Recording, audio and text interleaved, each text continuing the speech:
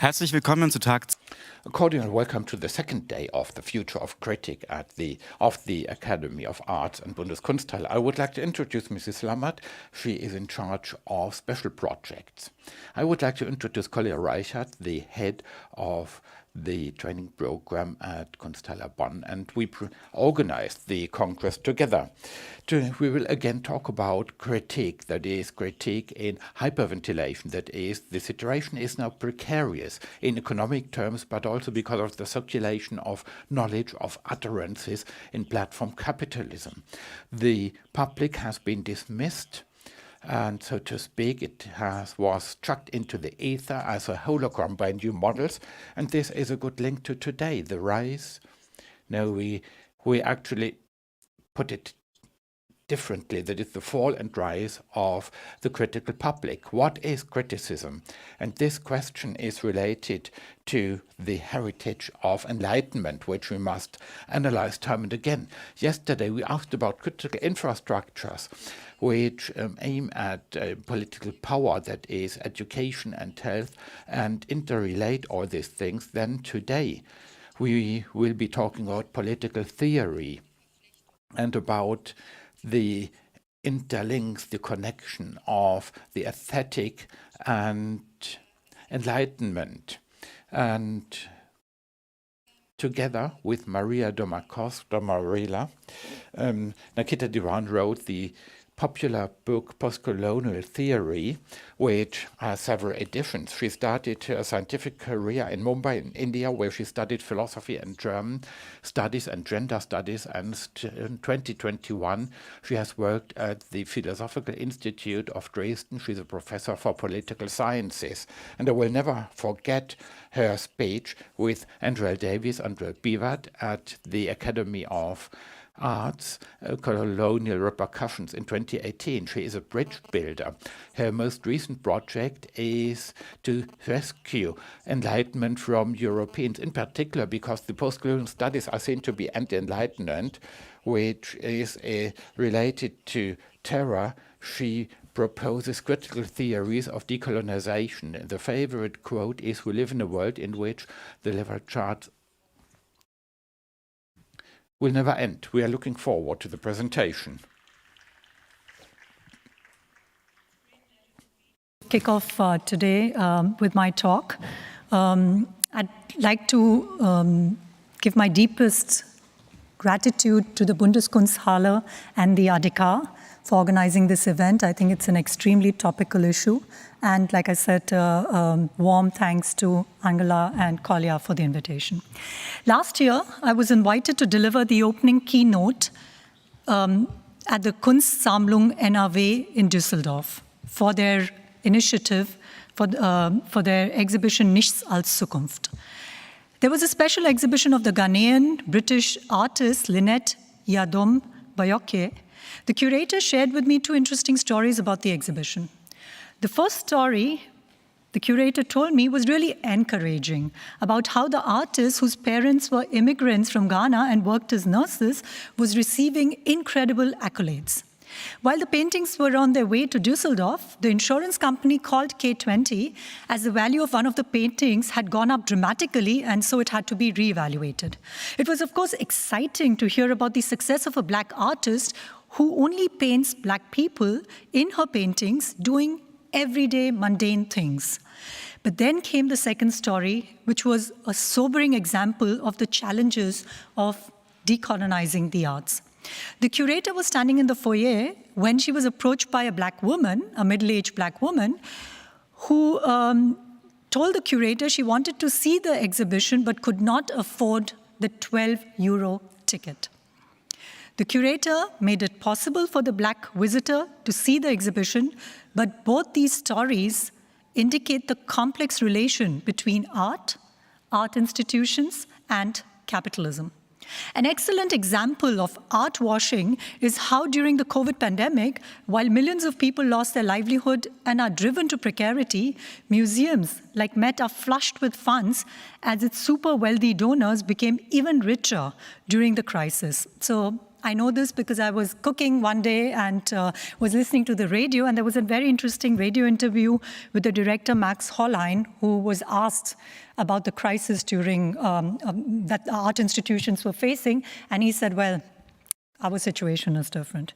My final example is the keynote speech delivered by the Nigerian writer Chimamanda Adichie at the ceremony of the opening of the Humboldt Forum on 22nd September 2022.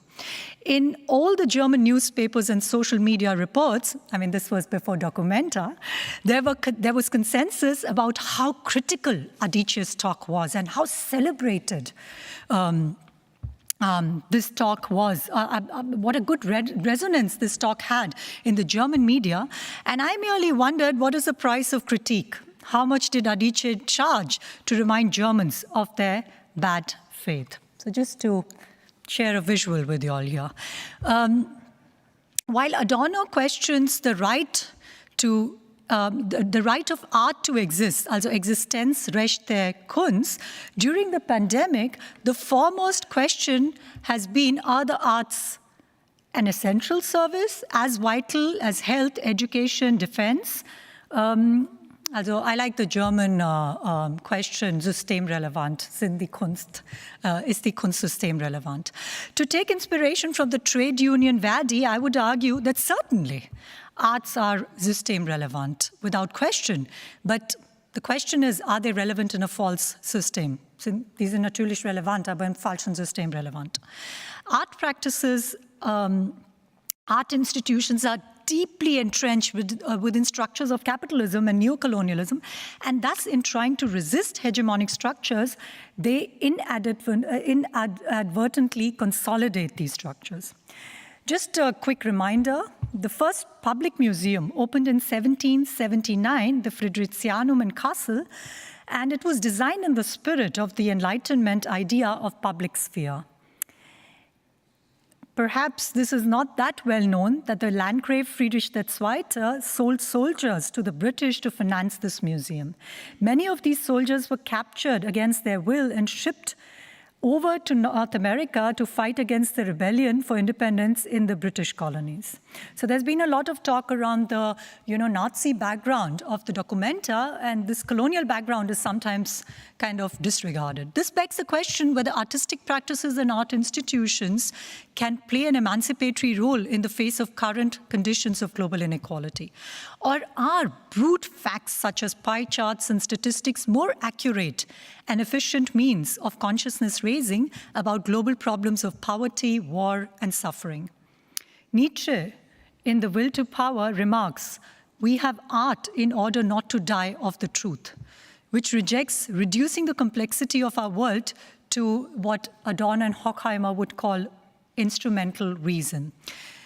In contrast, not in contrast, to supplement Nietzsche's sentiment, I would like to quote Einstein, who says, "Alles, was zählt, kann nicht gezählt werden, und alles, was gezählt werden kann, zählt nicht." In English, everything that can be counted does not necessarily count. Everything that counts cannot necessarily be counted. Or, to quote another interesting take on art, the Black feminist scholar Bell Hooks remarks, "The function of art is to do more than tell like it is to imagine what is possible." In German, die Aufgabe der Kunst ist mehr als zu erzählen, wie Dinge sind, es ist zu zeigen, wie es sein könnte. I love the German Konjunktiv 2, es sein könnte. This holds the promise that radical and militant aesthetic practices can foster transnational ethics by provoking us out of our indifference and irresponsibility. Instead of being overwhelmed by what is in German called empathy fatigue, in German Empathiemüdigkeit, in English empathy fatigue, witnessing the pain of others mediated through aesthetic practices can perhaps nurture global solidarity. In fact, even neurobiologists argue that helping others can release happiness hormones. So doing good for others is good for our own health. It can be argued then that more than familiarizing us with the unfamiliar, critical aesthetic practices, the radicality of critical aesthetic practices lies in defamiliarizing the familiar. They enable a politics of estrangement, foregrounding the opacity, the non-transparency of the obvious and the given. The promise of radical politics of representation, and again, English is such a poor language, we have only one word. In German, you have both Darstellung and Vertretung, so as to facilitate a post-imperial politics. Can artists be the Trägerschicht, agents of decolonization who facilitate, nurture anti-racist, anti-imperialist aesthetic practices? Are they the avant-gardes of decolonization? Although these questions sound very promising, I would focus on the very complex, difficult relation between aesthetics, politics, and ethics. Just to give you another example, in her second novel of the trilogy, Parable of the Talents, Octavia Butler has a 15-year-old black kid as a protagonist who suffers from what Butler calls, if you all are into feminist science fiction, please go and have a look at Octavia Butler's novels. So this 15-year-old young black woman suffers from hyper-empathy syndrome, which is the uncontrollable ability to feel the sensations she witnesses in others, particularly the abundant pain in her world. Now, at some point in the novel, she is gang raped and experiences this unique, singular experience of the violation of her body and at the same time, the pleasure of her rapist. The story is a sobering example of romantic proclamations of globalization, of compassion. In fact, Plato was deeply distrustful of art as dangerous, for in his view, it distorts truth and reality and manipulates emotions. So in Plato's Republic, the artists were banished from the ideal community. This brings to mind the historical role of art in fascist and colonial regimes and Adorno's remark, there can be no poetry after Auschwitz, which alludes to the historic grief and mourning for a disenchanted aesthetics. How could the creators, and this is really a puzzle, how could the creators of such sublime music, art, poetry, and literature commit such horrible crimes against humanity? How could the land of Bach, Goethe, and Kant produce Hitler, Goebbels, and Eichmann? It indicates the failure of the Eurocentric civilizational ideal of Bildung. I'm not talking about Erziehung, I'm not talking about education, I'm talking about the specific German word, Bildung. The promise of art to make the world better and showcase the creative and affirmative aesthetic practices remains controversial. In light of these considerations, we are faced with a conundrum. Should art be committed, useful, and participatory, or autonomous? The wonderful Kantian word, unzweckmäßig, and not be put into service of ethical and political imperatives. Adorno claims that art with a political message is reactionary. More than radical, irrespective of its content, it renders aesthetics a mere function. So Adorno makes to put it in a very shorthand manner, makes a distinction between bad art and good art. And an example of bad art for Adorno is Brecht. The first time I read this as a young student in Mumbai, I almost thought, oh, my German was not right. So according to Adorno, a lack of distance between art and social praxis is anathema, and Adorno famously claimed, rather no art than socialist realism. Brecht's art in Adorno's reading only manages to depict reality superficially, thereby failing in his intentions.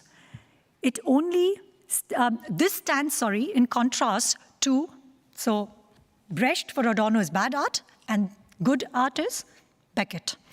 And why is Beckett's art good art? Because it does not resort to didactics in the representation of social suffering.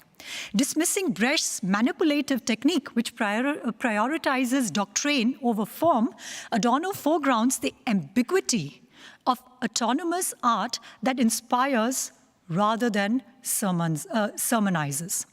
Political art for Adorno is the instrumentalization of art. Irrespective of the content, art with a political message, in Adorno's view, is reactionary rather than political, for it reduces aesthetics to being a mere tool. Political art tends towards the propagandistic while sacrificing the aesthetic. Gorged against committed art stands autonomous art, which has no obvious use value, but rather dialectical critique is performed through abstraction, absurdity, and parody. In Adorno's reading, autonomous art is self-critical and reflexive. It is self-doubt, self-scrutiny, which is foregrounded, like the works of Beckett, which go beyond merely mirroring empirical reality and documenting history. How do you summarize Waiting for Godot? Two people are waiting and waiting and waiting. Rather than promoting a specific ideology or being socially useful, the commitment of autonomous art lies in providing a counterpoint to existing social norms. Adorno's fears about the politicization of aesthetics, wherein it becomes mere instrument of competing ideologies, seems to be confirmed in this year's Documenta. I'm sure all of y'all in the audience are suffering from Documenta fatigue. So I'll keep the next section short and then move on to my next point. So the next point is called the German art of self-critique. And again, a play on the art. Also die deutsche Kunst der Selbstkritik. In her book, Learning from the Germans, Race and the Memory of Evil, Susan Neiman argues that Germany is exemplary. Again, I like the German word vorbildlich because it has bild in it. So Germany is exemplary in how a country can come to terms with its historical wrongdoings. The book traces the long and difficult path Germans faced in their effort to atone for the crimes of the Holocaust. Progress is evident in laws, in language, in how diversity is handled, according to Neiman. So to quote Neiman, no other country in the world has come close to facing the crimes of its history as Germany has. End of quote. Neiman's faith in Germany, in German Vergangenheitsbewältigung, seems to be misplaced, and the controversy around the Documenta is a case in point. The German Chancellor Olaf Scholz did not visit the Documenta exhibition this year, and allegations of anti-Semitism linked to the contemporary art show, which was dubbed as post-colonialism's Waterloo. A press release announced, and I quote, Olaf Scholz is a big fan of the Documenta and has probably not missed a Documenta in the past 30 years. However, Scholz has decided not to visit this year's edition. End of quote. Artist Hito Steil also pulled her work from the Documenta, saying she has no faith in the organizer's ability to address anti-Semitism. The reputed art critic Beson Brock had the following to comment, I quote, all these states of the global south are not only religious fundamentalist in orientation, but compared to the welfare states of Western Europe, they virtually allow asocial, in original German, asoziale attitudes to be taken for granted. End of quote. It's ironic that Brock uses Nazi vocabulary to describe post-colonial anti-Semitism. During the Documenta controversy, I had to think of Gayatri Spivak's remark, and Angela already mentioned it. We seem to live in a world where the rapists have taken charge of the rape kit. Let me explain what I mean. In 1990, a Bundeswehr ad appeared that featured Picasso's anti-war painting. Underneath, it read, enemy images are the fathers of war. I hope the irony of the Bundeswehr using Picasso's Guernica for marketing purposes to attract recruitments is not lost on this audience. Despite the controversy, the Bundeswehr did not apologize for the campaign. Scholz did not visit the Documenta in June 2020, but went to Saudi Arabia and Qatar in September 2022. Sorry, he did not visit the Documenta in June 2022, but went to Saudi Arabia and Qatar in September 2022 in order to deepen energy partnership with both these countries. In 1947, Saudi Arabia voted against the United Nations partition plan for Palestine, which aimed to split the territory of British Palestine into an Arab state and a Jewish state. Saudi Arabia has not recognized Israel since the latter's independence in 1948. And Saudi Arabia and Qatar both do not accept Israeli-issued passports. I think they made an exception, Qatar made an exception now for the World Cup football. So if you have an Israeli passport, you can go to Qatar to watch the football matches. Steil was accused of double standards and dishonesty as she received funding from the Julia Stoschek, who partly financed Steil's Factory of the Sun at the German pavilion of the Venice Biennale 2015. Stoschek later bought the artwork, which is on display in her private museum. For those who might not be familiar with the Julia Stoschek Foundation, Julia Stoschek is the billionaire heiress to a car parts fortune. Stoschek's great-grandfather, the German industrialist Max Brose, was a member of the Nazi Party. The link between the Stoschek family's fortune and forced labor in World War II has been well known. Julia Stoschek collection is one of the world's preeminent private institutions for media art.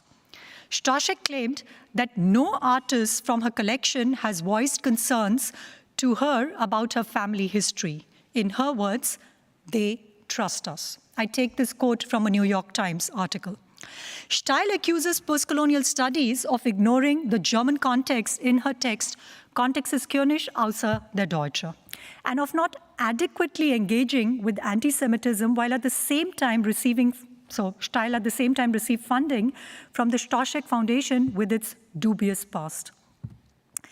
When I read this, I had to think about Hannah Arendt's words, the problem was not what our enemies did, but what our friends did. End of quote. Unlike Steil, I'm not a German citizen. And coming from the global south, persons like me are automatically guilty, until proven innocent, of being ignorant of the German context. Our right to participate in the German public sphere must be proven through our Integrationswilligkeit and our Integrationsfähigkeit. We from the postcolonial world have to prove that we have the requisite qualifications to exercise critique, a birthright you automatically acquire with the German citizenship. The asymmetrical ignorance here is mind-boggling, because artists like Steil can be players in the global art market without ever having lived for a considerable period of time in the global south or learning any of its languages. And yet, this does not disqualify their critical interventions on global issues. For instance, my commitment to fighting anti-Semitism, not only in Germany but globally, does not rest on some misguided or misplaced sense of German identity politics. I did not have to come to Germany to learn about genocidal anti-Semitism from persons with Nazi background. Growing up in India, I had Jewish neighbors, and as a student at Mumbai University, was deeply influenced by the Indian Jewish poet Nissim Ezekiel, a foundational figure in post-colonial India's literary history and father of modern Indian English poetry. Ezekiel belonged to Mumbai's Marathi-speaking Jewish community known as the Ben Israel, and in his writings addressed the experiences of anti-Semitism as an Indian Jew. But at the same time, while most Ben Israel moved to Israel, Ezekiel actively decided to keep India as his homeland. To quote one of his poems, this line is from his poem called The Room, "The door is always open, but I cannot leave." End of quote.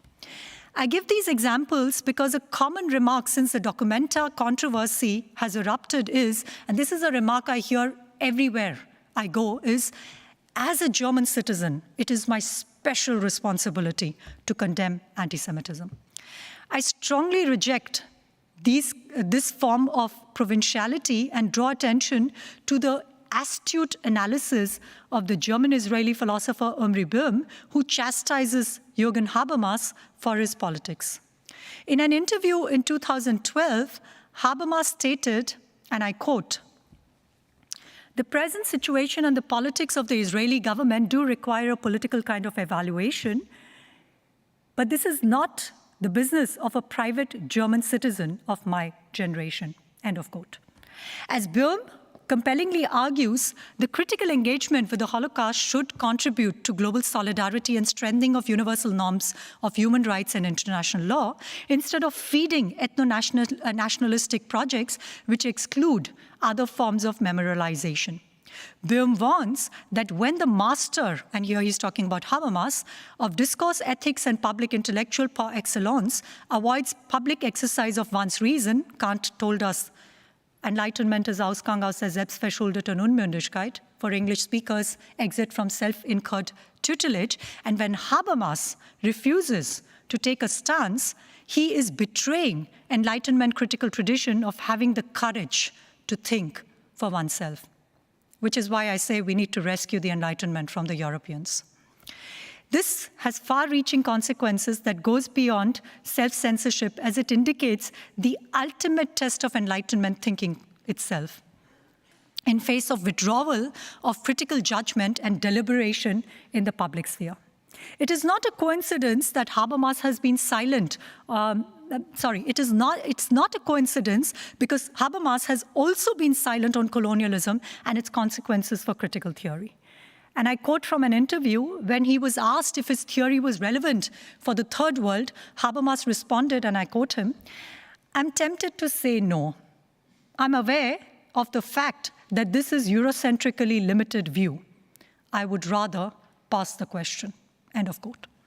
It's been argued that the problems that cannot be solved in politics are now being deflected to the aesthetic and the cultural sphere. So, foreign policy somehow, the problems that arise in foreign policy are now pushed on to the cultural and aesthetic sphere, and Documenta is a case in point. So that Scholz can easily travel to Saudi Arabia and Qatar to pursue energy deals, while in the German feuilletons, artists like Steil discredit post-colonial studies and the Global South for disregarding the German context. I would counter-argue with Antonio Gramsci that there is an important link between foreign policy and the aesthetic sphere, for this is precisely how cultural hegemony is produced.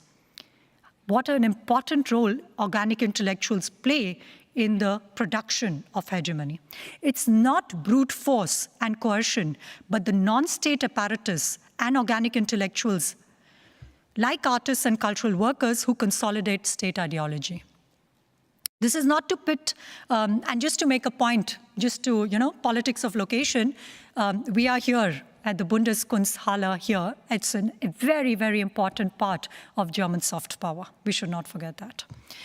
This is now not to pit minorities in Europe against the global South, but unfortunately, the Documenta is a bitter example of the uneasy alliance between the diaspora and the post-colonial world. Europe and Europeans deploy self-critique as a weapon to humiliate and discredit non-European critical thought. Europe claims that its tradition of self-critique and self-evaluation enables Europeans to reflect upon their crimes and failures so as to self-correctively emerge as more ethical and responsible. This special critical tradition is repeatedly celebrated in all grand discourses on Europe by Europeans. Europe's practice of questioning itself, self-scrutiny, self-doubt, is considered the greatest strength and the most significant legacy of European Enlightenment. This supposedly sets it apart from other cultures who are deemed incapable of self-reflection. The imperative of relating to oneself in a critical fashion and the ensuing self-improvement is in both thought and action is proclaimed to be singularly and uniquely European. But as the psychoanalyst and literary scholar Adam Phillips points out, self-critique can be an unforbidden pleasure. So there are pleasures that are forbidden, and then there are unforbidden pleasures. Because he says self-critique is unimaginative and narcissistic. You're only engaging with yourself. Europe bewitches us with its claim of being able to be self-reflective through self-reproach. In my view, European self-critique is non-performative. And here I take the term from Sarah Emmert, who points out that non-performativity of an utterance does not indicate its failure. Rather, its very success lies in not doing what it claims, even as it is read as performative, namely, as doing what it pledges.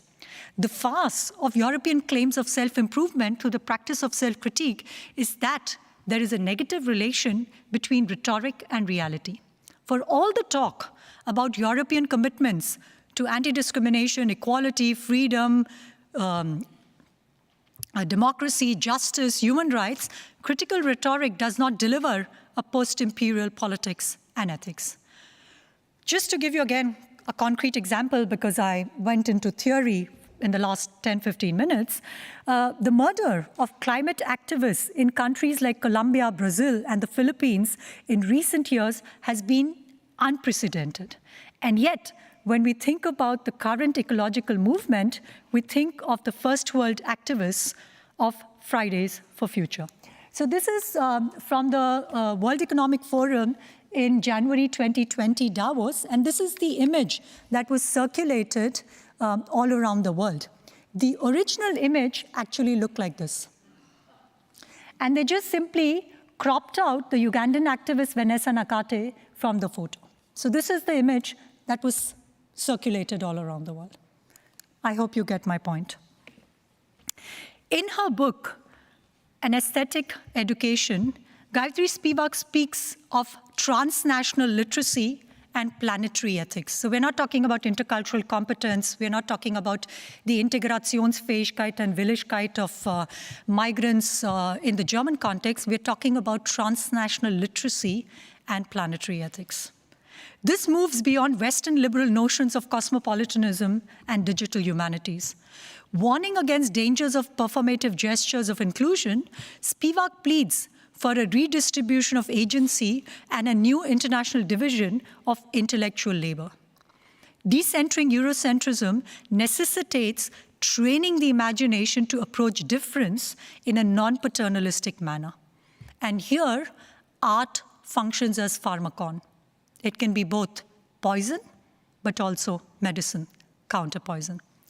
The tragedy that is playing out in Germany at the moment is that there is no scope, and this is a term I take from Jacques Derrida, critical intimacy between diverse aesthetic practices in the current political climate.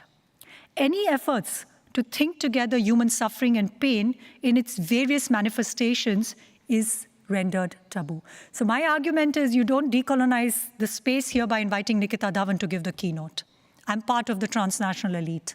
We need a much, much more nuanced approach to the question of how we need to transform spaces, how we need to rethink the very question of the role of art. So my final example. In his play, Dak Ghar, written in Bengali by the Nobel laureate Rabindranath Tagore in 1911, so my final example is the play Dak Ghar, or the story around the play Dak Ghar, in English, Post Office. This play was translated into French by André Gide and was read on the radio the night before Paris fell to the Nazis. During World War II, there were 105 performances of Dak Ghar in concentration camps in Germany. Perhaps one of the most noteworthy was its staging by Janusz Kotzek, the pen name of Henry Goldsmith, a Polish Jewish educator who ran a Jewish orphanage in the ghetto in Warsaw. It was there that the play was organized for children just a few weeks before they, as well as Koschek, was deported to the concentration camps of Treblinka. So this is the invitation that was sent by Koschek announcing that Dagkar would be performed by the orphans in the Warsaw Ghetto. The story of Dagkar, the post office, revolves around a young child named Amal, an orphan who suffers from an ailment and is homebound. In his quest to explore the world beyond the confines of his home, he sits near a window facing a road and talks to people passing by. Amal is fascinated by the newly constructed post office near his window and imagines receiving letters from the king. The play represents a vivid picture of Amal, his longings, his ideas of life, and the limitations he faces in the face of his own mortality. Kozak's children's home in the Warsaw Ghetto held nearly 200 children between the ages of 7 and 14. Food rations were difficult to acquire, and hunger, starvation, and illness were ever present, as was the threat of mass deportations. Now, in this time of fear and suffering, one could ask, why did Koschek have his orphans stage a play? And even if he wanted to stage a play, why take one by an Indian playwright from a faraway country? In the bleakness of the Warsaw Ghetto, Kozak helped children prepare their costumes out of materials like old bed sheets and torn socks. It's reported that the children were excited by the prospect of an entire community coming to see them perform. Kozak, in his diary after the performance of the post office, so this was, the performance happened, and 3 days later they were deported to Treblinka, and this was one of the last entries in his diary, and I quote from there. He says, "What would have happened if the actors of yesterday were to continue in their roles today? Yeshek fancied himself a fakir, Chaimek, a real doctor, Adek, the Lord Mayor." End of quote. 3 days later, mass deportations to Treblinka began, and neither Koschek nor his children would be spared. In performing the tragic play about a young ailing boy in India on the verge of an untimely death, the most obvious explanation would be that Koschek was perhaps preparing the orphans in his care in Warsaw for their eventual death. But a more compelling reasoning is that it was an effort to give these children dignity through aesthetics when they had been robbed of their humanity. Taking inspiration from Jewish ethics, it is my firm belief that in the interest of repairing the world, tikkun olam, we need another politics of critique and self-critique. Let me end with the metaphor of the 7 blind men and the elephant. And again, this is when the Documenta controversy was happening. I wrote my PhD on this. So I had to think about the 7 blind men and the elephant. And those of you all who are not familiar with this story, each blind man claims that his perspective is the only valid one and dismisses those of others as false. The claim to a universal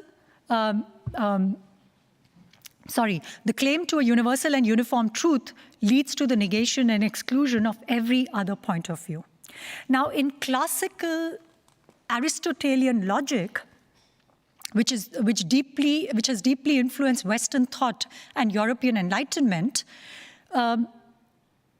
there can be only 2 possibilities, namely true or false, and these are mutually exclusive. And this 2-valued order of thought has a very, very strict limitation. In contrast to Aristotelian binary logic, and this is where the story comes from, there is a theory in heterodox Jain school, this is pre-colonial ancient Indian philosophical tradition, which is called Anekantavada in Sanskrit, and it's very closely linked to the practice of ahimsa, which, to translate both the terms into English from Sanskrit, Anekantavada can be translated into non-one-sidedness, and ahimsa can be translated into English as non-violence. Now, according to the giant theory of non-absolutism or non-one-sidedness, our insights are always partial and never exhaustive. Thus, each of the blind men was partially right, but all were also partially wrong. Instead of one-upmanship or neoliberal claim to free speech, so to end with my understanding of critique, we need to go beyond this idea that my Kant, Marx, Foucault, Derrida, Butler is longer than your Kant, Foucault, Butler, Derrida. And that instead of this one-upmanship or a neoliberal, liberal or neoliberal claim to free speech, we need to recognize the limitations of our own perspectives. And this would safeguard against silencing or excluding of dissenting positions, and to exercise, I mean, it's impossible and yet necessary, exercise a kind of non-exclusionary, non-violent politics of speech. As long as we are able to acknowledge that we might not be right, it might help us from being self-righteous. Then there is the possibility of demonopolization of critique through intellectual modesty and hopefully another politics and ethics of listening. Thank you very much for your attention. And I can see that we have another 15 minutes to go. So I would be very happy to take a couple of questions from the audience. I've been told there are 2 mics here, which the audience members can use to pose your questions. Thank you once again for your attention.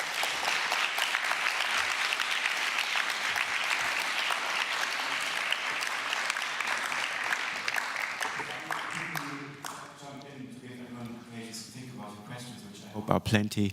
I first want to thank, in the name of Angela, also for this talk, which was a real Nikita Dhawan, in the sense of using highest theoretical abstraction with a mix with most concrete examples in historical context to actually expand the space that allows us to even focus on the same subjects. The public sphere is back. Thank you, Nikita. I just want to quickly also expand the perspective on one crucial detail that you used, which is the example of Hito Steyr.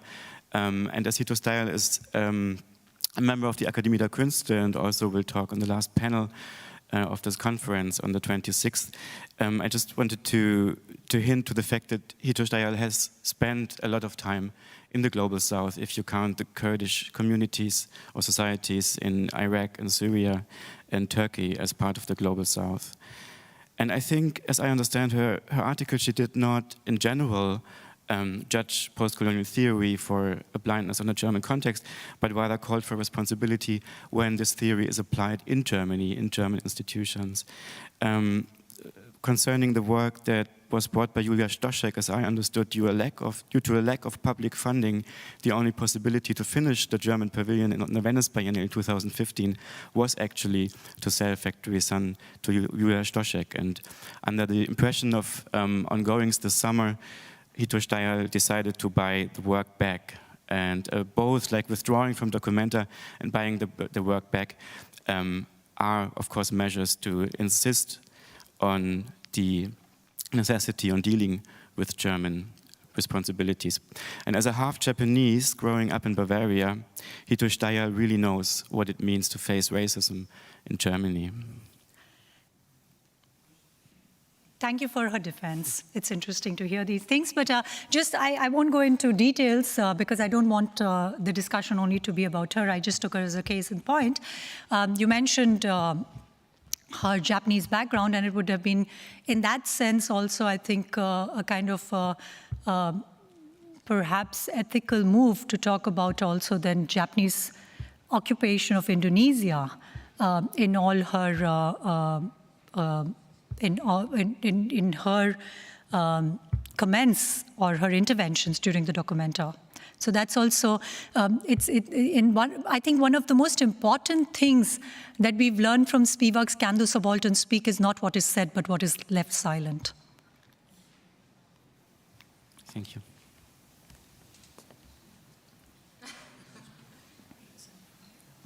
Hinter Ihnen finden Sie ein Mikrofon.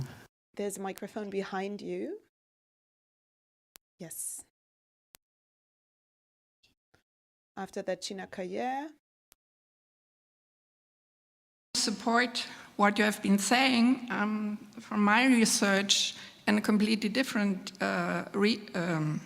area, economics, I learned that results that I got in Germany did not apply in China, for instance. And what I learned by this, by my research, is that we have to be aware exactly what you have been saying, that truth in our culture does not mean that the same applies in cultures in other cultures. And this, I think, is something, as you said, which is really, really important to have in mind, that you don't have a single truth. And when I presented these results at an international conference, I was asked by a researcher from a Western country saying, well, don't you think that people did not understand what you have been, it was an experiment, what they have been doing. And that was one thing, and since it was a video experiment, I knew that they understood. And then somebody from Japan came and said, this is exactly how we are thinking in our culture. And I think this was for me so important to see, to have this self-critique, or at least admit that truth is not a single, in the world. Thank you. Thank you so much. I mean, it's a huge debate in political theory, in philosophy, but also in other disciplines about, you know, what do we do with universal norms like human rights, justice, democracy, if we kind of start questioning the universal validity of these norms. The danger is that you fall into some kind of cultural relativism. This is also, for example, Habermas's critique of Adorno's and Horkheimer's dialectics of enlightenment. The accusation is that there will be a form of normative nihilism if you kind of fall into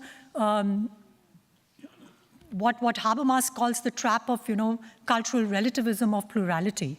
And my counter-argument to this is that we need to circumvent this juxtapositioning of universalism on the one hand and particularism on the other hand by being very sensitive to the historical and linguistic context in which these concepts emerged. The colleague earlier, just pointed out that somebody, the person we were talking about, has also lived in the Global South.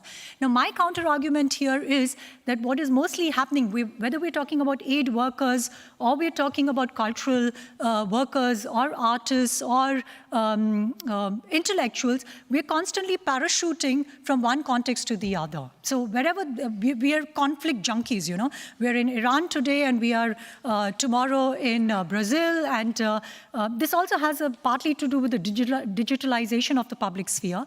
And I think one kind of antidote to this kind of, very banal juxtapositioning of universalism versus cultural relativism is learning other kinds of languages, non-European languages. Anybody who's ever learned another language knows what a painstaking process it is to learn other words. Yeah, I mean, and that would be my response to this critique or this anxiety of what do we do with the universal validity of norms of human rights, justice, democracy, because the moment you learn another language, you take yourself the trouble to learn also concepts in other languages and what that means. I am very, very careful not to present Indian philosophical concepts in these kinds of audiences, because the audience is, halfway to nirvana when I use a Sanskrit term. Yeah, they all get into an esoteric sphere when you talk about ahimsa and anekantavada.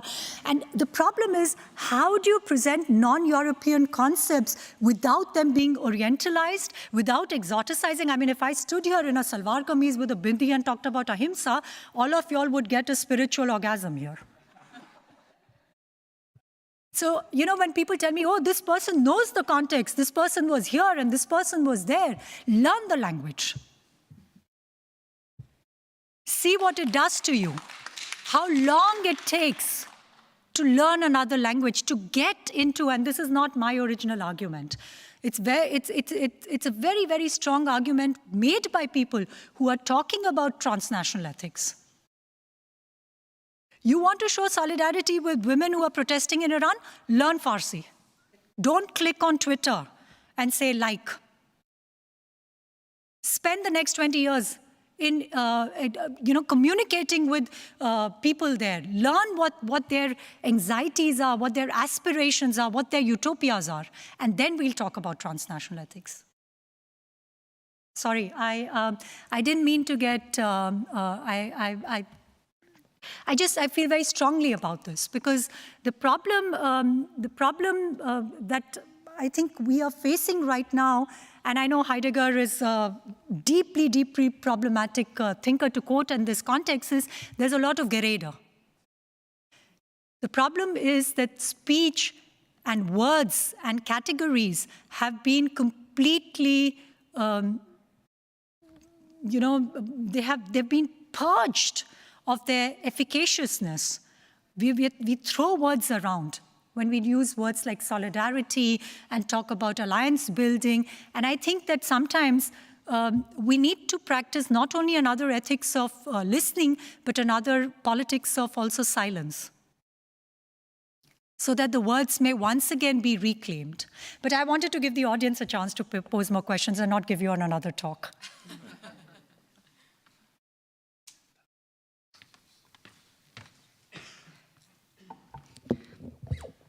Hello, my name is Maria Inés Plaza. Thank you so much for your brilliant intervention today. I have a question that it's very hard for me to formulate, so I'll try my best since as an editor of a multi-language, polyglot newspaper called Arts of the Working Class, I saw myself this week with a woman, Saye Azarpana, who was infuriated about the edits that we did in English because the translations from voice messages in Farsi and text paragraphs in Persian, like the slight differences, were translated in a way that it was already containing certain biases that wouldn't allow to transmit not only the anger, but the anger well argumented against certain kind of cultural actors living in New York, pretending to silence their role also in supporting the Iranian Revolution. But we're caught here in having a conversation in English and German language, and we are listening to, let's say, standard candles in thinking, also specifically Western thinking. As you said, you are limiting the references for us. But I'm wondering what you mean also in this Aristotelian binary logic as impossibility and necessity of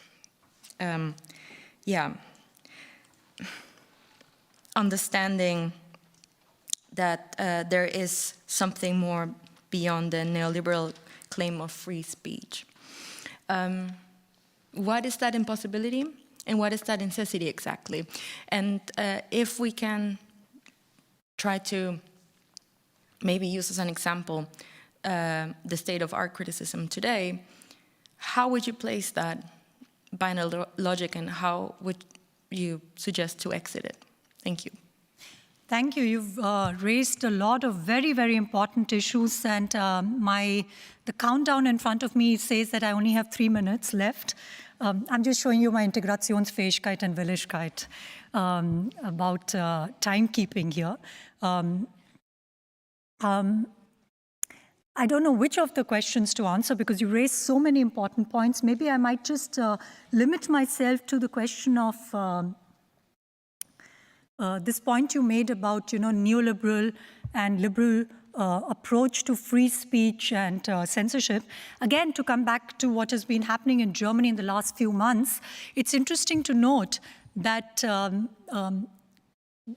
very unfortunate, my fellow Mumbaiite, Salman Rushdie, when he was attacked, it was quite striking how the Western media reported the attacks on Salman Rushdie. And once again, this whole liberal discourse on free speech and freedom of thinking and free thinking and what a deplorable act it was to attack Rushdie. And suddenly Rushdie became an embodiment of all the liberal values.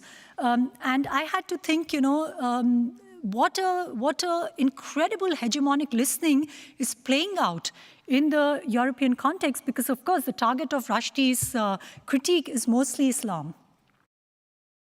And how there is a certain, erotics of listening also, because the Zielgruppe, the group that Rushdie is critiquing is that Europe has a lot of, pleasure, takes a lot of pleasure in proclaiming, on the one hand, being protectors and promoters of free speech, and at the same time, I don't need to, again, go into detail about what is happening in Germany, in France, in Europe right now, in the name of also hate speech, and in the name of what kinds of hate speech, what acts of hate speech are being regulated and what are not being regulated. Look at the discussions around Twitter and how when Elon Musk is the one who promises that he's the biggest promoter and protector of free speech, one already questions liberal commitments to free speech. And again, because the whole panel is supposed to be about counter-public spheres, public spheres and counter-public spheres, what is very conveniently erased in the whole discussion around speech and free speech is the material context in which our speech acts are made possible. So to go back to a historical analysis, when Kant talks about and describes, the emergence, the birth of European Enlightenment, and talks about coffee houses and reading rooms where reason went public, Ausgang aus der selbstverschuldeten Unmündlichkeit. And Habermas, drawing on Kant, talks about public spheres. My question is, where did the coffee come from that the bourgeois men were drinking? Where did the tobacco come from? Where did the sugar in the coffee come from? Who financed the Enlightenment?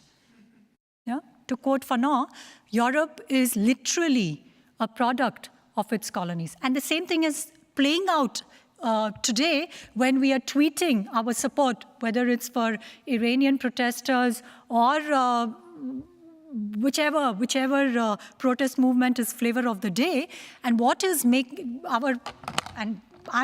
it's always agency and complicity. I am equally complicit in these global structures. When we use our gadgets to tweet anti-imperialism slogans, one sees how the erotics of resistance is playing out. My watch tells me that we are all out of time. And thank you once again for the invitation. Thank you once again for the questions. And I look forward to the other contributions and wish all of us a wonderful day ahead. Thank you.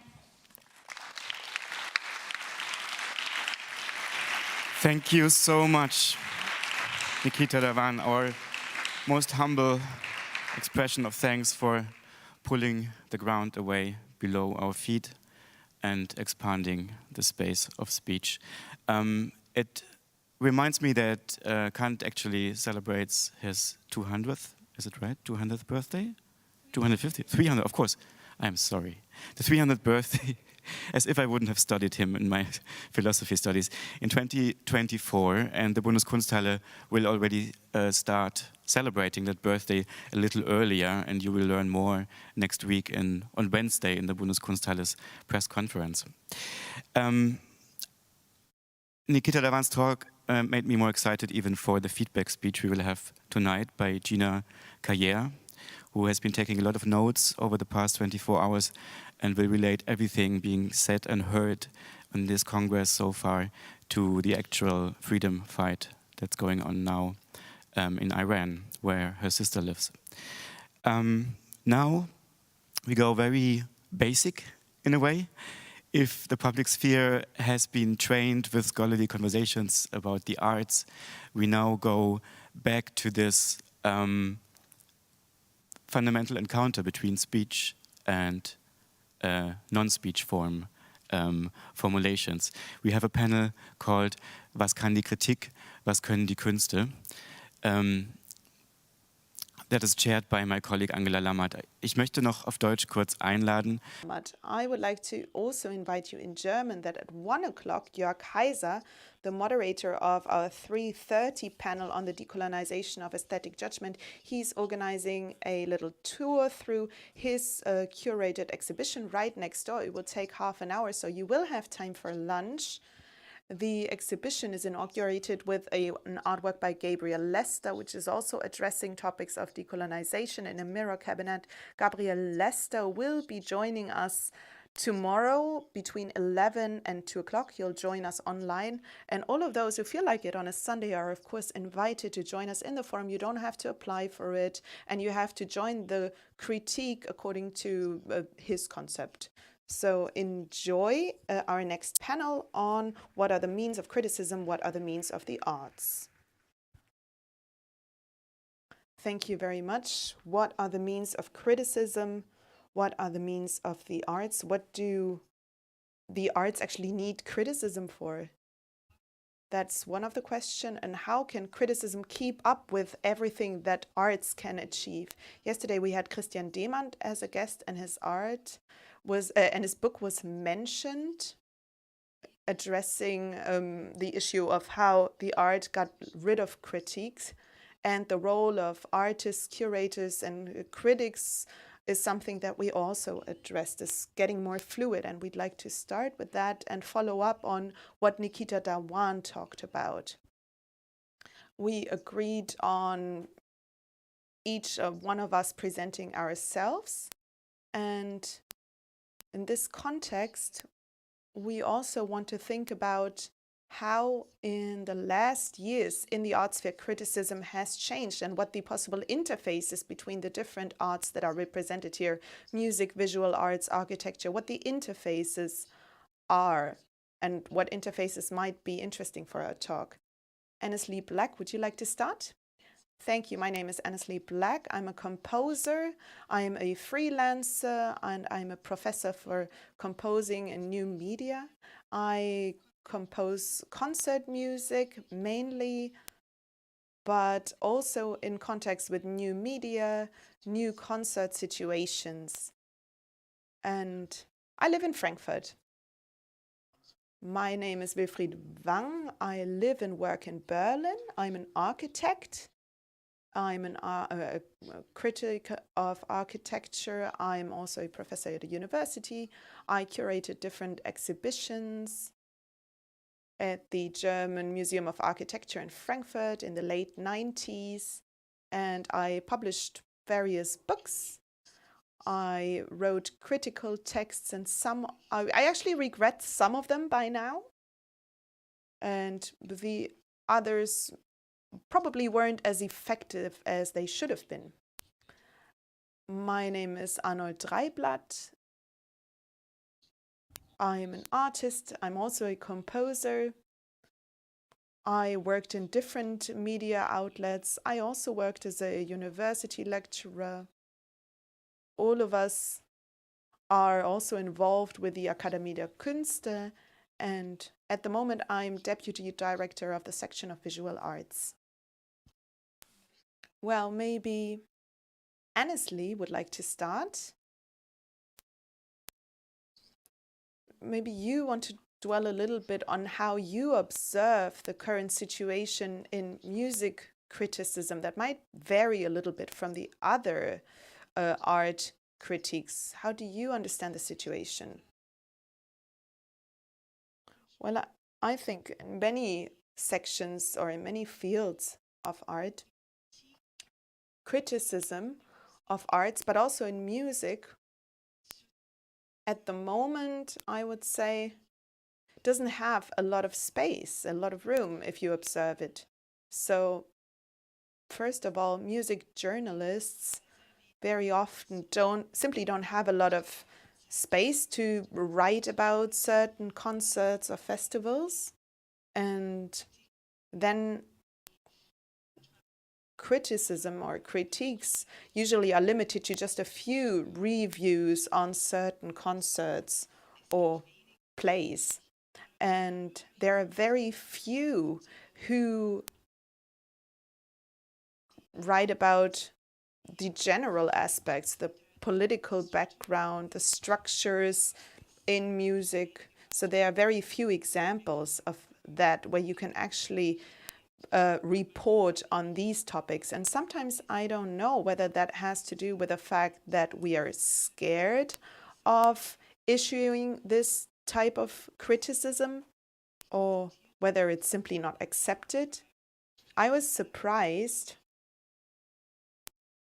especially when it comes to text in Musiktexte. It's a journal for contemporary music in German, and there was a report on the Donauescher Musiktage. First of all, there was the report on the concert, and at the end, Reino Nonnemann, the journalist, also addressed the correlations between the foundation that was behind it and the festival. So the correlations, the cooperation between the two. And I thought that was really interesting to also read the report, the review of the concert. And I don't remember all of the details, but the criticism regarding the structure, that is something that I will keep in mind, that I will take away. And for me, that has more of an impact.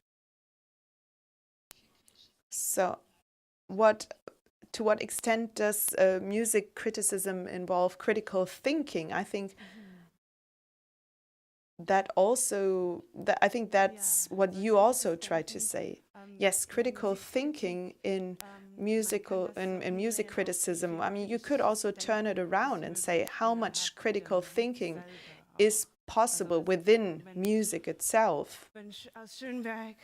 When Schönberg composed his work, it was also an attack on bourgeois structures. When he redefined the language of music, that was also a social attack, really.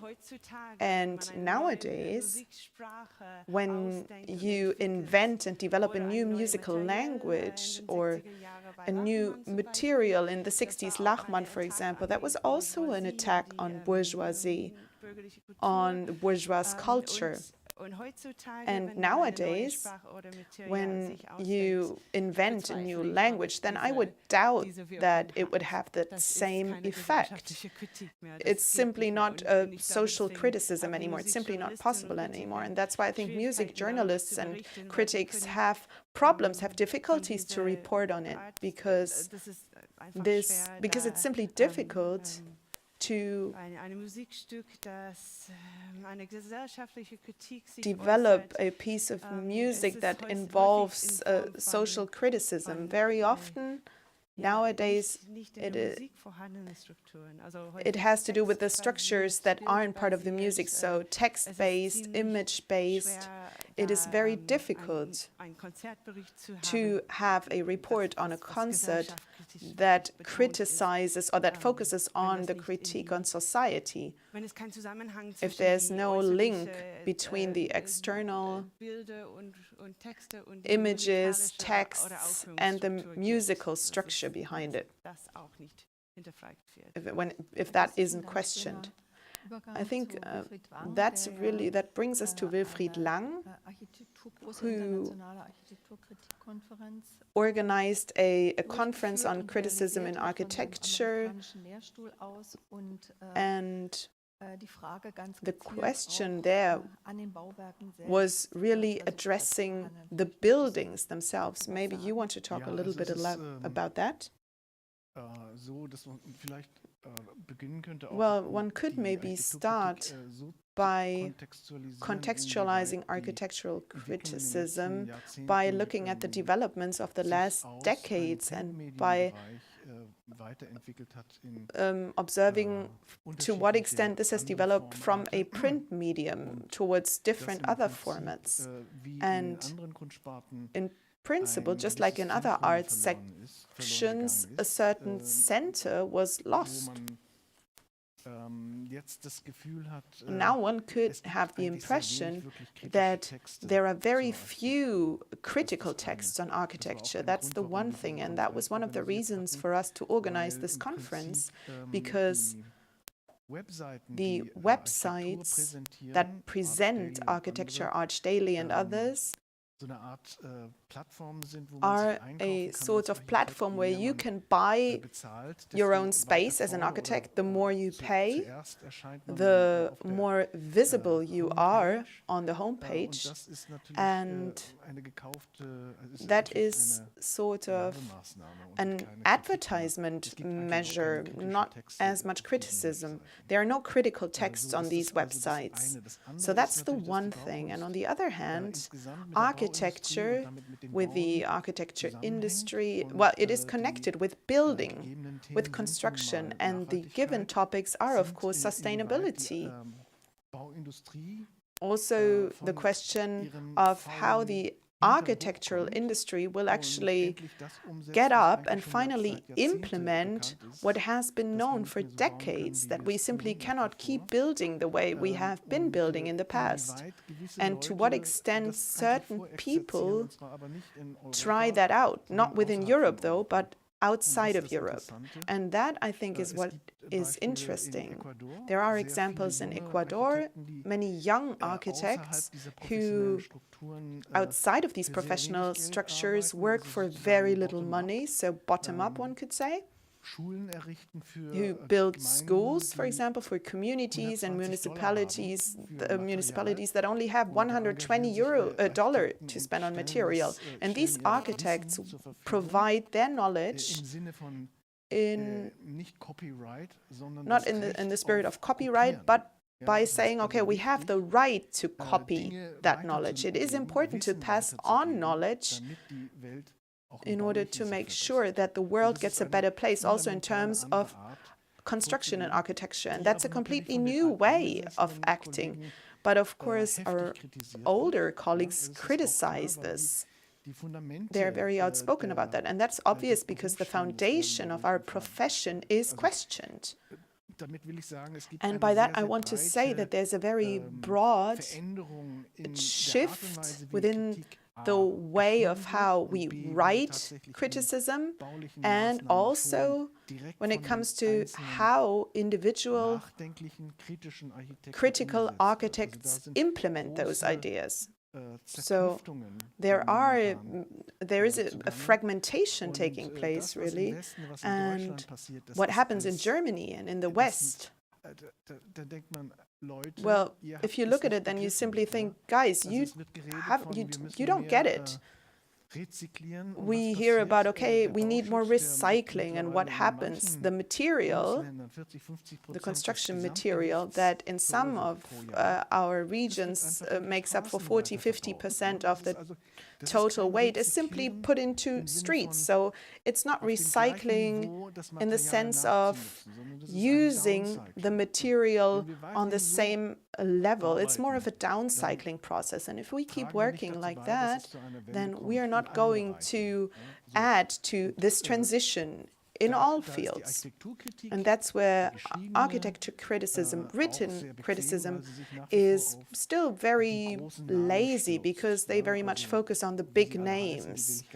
I don't want to name all of them now, but these people are more important for the criticisms than the changes that are taking place at the moment. And that's, of course, a problem, because the readers, people who read the Süddeutsche or other newspapers, they want to be entertained. with texts that are formulated in a smart way, that, describe beautiful images. And that's another field. Images are more important than the quality, the substance itself. Thema, was wir haben, dass eigentlich die Architekten, also wenn man will, die Künstler, eine kritische Praxis vorwegnehmen und die Architekturkritik es, wie es scheint, nicht so einfach hat, an den Stellen anzusetzen. Was könnte sich oder wie könnte sich auch vielleicht die Plattform oder die Distribution für How could the platform or the distribution change for such a modified art criticism, or what could it look like? I think that congresses like this one, or that, let's say, within certain circles, certain communities, such different positions, such different views should be reinforced. And I've read that Niklas Mark will also be attending this symposium, and we should ask him what he thinks of this. So there are renowned colleagues among them, and you might ask them to describe their positions. Now, perhaps first, as to Arno Dreiblatt, who works in the field of visual arts and in the field of music, and he works in Berlin and Bonn, and he came here, and he will also be playing here, performing here tonight. And he had a difficult trip coming here. And you also started a community in the United States back in the 1970s. And the question arising for me is how a dialogue which defined the community at that time could be restored, a dialogue between visual arts and criticism. Or what changes did you witness when you lived there? First of all, from the point of view of visual arts. Now, one thing is clear here. In the last few years,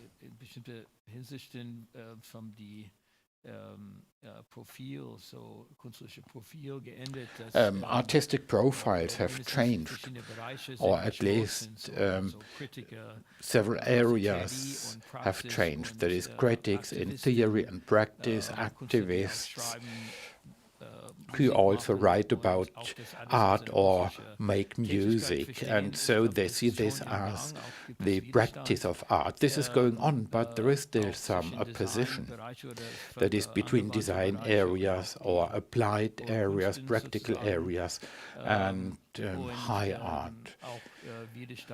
And there is also opposition to, I hate the word, but the interdisciplinary work. But I think that we should try to remember what the origin or the reason for this meeting here is. Because we could also have discussions about visual art with Kolja Reichert for several months and years.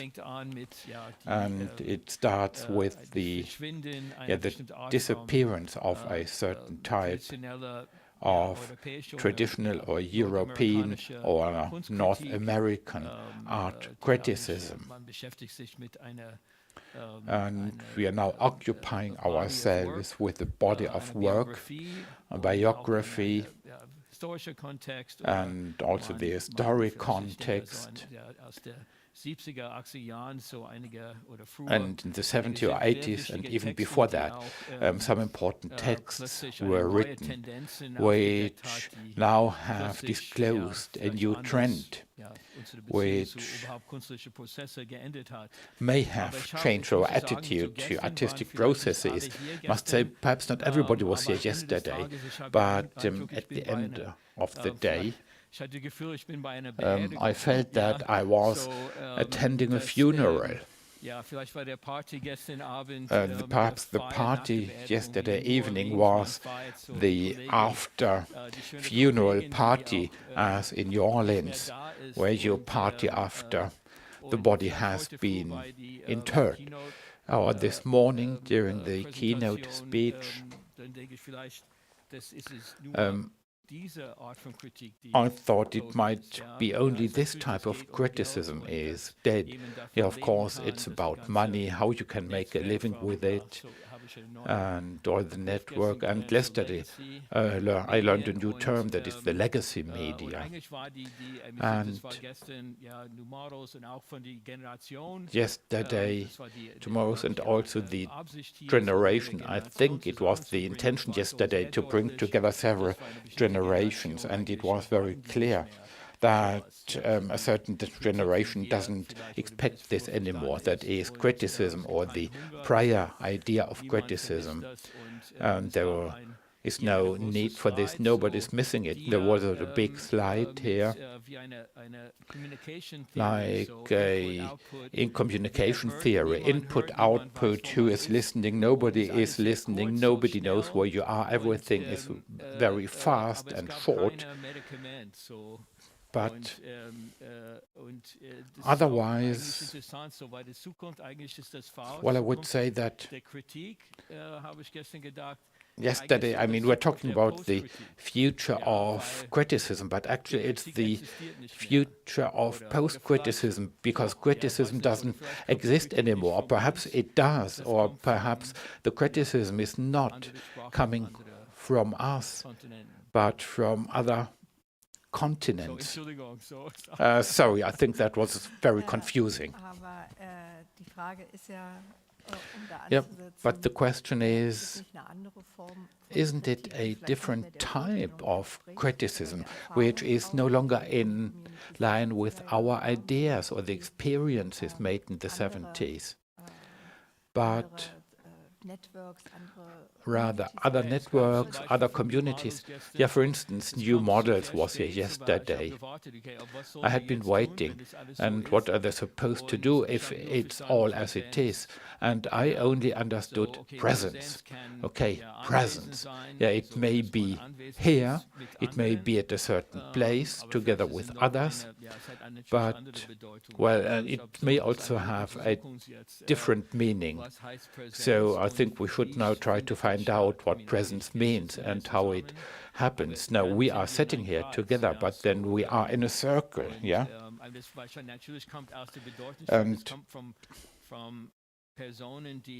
And this is coming from persons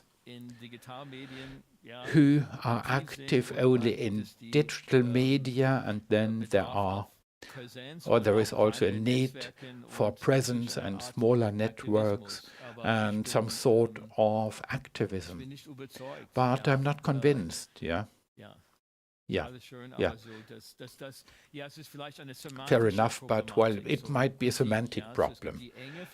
Critique. I mean, there is a certain idea or definition of critique, and actually, Angela, you asked me before, when we talked about this panel, you asked me what art would be able to do, or what the means of art are. I mean, we have critical thinking, art may be critical, so that's why I said this. Anyway, these categories, art or artistic practice, it's no longer as it used to be. So I may be a curator, I may be an author, I may make critical statements, art as such may be critical. But it's another question whether anybody would listen. I don't know. I don't know whether that's an answer to your question. Well, I think that art has changed as criticism has. And we heard this about architecture. So I would not speak of a funeral, I would speak of a change, and which is also occurring in the world of art and critique. And now back to NSC, in particular when we talk about what the means of art are. I mean, where do you see any options to be critical of society in your art, in your music? Well, I think it's actually quite difficult for composers and musicians many of them are trying to find a political statement, or they want to make a political statement, but they do not know how to do it. And there are several ways of doing it, and which are being tried out. For instance, I mentioned some. That is to also projecting texts or images, spoken texts, or texts on flyers which would accompany the music. But anyway, I myself am not convinced when I hear such pieces of music, and there is a soprano who's a great singer, but she uses a megaphone and she speaks political texts. But isn't this, I mean, where these events take place, isn't it about the context where they are taking place? That's a big question nowadays. I mean, there is the A music here in Germany. Yesterday we got some non-A music. And there is some communication between these different words, but it's more of a coexistence, or there are pieces for orchestras to which indie rock musicians are invited, and the orchestra plays his new music. Sometimes people are put next to one another. But this exchange, it's a cultural and also an aesthetic exchange, which isn't taking place. So the musicians who are sometimes invited from outside, nevertheless, they stay on their own realms. There is a sort of partition between them and the orchestra. And for me, these frameworks are very important. There are some composers, some artists who put themselves into question. They put the frameworks into question. They go beyond it, and they make music in other spaces, in other spheres, and with other institutions. So this does also exist, and this is a very refreshing development which has been going on for a while. But nevertheless, the question is, what do we do with the existing structures? Because there are also people, the musicians in orchestras, the singers, they also perform on stages. And this is also great art, and the concert halls are beautiful. Sitting in such a concert hall and listening to the music there, I mean, it sounds great. It's beautiful acoustics, beautiful rooms, beautiful places. So how do you work with such structures? Also in new fields. Well, there are some interesting parallels in music. There's the places, or how the medium has changed, from churches to evening music, or the table music when musicians played in the background, or the first orchestra performances of Beethoven and his colleagues. And actually this was a pretext to meet socially, and people talked during the concert, they flirted, they communicated, but only very few really were listening to the music, and the actual pretext was a sort of social event. They just wanted a reason to meet. And because of the bourgeois movement in the 19th century, this was consolidated, and there were then specific concert halls with this special purpose, and they became sacred places where people only listened to music, and this was where European music was sort of enabled. It became a reputed profession, and it used to be different. Before, they were just employees of some king's court. And now this is being liquidated again. And I do believe that there are situations where not only concert halls, but theater, cinemas, all this is being torn down. And there We are talking about the crisis of the retail industry because, as a result of digitization and the internet, other media have become established. And this is a profound change, a revolution, which will also change how criticism is put across, and it's undermining this even. There's an internet which is absolutely flat. And anybody may post something, an image, a picture, a video, some music composition, a building. You can do it at home, but who will look at this? And before there were these individual centralized media, be it built media like concert halls and theaters, or books, or magazines, newspapers. All this is disappearing. I'd rather speak of a synchronicity of different things, and or of links, a connection. That is what you have been describing. That is how the perception of music has changed. And perhaps we are returning to another form. So I would not assume a pessimistic view, but I would try to see the different options and coming back to your own work. That is, you also tried this with your own work. That is, which is often ascribed to the new music. And this is actually an ignorance of non-European music. And for instance, I'm thinking of your piece where you engage with the culture of Alaska, that is the American North, and you were born in Canada. But when you look at the complex colonial exchange of the listening music, when you use this for your composition and to open this, I would also call it a critical practice. Yeah, it was very important and difficult for me to write this piece of music. The new music, sometimes it's actually enclosed in itself, as you described.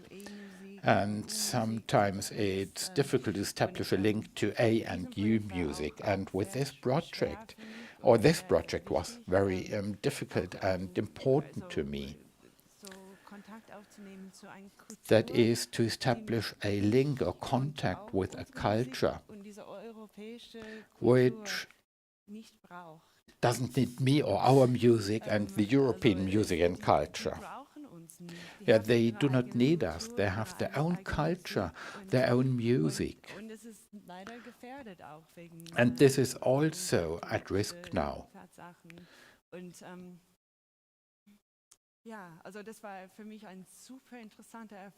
And it was a very interesting experience for me. There was this exchange. And then there was the recognition for me, or I realized that they didn't need me, nor my piece of music. And I don't know what does it mean. You said, I use fiddle music. And for me, it was a thinking process about this exchange. And thinking about the exchange in Canada between white Europeans and the indigenous people, that is, who were there first, and how the fiddle music developed in the north of Canada. And well, what came to mind was not always positive, and I felt this.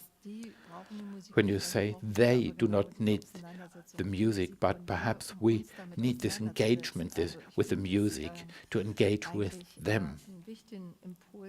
So that's an important impetus. This is also part of your history, of your biography.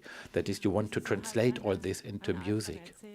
Yeah, it's a sort of a story which I'm trying to tell about my own experience as an artist. Aussage über diese Gesellschaft auch. Es ist eher über meine eigene Erfahrung. But it's not a statement als about Künstlerin, this society or community, but rather a statement about my artistic experience. Oh, I think this is very interesting. That is, to what extent the arts can form a certain vanguard at a specific place, and they are being respected internationally, and to what extent in other areas of the world other things are happening which are even beyond our control, and to what extent the so-called centers are willing to look around outside these centers and to assess, to evaluate what is produced elsewhere. And my experience was, during my travels in Latin America, that first of all, the local people were amazed that people from the northern hemisphere traveled to the south. And secondly, they were amazed that I didn't arrive, or that I didn't look at this from our European or northern perspective, or that we define the canon here, and everything which doesn't fit in is not recognized in our perspective. But I was interested what was happening there at the local level, and whether it was related to the societies, the structures, the needs. And I was always amazed that people there had a large variety of buildings which were often better than what happens in the northern hemisphere. And I think this exchange is very important and beneficial for everybody, for us who are oversaturated and those who have only limited resources, but nevertheless they can produce architectural works of art. And these are important experiences which are also relevant to the critical judgment. They should be taken into account there. It happens to some extent. There are also some colleagues in Munich, Andras Leppich, who also studies these phenomena in the southern hemisphere. He has done so for several years now.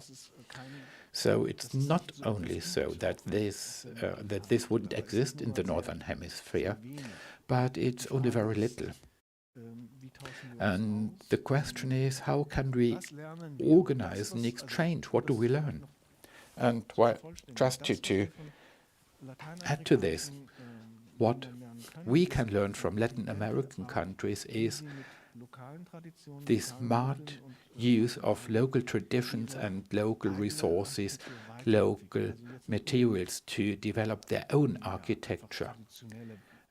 Not just traditional buildings, but really how they also face up to the modern challenges with their traditional resources. And this is an example, a paradigm of the North, because, as I said, we are oversaturated and we don't bother dealing with local traditions, local materials. Everything is being imported, is mixed, and then we apply some paint and then it's finished. And Nikita said, well, you must first live there to talk about it. And this is actually the model which you used at the model. That is, you did not actually sort of organize and design it from America, but you intentionally talked to many architectural critics from several countries in order to develop a concept for this conference. And to then also to organize, to promote this exchange. And now perhaps a question for Arnold.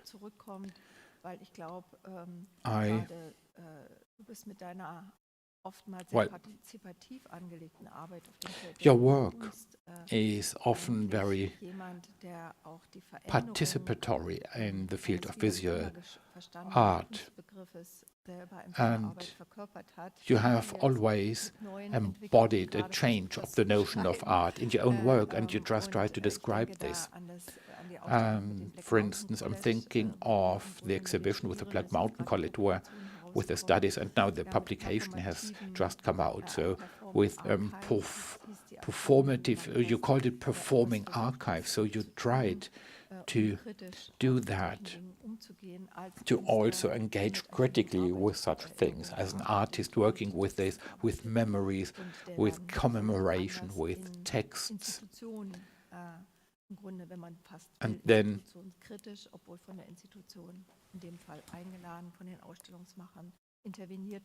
then you intervened with the institutions which invited you. Perhaps you could elaborate on this. Well, your reference, I mean, you mentioned some of my projects, and over the years, my own work was really sort of a research project in order to do research on this archive in a living form. So to establish an open form of involving the audience. This Black Mountain project, for example, that took place in the train station in Hamburg some years ago, we invited art students who basically lived in the museums, one could say, and they worked with the archive live, and they read some of the content and organized projects or developed projects in a participatory way over months. And I think it's also the analysis or the research on how the things that are stored there in the archive, how we can include them in a new way in our work, or also with the archive of the Academy of Arts, an idea of John Cage that shows the inventory of an archive in a new way every day, reorganizes everything. So that was brought sort of from the basement and included in a new type of exhibition. But I think all of us are sort of searching ways of how to bringing the past into the present and building or understanding the future based on that. Maybe it is important. I think all of us are. Well, I'm not teaching at university anymore, as you said, but nonetheless, we all have that background, and I think we have to remain students for the rest of our lives. And that's not that easy. And the discussion regarding music, for example, yesterday, I spent the evening, well, I wasn't the DJ, but the context was there, and that was very interesting to see how a music performance is nowadays understood. So what does DJing actually mean? This collage, for example, with the goal of making people move themselves. And what I meant regarding music, it's just as much music, at least that's what I understand, that something was killed as well. For example, long players are now coming out in limited editions, Spotify and so on. I don't have to explain that, but it's happening somewhere else. Things are happening somewhere else. Of course, the generations now grew up in a different environment. And these terms, you know, musician, composer, musical interpreters, has sort of exploded in just like the different types of art. And that is being questioned? Who is asking the question? Who is the audience? What type of institution or in what sort of space? Who is paying for the space, for the rooms? Both sides. And what's the expectation? Who is going to come? Or is it more of a thing like there is a danger that something might be hip and young people go there and dance? Does that mean that we're in the presence? But I think that these other spaces are very interesting. So that I have a very eclectical background. I work in theater, in music, in visual arts, in media art, film, video art, and this has always changed, but now we realize that it's not just the funeral of critique, but also the funeral of, or a transition of what you said. Many medias are now being received in a different way. And of course, there are tendencies that certain generations that we denounce them. That's not art, really. I told my students that I don't know what good art or bad art is. All I know is what I'm interested in. But what I'm interested in, when I look back at my biography, well, of course that changes. I was interested in other things 15 years ago, and now the times have changed. And I think that's also very important. Well, I think that was a very important aspect, that on the one hand influences and changes our thinking and develops it further. But at the end of the day, the question also in architecture is, what contribution does the respective art give or provide to the awareness of the individual, and what does it add to the reality of a community? And if you then ask, of course, buildings have a stronger impact on the way of living of people, a bigger impact than music or paintings and so on. But of course, there are paintings or pieces of art, music that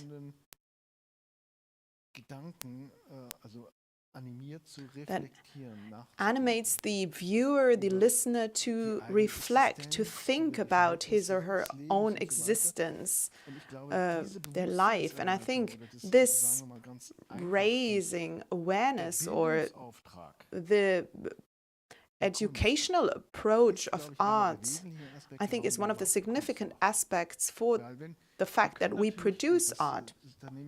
Because we can, of course, and this excludes certain architects, because if they build a single-family villa for a multimillionaire, then that has nothing to do with changing awareness. But if you build a cemetery and then think of a new way of organizing funerals, what does that mean? Is death the end of something, or is it part of a cycle? And how do we display that in architecture?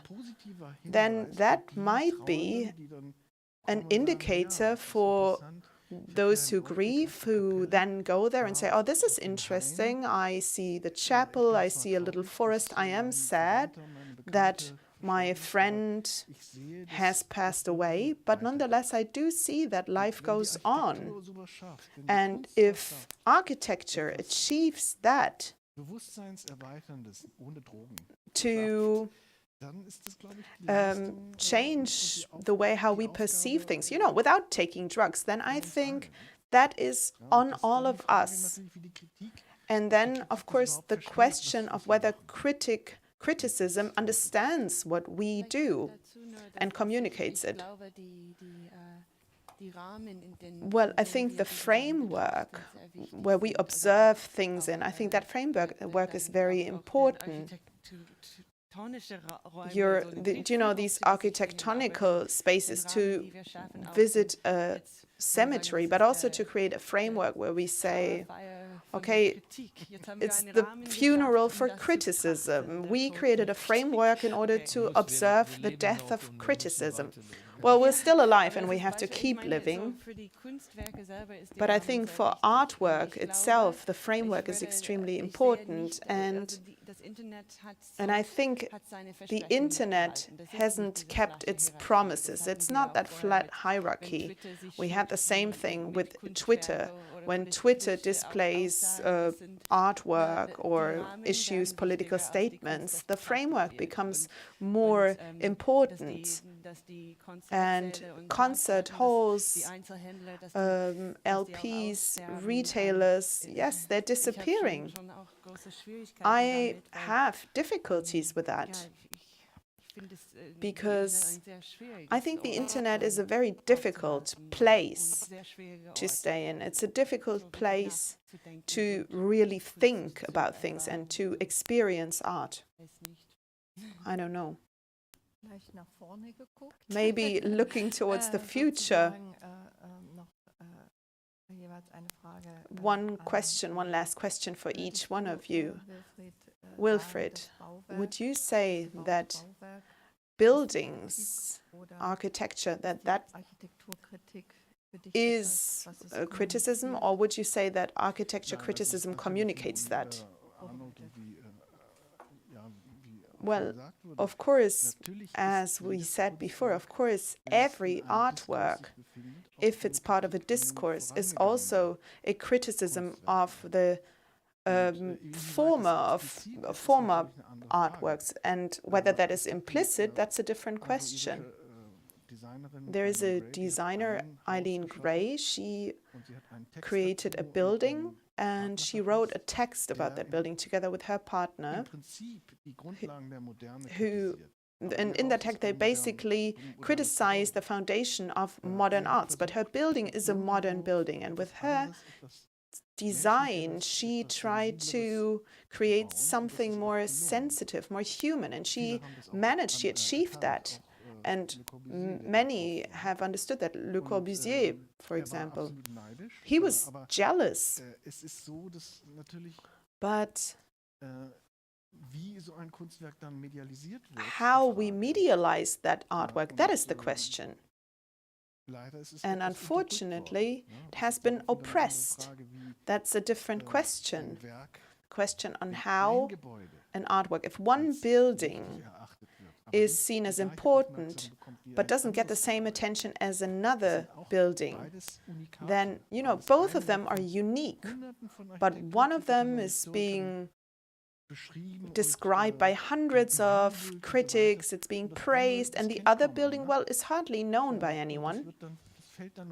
And that sort of is forgotten about in the history of architecture. That's a problem. And if then those circles are being amplified because Le Corbusier is architect of the 20th century, the architect of the 20th century is still seen as the most important architect, then it is difficult to leave that canonization. And that's also the responsibility of criticism, to address this issue and to say, okay, let us now please focus on this other artwork, and let's not always focus on the same thing. And that's a huge task, because we have gotten used to this way of thinking.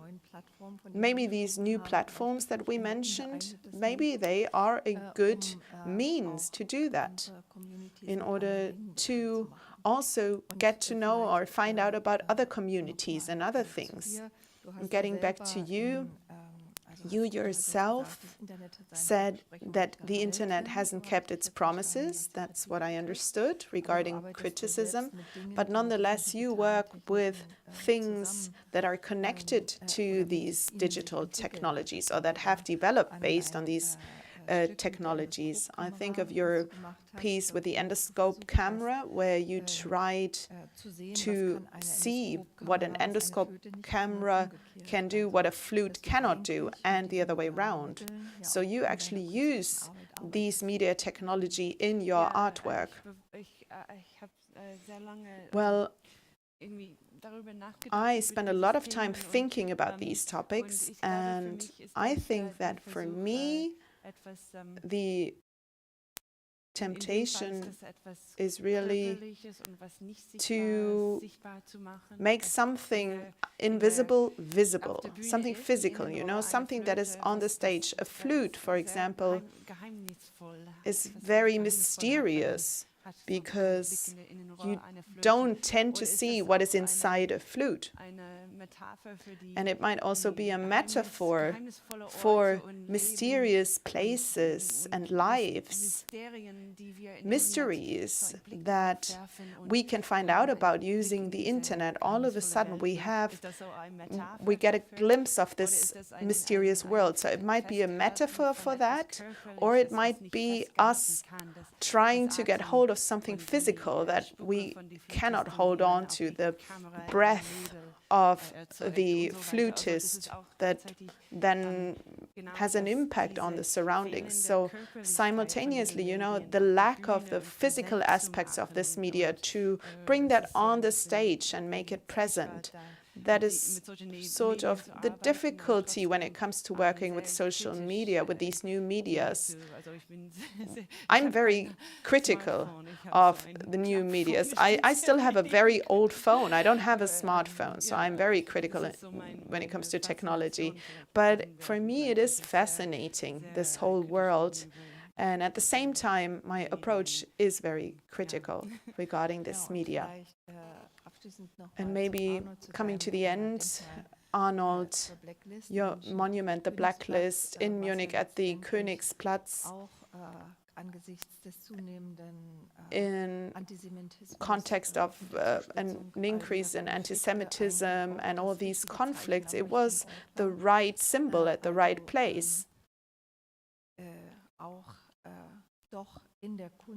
So is utopia still a part of art in order for criticism to have a utopian impact? Well, I think we're running out of time, but maybe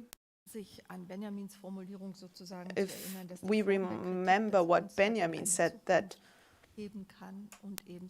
art can be a future, and art has to have utopian potential, so that criticism can bring this potential into the future. And the synchronicity of the different media, that despite the terms that we heard today, like funeral, cemetery, the changes that are taking place, I think that's a process of synchronicity and the possibility of exchange that we have here with our companions. Thank you very much. Thank you. Das war's. Keine Fragen? No questions? Okay, that was it.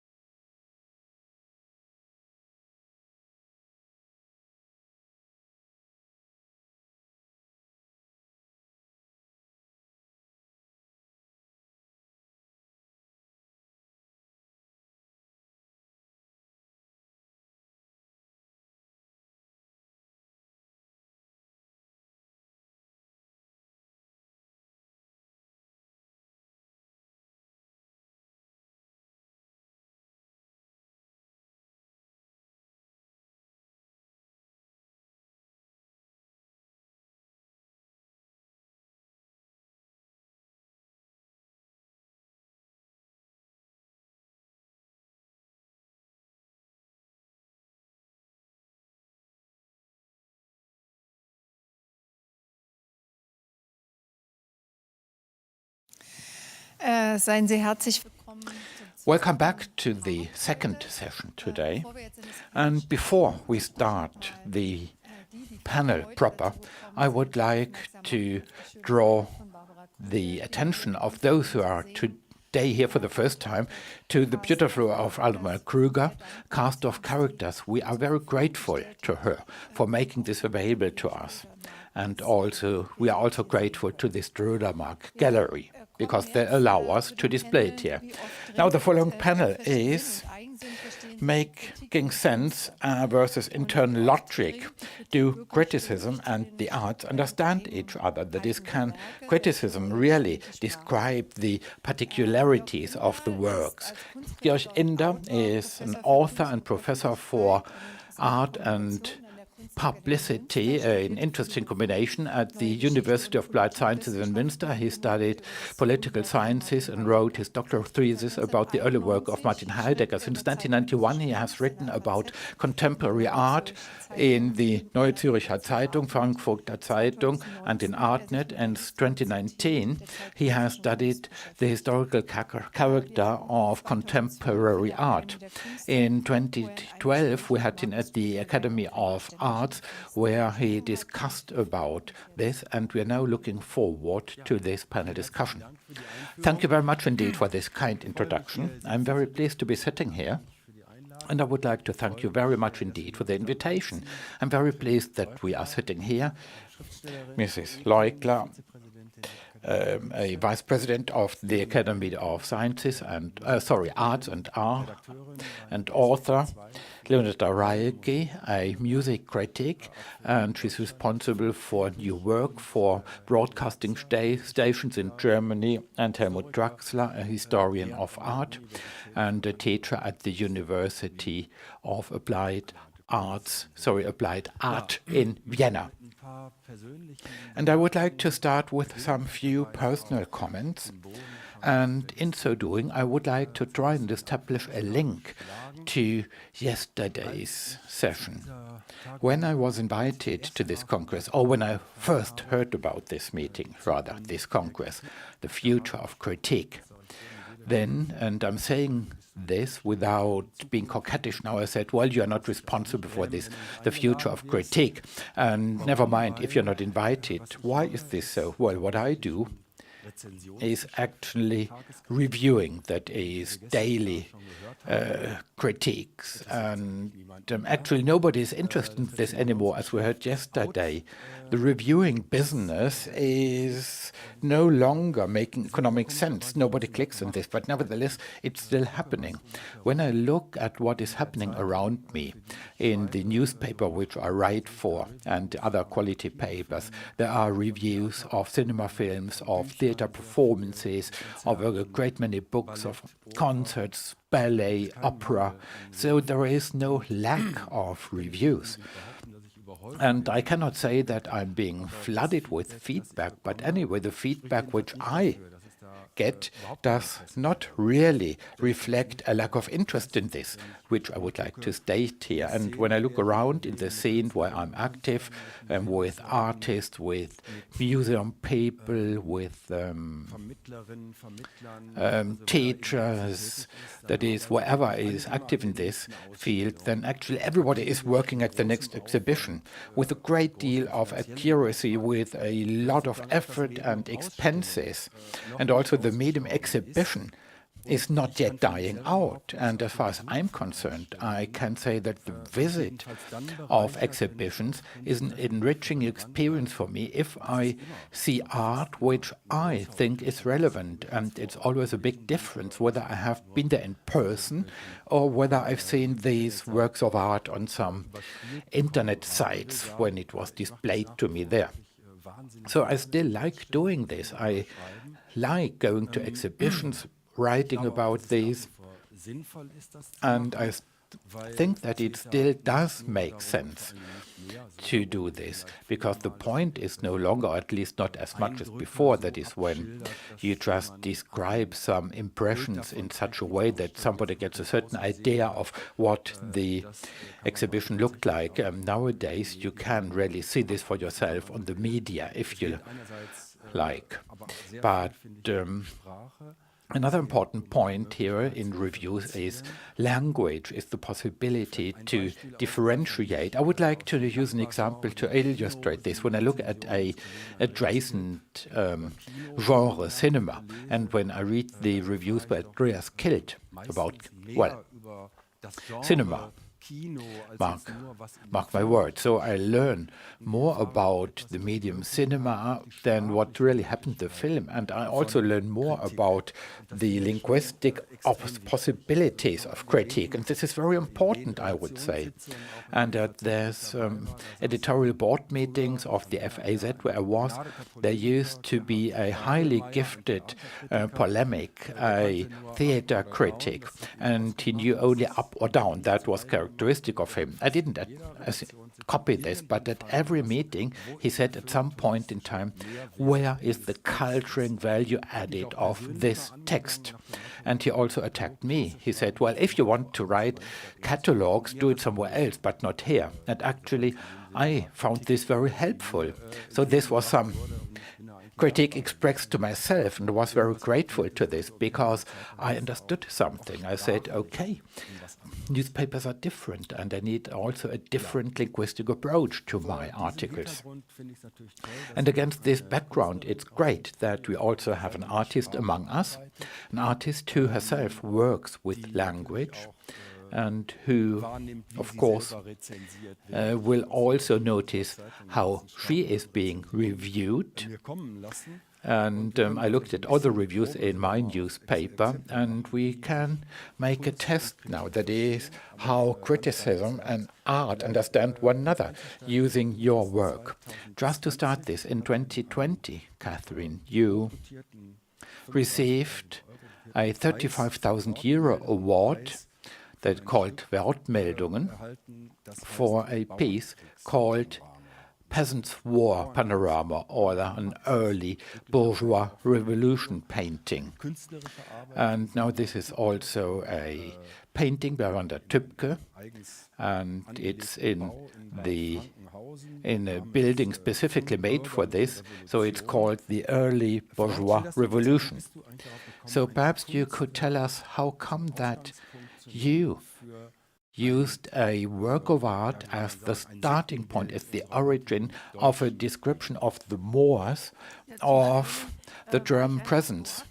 Well, I just was there and I could see it for myself, and it's not as such the work of art, but rather also how it's arranged and put and it's exhibited there. You have this panoramic painting, but they do not let you in, and you get headphones, and then somebody explains, relates the work of art. I mean, there has always been the translation of a visual work of art into language and also into criticism, and I found this quite exciting. And then when I was requested to think about realism from the science sector, I gave some thought to this, and I began to write about what if Tübke actually got the order from the former East German party to paint this, to make this painting. And so in a way, well, we also tried to avoid this order, this job. And if you did this again, also in view of the then state elections in Brandenburg and Thuringia and perhaps Saxony. So it was this bad choice, or there was, this election, this evil election, and the German right-wing party was involved in this, in the election result. And this was why I had been wondering, how can I make utterances about a subject like this, also in view of the contemporary political situation. So it's never in isolation, it's part of the time.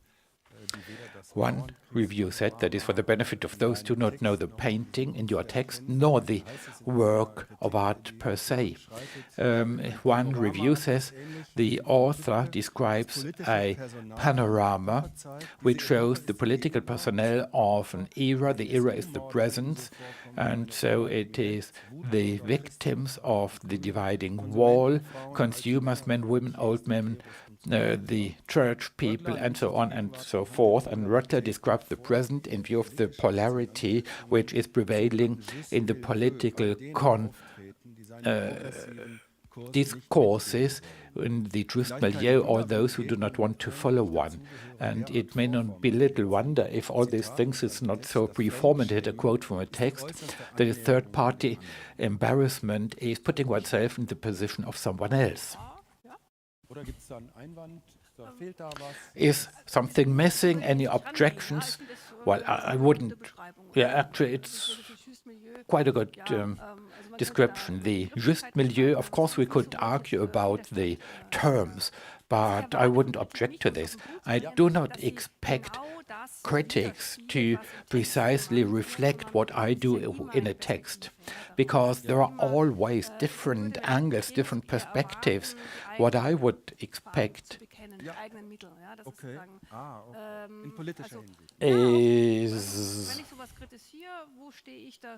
also an expression of one's own opinion. That is, when I write such a review, then I must also say what do I like, what do I not like, or what would be my personal angle.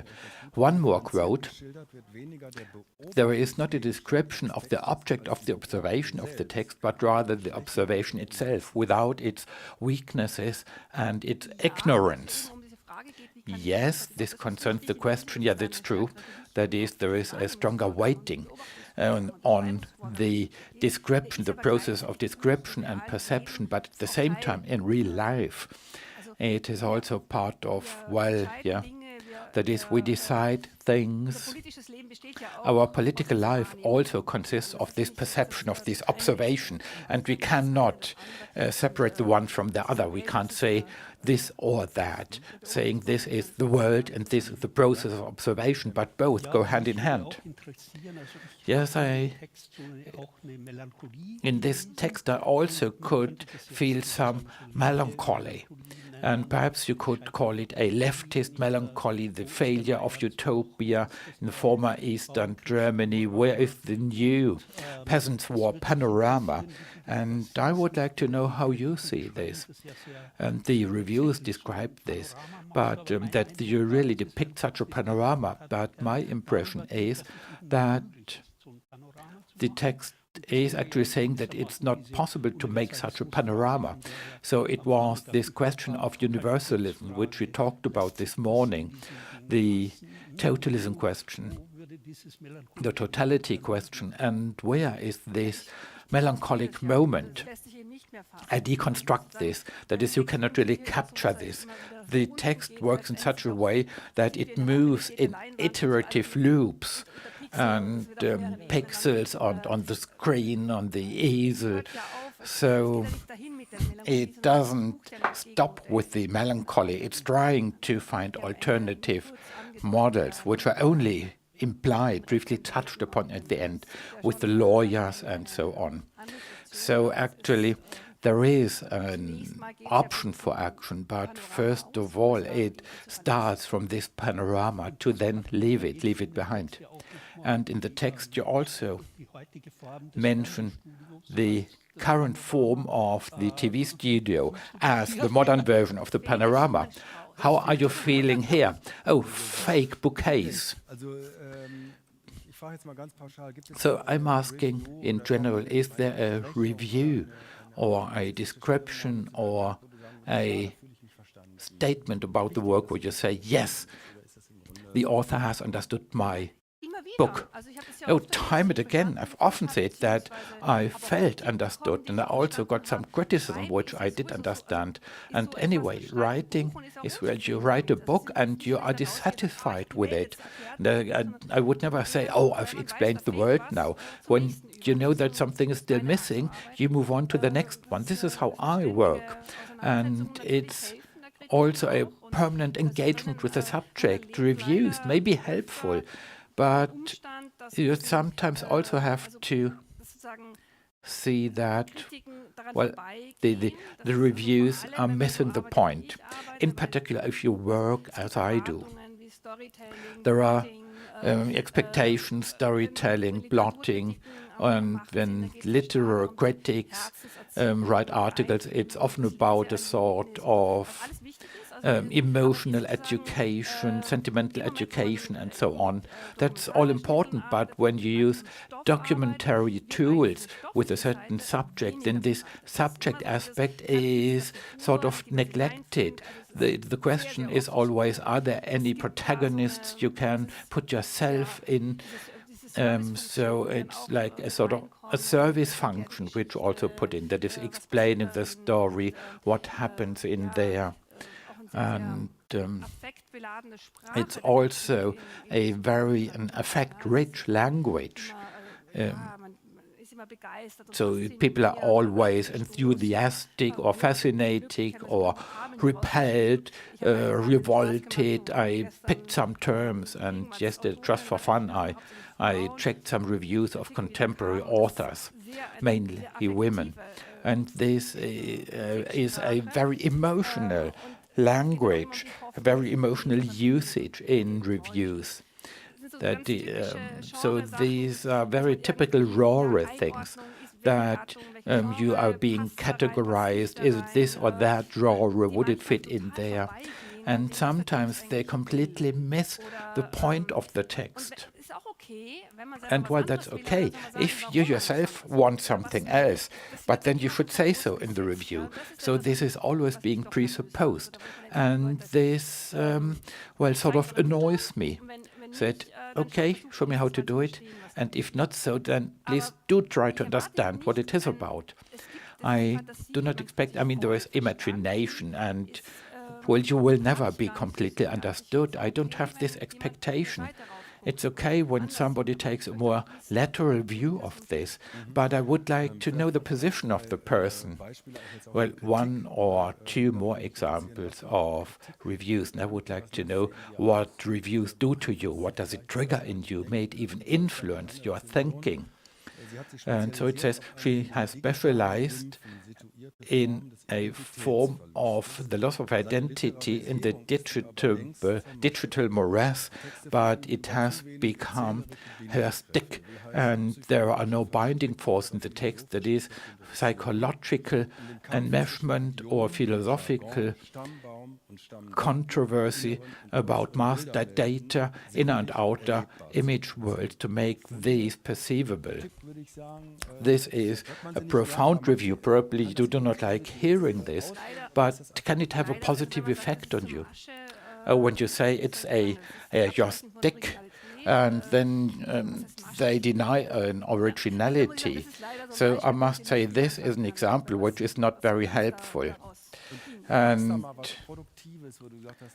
is there anything productive, something which helped you? Well, I can't be specific, but I don't sleep. That is my novel about consulting firms, consultancy. So there was some criticism, that is when you learn the language use of others too much, that is how can you create more distance. So that was quite interesting. So that was quite fitting. Why do I speak to these? And so that's true, helpful then, useful. And as far as my origins and my development are concerned, I certainly also contribute these melancholy aspects, pessimistic. I'm from Austria, after all, so we want to find new modes of action, and you also have your own traps which you get caught in. And it's also about writing and the pleasure of writing, and yeah, it must also engage you. So there are both. And I would like to refer to this point. There is a genuine, real difference between a review of texts and of prose text and the reviews of scripts. that is of theater pieces. It's a huge difference. The case of prose reviews, I've never seen it, that a critic would not have read the text they write about. But in theater, you often feel that they go there or they may read the script, the play, but I often notice that there are incorrect descriptions or they misunderstand something or mix something up, and perhaps they just write the review a bit too fast. And what is the reason for this? Well, it has to do with the media. You go to the theater, you have the written text, but then within one night, or anyway, in a very short time, you have to write it. It's a different public sphere, different claims. So like I said, what I just meant when I talked about effect-filled literature, prose criticism, so the experience of reading to stage that is a very internal process. Theater is a more political or directly addressing the public sphere event. So to actually that is a difference in terms of criticism. And then there are, of course, the different dimensions. You have performance, the directors, the equipment. So you have all these different levels, and things start to mash up. And then it's difficult to separate one from each other. What did the ones in charge for staging do with the text? Of course, this takes place as well, and I don't want to negate that. But I realized that at the beginning, I always read the criticisms. And when I was at the theater, I felt crowded out from criticism because I thought there are simply no consequences, and this is increased as well. The lack of consequences, what do you mean by that? Well, it doesn't really matter what critics say, whether it's in theater or somewhere else. What is important is that there is a review, a criticism, but with negative theater criticism, I mean, there was so much about that, but it never damaged my career. It's not like people didn't see my shows anymore, but well, the question is whether that is what criticism is there for, to damage a career. I don't know about that, but criticism per se is addressing the audience and not the artist. So it doesn't focus on the artist. But you could say for yourselves that whether there is criticism or not doesn't matter to your work. No, definitely no. But for my... Or it would be too rigid to say, and of course this applies more to theater criticism, not that much to prose criticism, but idealistically speaking, it's very much related, my own work and the criticism. Ever since the Romantic era, both things are related, and I work with criticism as well, so there is a link between the two, and of course there is an exchange between both sides. So I wouldn't say that there is well, yes, there is a certain fatigue at the moment, but that doesn't mean that criticism isn't important anymore. I wouldn't say that, because at the end of the day, there's so much potential within criticism. What we need, though, is the right space, and we really have to reinvent the situation. Well, hopefully we'll have time to follow up on that. Helmut Draxler, you wrote an essay on the painter Amalie from Wolfen. It's a catalogue text, not a criticism, actually quite the opposite of criticism.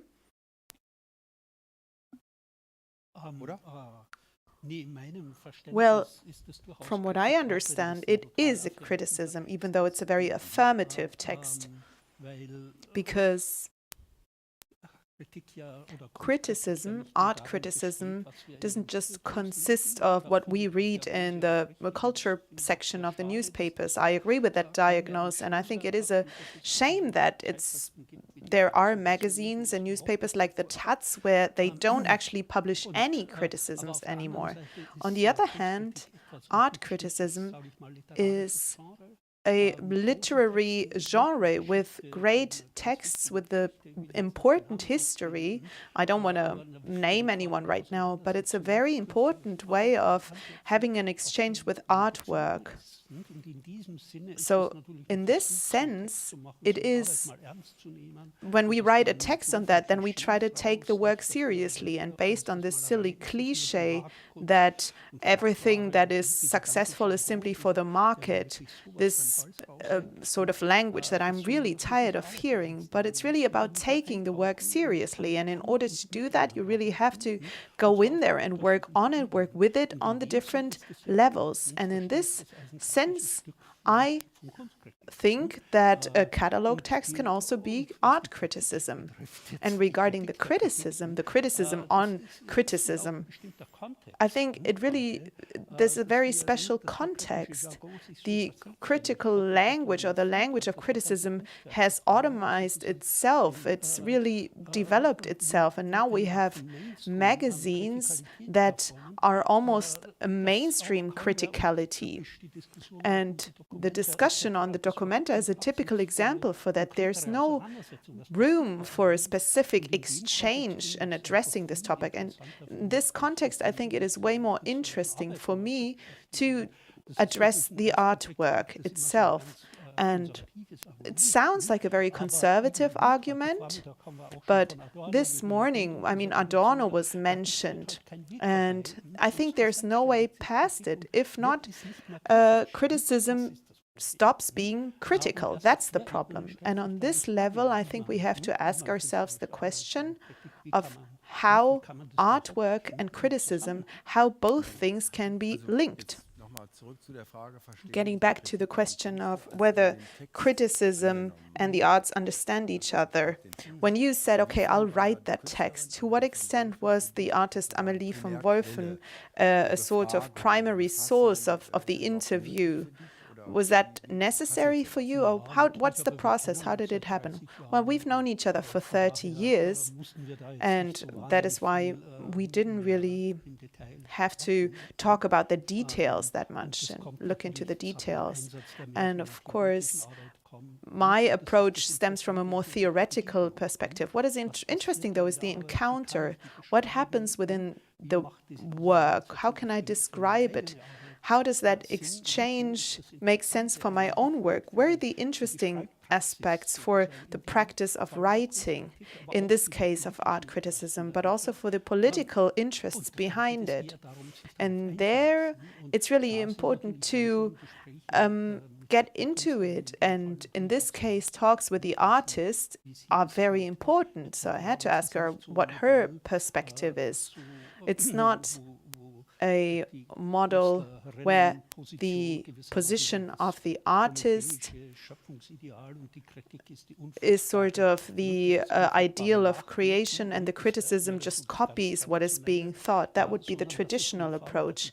It's more about finding ways of encountering each other and mutual respect. And that's something that I miss in a lot of the criticism, in this new criticism, that the respect towards the object, the subject position is missing. And that is why I think it is important to defend artists today, to not criticize them, because this respect towards what these people take on themselves is important. So it might not be as severe as in the past, but nonetheless, they are people who go up and down. I don't know any careers anymore who just go up, up, up. So the way of existing is difficult, and I think we have to address this issue. They deserve it to receive this respect. Can you maybe talk a little bit about the critical element of your text? How would you describe it? You do say that it's not just affirmative, but it does include criticism. Can you maybe give us an example on that and explain what you mean, the sound? Well, regarding the subject, I think the text consists of two parts. One part addresses the question of what painting can actually mean today. How can we situate it against the background, abstract painting, realistic paintings? What sort of painting do we have? What is being used? How can we tell a story via a painting? So the image and the narrative function that have both been thrown back by the modernity. This leads to something. And what's interesting in Amélie's exhibitions for me aren't as much the individual paintings, I love them as well, but how she works with the exhibition and how she includes the paintings in new contexts again and again. This creates something with conceptual work that leads to a huge range of work, and that's interesting. And we can then refer to the content-related dimension, which is very much connected to her family history, that her grandmother and grandfather had dinner with Martin Buber, Heidegger, in the 70s still. And this means that that's not what in the reception of post-colonial theories in the academic mainstream, what Collier mentioned when he talked about Steyr, this appropriation where the foreign is still being appropriated, and we constantly fall into that trap in this seemingly critical discursivity to reproduce these models. Well, in this context, I thought it was really interesting to say, no, I'll cross my own history. I provincialize myself. It can appear very provincial, but I thought that was the interesting point. How important is the reaction of the artist to your text? Well, of course, it is important for me, but for me, it's also looking into the topic. There are different options. The first option, well, not in this case, but usually there's an outcry. I did something for Erwin Piper as well, and after 3 versions, she still rejected the text. But after that, we found a solution. So in total, it was a great process. And would you say it's a limitation for the authors that catalog texts always have to sound like they are 100%, or that they approve of the artwork 100%? Because what I like about art criticism is that you can also argue for approving with something with just 60% or 20%, but a catalog text presupposes 100% identification. Is this necessary? Yes, in my own experience, I think it's only interesting when that's not the case and when you tackle some critical areas. I wrote some quite critical texts, but the model behind it, and authors like Benjamin Buchloh or Anne Warringer, who became sort of the voices of those artists, mainly male artists. So they became voices, and the critical claim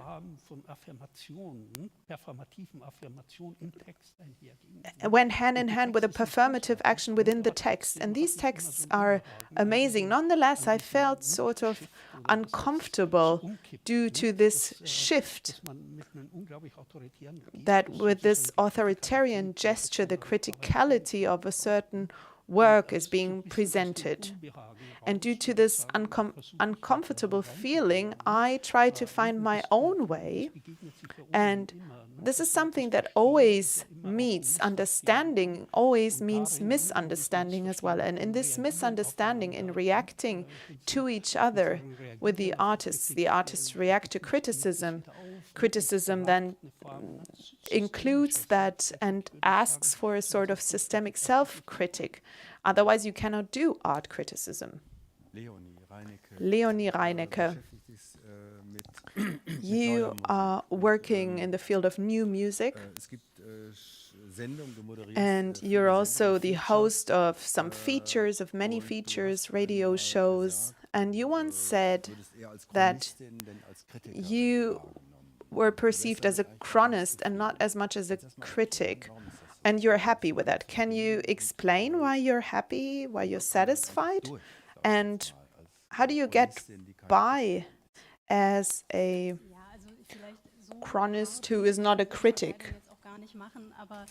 Well, I wouldn't actually differ between the two that much, but I actually felt like it described me really well. And this has to do with new music, because new music, and I think we have to talk about new musicians because it's very pluralist, but I think it requires a lot of mediation work or communication work. It's never understandable in itself, especially against the background that we have this huge field of pop music and also the traditional canon.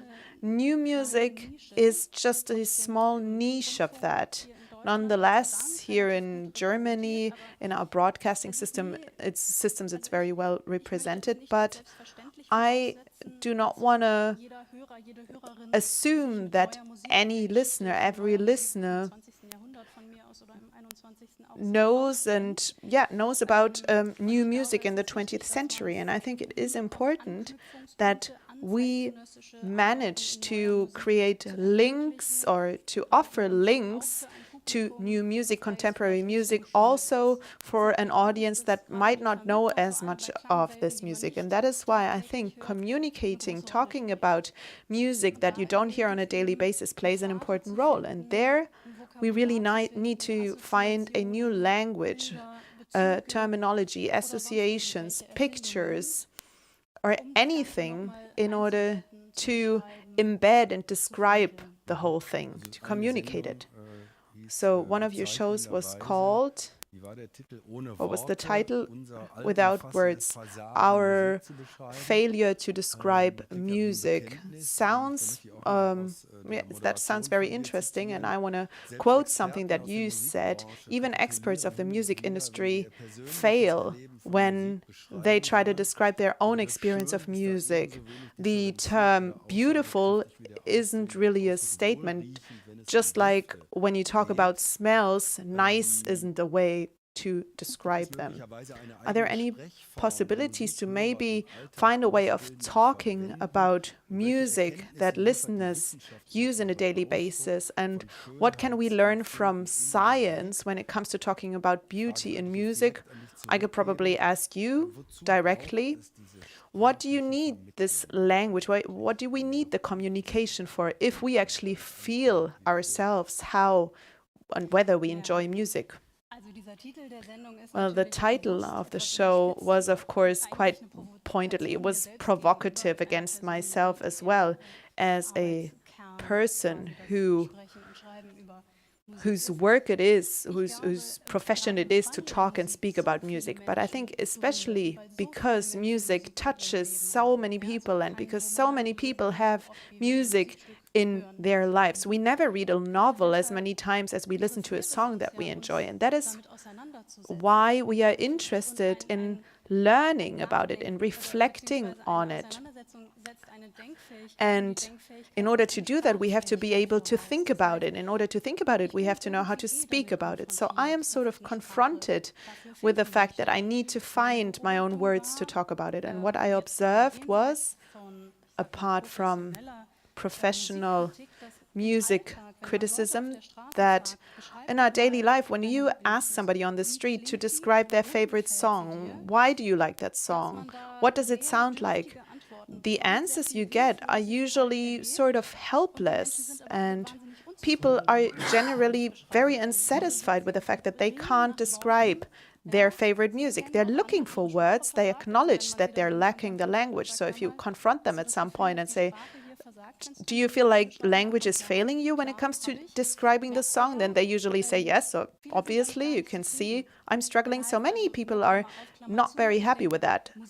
So musical literacy, I think, is something that we should focus on more. I think we are neglecting that, and I think we should really think about what role that should play at school, because there is a rich vocabulary in order to describe music, and maybe this is what makes music stand out from other types of art. The fact that there is a sort of vocabulary, which is almost like a foreign language. In the show that you mentioned, I named an example, and I came up with a special term in order to describe it. It was a very specific way to describe a piece by Bach.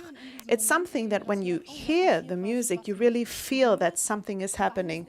Something touches you emotionally because it's unusual, it's exciting, it's interesting, it's unexpected. So it is beautiful, but it's impossible to describe it. The music theoretic knows how to do it because they know the term for it. And now the question can be, should we all know what it's called or not? Can we find other words to describe it? As critics, we all have the means to use metaphors, for example. We can imagine things, and we can also refer to other examples. We can refer to other genres. We can refer to other names that might be known. So in an individual case, you can also think about that. But in order to answer your initial question, I think it is important to find a language to describe music because it helps us to differentiate when it comes to listening to music, and it broadens our possibilities to do that. This does make sense, quite a lot. And now about the medium, the radio. Does the medium, or let's say, what is the value added of the being able to speak on the radio, and what are the limitations? I mean, in terms of complexity, the complexity of the subject matter. I mean, you can again read a text and you might again listen to it on the radio, but who would do this if somebody is not a real nerd? So how do you perceive this? How does this influence your language? Well, of course, as far as hearing, listening is concerned, you have to write differently from reading, for reading purposes. And this does not necessarily mean shorter sentences, as people like saying, at least occasionally. But so on the one hand, well, and I think this is so great about radio, is that it is a medium for listening. It provides sound without a picture. And you can see this as its own art format in its own right when you say this. That is music plus verbal communication. And when I have a radio show, then I can try to combine this. That is, I can always play examples of the music I'm talking about. This is a huge advantage. And this may also put the other point into perspective, like I can't go back and listen to it again if it's a live program. But on the other hand, you must also be cautious. Another example is technical music terms. Even the term tune or melody is a technical term, or harmony. And then there are even more complex terms, more technical terms. And you must be careful with these. And, well, it's a lot of work, but you can do it. You can speak about music, for instance, if you think about metaphors, which you can use to describe music. Sometimes you might also use a haptic impression or a term from the weather, like, for instance, a sound cloud.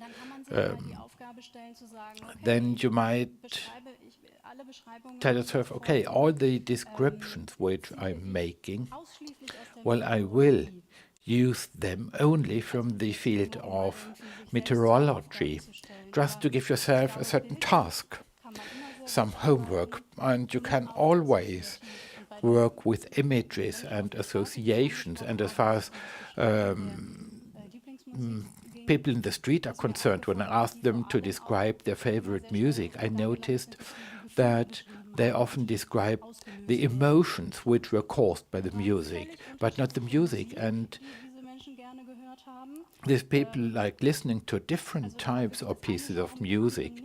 And one genre had nothing to do with the other, but nevertheless, all of them soon talked about emotions. The music triggered emotions, and it was difficult for them to put it into words. Yes, this emotional character is something very important. It's an important level on which we can reflect in terms of art criticism. That is, when you have conceptual art or so. So this is actually hostile to emotions. but there are slight differences. But emotions may also be very deceptive, so I cannot really trust them. Emotions are the area where I have my own projections, where I identify projectively, and where I can also have a lot of wishful thinking. And how is critique supposed to deal with this? So the really beautiful, I mean, actually it's really somewhat embarrassing, and so it's very difficult to provide direct access to this. And this would be the utopia, the totality, that something like beauty can exist. But at the same time, we cannot do without it completely. Although this would resolve the discourse. So we need this reflection, and there must be an idea of beauty, so to speak. It's not necessarily what is pleasant and agreeable, but it's a notion, and this is historic. If Tiedemann plays Schoenberg nowadays, then it's incredibly beautiful, and the negativity which Adorno referred to is completely gone. Well, it depends on the audience, I would say. Here, they are listening history. Yeah, it's also a difference, hearing or listening and seeing. I think of the booklet by Jean-Luc Messet about the air, where he initially says that the idea, the thought, the intelligible, is more related to the optical sense than to the acoustic sense. And both in my own work and here at the meta level, that is the language of critique, these are restricted by the subject matter, the object you write about, and there are different challenges. And in music, it's somewhat different from visual arts, and I can see it in my own work. It's different when I write about or criticize a linguistic economy or law. That is law terms. That is, I cannot operate critically in the same way. So I'm also sort of restricted by what I work at, and the challenge arises from this subject matter or this object or the genre and so forth. So actually you can not talk about critique in a sweeping manner. Just to reiterate this, could you, Kathrin, please describe how you try to enhance your language by doing something which we also heard this morning from Nikita Dhawan as an appeal, that is learning a language. Of course, you have to learn it, of course, but also as far as speaking is concerned. I speak with people who made certain experiences, or I speak with experts who have expert knowledge and so on. So there are, depending on the subject matter, and I try to understand how they speak, what is their logic of speaking. And as far as law is concerned, it's different because it's more about structural things, not so much the vocabulary. But that's not the main point. I mean, that is about the system. How does it work? That is the system of rules and the hierarchies and different instances, different levels of court. Are there other fields than law? I mean, it's anyway a lot of Latin, and it's also streamlined and as precise and to the point as possible. And if I'm not mistaken, you learn this to use it for your own purpose. Yeah, there were some major areas, there are some sub-areas. But, acquiring such a language, such a vocabulary takes years. That is, you have to do it again and again and try to practice this. One example, I mean, we've been talking about many different things, but these are two opposites. Before, in the economy, there is a certain technical language, a jargon, and the manner of speaking. So they could immediately show up something, and we could identify a system. Then, for instance, when you look at the legal language, legalese, there is nothing to disclose. I mean, and here language has a different function, and it acts differently directly. It's part of a system, whereas in the economy, you also want to convince people and to cause someone to do something. That is, you want to use rhetoric, and it just works differently. This is just a general difference. Yes, by all means, indeed. Perhaps you could describe how you try to enhance your language in order to do justice to your subject matters, because it does happen, or it does not happen of its own accord, at least in my perception. And I like quoting Henryk Karasek, who, when asked, "Do you like writing?" he said, "I like to have written something. Having written is fun. That's very good. How about you?" Helmut, or... Well, I'm always under the impression that I try all the time to avoid stereotypes, and this is difficult enough. In new music, they often like to probe subterranean layers because they put listening habits into question, or something happens in a conflicting field, and this you tend to be bored with this, and sometimes you hear the music you listen to the music, but nevertheless you might fall into these traps. I'm always under the impression that language will also be formed according to the subject matter, and the same question arose yesterday. That is, how is the language of critique developing? The answer to this was, and we were talking about visual arts, but I think it's similar as far as music is concerned. That is, it develops with the change of art itself. And the last 10 or 20 years, the new music has also developed further, and it has changed. There is a lot of situative and collective work, and by means of which they try to break through the hierarchies, in particular the hierarchies prevailing in orchestras or institutional criticism, and so on and so forth.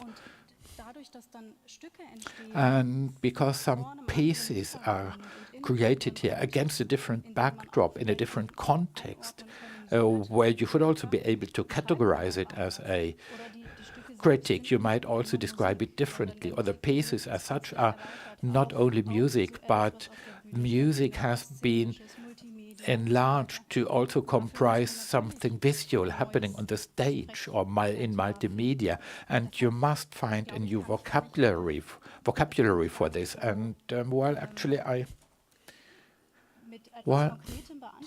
can't answer this more specifically or in more tangible terms. But the point is to find the appropriate, adequate language for each subject matter, and this will always differ. Well, the prior point was very important when you work for the radio. That is, you actually speak, or you work not only for, but with the audience.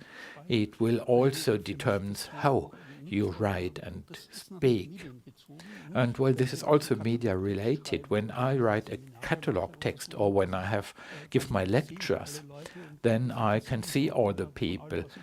And whenever I write something, I imagine that I know the people I'm writing for. Although there is this niche relationship. My field of work is even narrower than new music. And this is, so to speak, the space. And this space has become more cramped, but that is what we talked about yesterday. That is, when you're being over-flooded with this, and if I have to write a catalog text every month, then I devalue my own work. So I must be very economical. I should not write too much, I shouldn't produce too much, and I should not depend on this financially. That is, I must have a breadwinning job elsewhere, as in my case in academia, because otherwise I must write reviews, and like this I can do it as I want, and then you can also work with the language, at the language. So some people write more in analytical terms. So you analyze something, various changes in individual material contextual changes in the field of art and how to structure them. But if there is only this level, then this is not really satisfactory. Because nowadays painting also has this emotional aspect. So it is a challenge, not only painting, but for instance, the text here, I have to approach it differently. And I must also be more experimental. And often it's too embarrassing because it's a sort of theoretical poetry, but I think it's not terrible, but in a way it's the only way of doing it. That is the only way of approaching the things, but also of satisfying your own expectations. Well, you also worked as an art critic and you wrote reviews, but you don't do this anymore. Why not? Well, for this very reason. There are too few and too many. Well, this because of economic considerations. So when I'm retiring, I might again write more reviews, or I might even be required to write reviews to make a living. But what is the significance of text? We all know these phenomena of people who do not have author's blocks or TV philosophy or whatever it may be.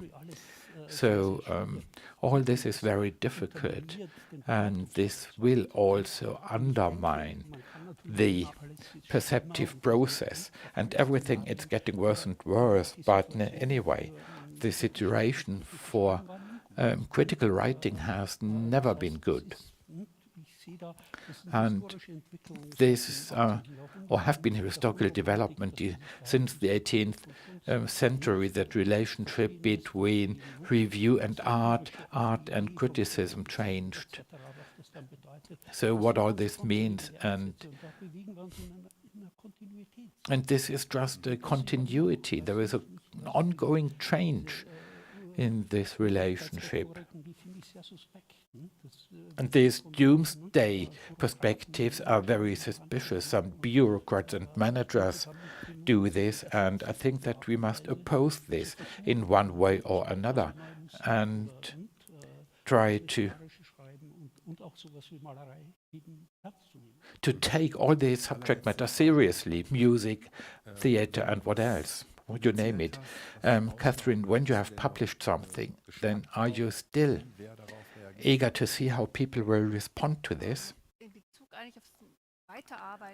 In terms of my further work, yes, that is. But there is another point which I would like to contribute. We've got 10 seconds left. But the places of critique, we must also give some thought to the context of critique. We haven't talked about this. There are editors, there are jobs, and often the notion of canonization, but we haven't mentioned fashion today, if I'm not mistaken.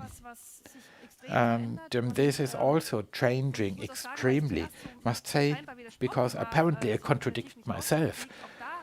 But one reason for this is that people live not only of writing for a newspaper. That is, you also meet at panels, so you have different places of where critique happens, or where criticism and art meet, or where they intersect. There is not only, so to speak, this printed or these radio-based reviews, but there are also normal in-person discussions, and we should have a closer look at this, but I think 10 seconds is not enough. Yeah, we've been requested to stop on time. Thank you for your attention. Thank you for your contributions. And I'm looking forward to the further sessions. Thanks a lot.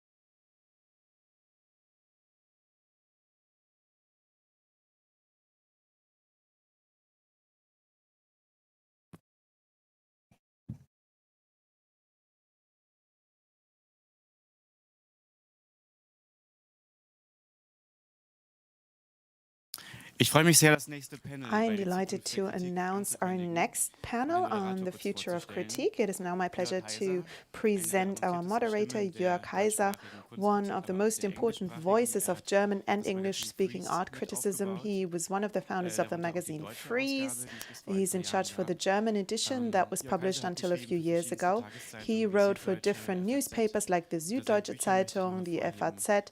He also published books, Doppelleben, Kunst und Pop, Art and Pop, and all of it, plötzlich diese Übersicht. It's a book that brought art criticism to a broader audience. And what was interesting about it was the fact that modern art, until today, was treated as slapstick. And in this context, I think it's interesting that Jörg Heiser is one of the two curators of the exhibition Ernsthaft, Ridiculously, that will take place here at the Bundeskunsthalle. Many famous artists will be represented. He's also a member of the ICA, of the German section of the International Art Critics Association. He was also one of the organizers of this event. Jörg, it is lovely to have you here, and we're looking forward to hearing about the decolonization of aesthetic judgment. Thank you, Kolja, and welcome. I am extremely happy about our guests here at the panel: Eric de Klerk, Noemi Smolik, Marcel Odenbach, Julia Wissert. I am going to introduce each one of you, but I will do that a little bit later on, and I'll connect it with a question, a first question. And I'll start with you, Marcel. That's mean. Well, or actually it might be a good thing. Well, you can decide after listening to the question. So Marcel Odenbach, born in Cologne, a pioneer in video art who started working with this media in the 70s. With your installations, your video, your paperwork, you organized and exhibited in different places worldwide, amongst them in 2021 in Düsseldorf, a retrospective at the K21, K21. Marcel, I wanted to ask you one thing. We are talking about the decolonization of aesthetic judgment. And decolonization is a term that was originally linked to the fact that countries wanted to free themselves from the colonial powers, so they actually decolonized themselves. The term has a history, though, where due to theoreticians like Walter Mignolo, an Argentinian expert who coined the term decoloniality, that was mainly about saying, okay, we're not done with the topic, we're actually just starting with the topic of decolonization, a decolonization within our thinking. And I'm asking you because it's my impression that very early in your work you started with this decoloniality. Stehen ist nicht umfallen, standing is not falling, from 1989, where you depicted scenes of the independence war in Namibia and formed a collage with pictures from the German Nazi time. And you also did a work on the genocide in Rwanda in 2004. Can you maybe talk a little bit about why you have been dealing with this topic for such a long time and why it's such an important part of your work? Well, first, pretty silly answer, because I'm not insensitive and I'm not blind. So it is, of course, there are some autobiographic reasons for it.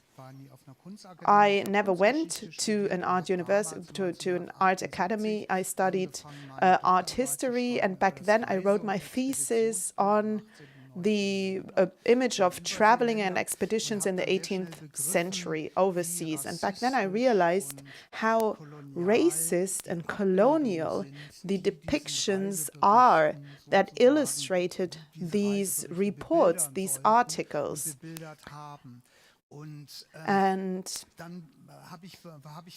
then I tried to not just do research on it, but I also traveled to these countries. I first went to the Caribbean and South America, then later on and went to Western Africa. And there I realized that what I know from these travel reports, or on the one hand, to put it simply, this idealization of, what Rousseau described, the barbars in a very positive way, but also the other depiction of the monsters, barbaric monsters. This is something that really shaped the way how we look at those countries. It shaped our own history. And then I was actually in two ways surprised that these pictures don't actually exist anymore. And in Germany back then in the 70s and 80s, there was no discussion about the fact that Germany until the First World War had its own colonies. There are different reasons for that, of course. We know that Germany, especially in the 70s, was very much busy addressing its own history, fascism. This was something that was also, there was a lot of silence about that. So I'm one of the people who was very used to Germany being silent about these topics. And that made me very curious. It motivated me to find out other things about that. And it was also always a part of my artistic and scientific daily life. We can probably get back to that in a little bit. But one thing I want to take away from what you said is that in the last decades, there were sort of waves. Certain things arose, disappeared, and returned. And that would maybe be an example that there were first movements in the 80s, in the 90s, where scientists and researchers problematized the ethnological collections, and that was then forgotten again. In the 60s as well, actually. I remember that this was something that was debated in the 60s. There was a lengthy discussion about returning artifacts and so forth. Exactly. I'm going to take this away, and we'll get back on that later. But I would like to now introduce Julia Wissert. She was born in Freiburg im Breisgau. You worked on stage, behind the stage, in Sydney, in London. You studied media arts and drama in London. You then founded the performance collective Los Bandidos Pendidos. You then studied film directing in Salzburg. You staged Nora von Ibsen back then. Since 2015, you've been working as a freelance director at the Gorki in Berlin, for example, but also in Bochum. You wrote your thesis in 2014 on structural racism in German-speaking theaters. And since 2020, 2021, you have worked as an artistic director at the here in Dortmund. Question, because you wrote this piece on structural racism in German theaters, and one thing that we have to say is that basically 4 different sections are represented here: theater, music, art criticism, and art. But especially when it comes to theater, can you also talk about these waves, phenomena that historically seen happen regularly, and we are once again facing another wave where decolonization of aesthetic judgment is becoming relevant and is discussed? Well, this almost makes me smile, because even your question for the theater is already way too comprehensive and too complex. I'd much rather describe it by saying, okay, I think the challenge at the theater is that it's filled with people who think that they're the good guys.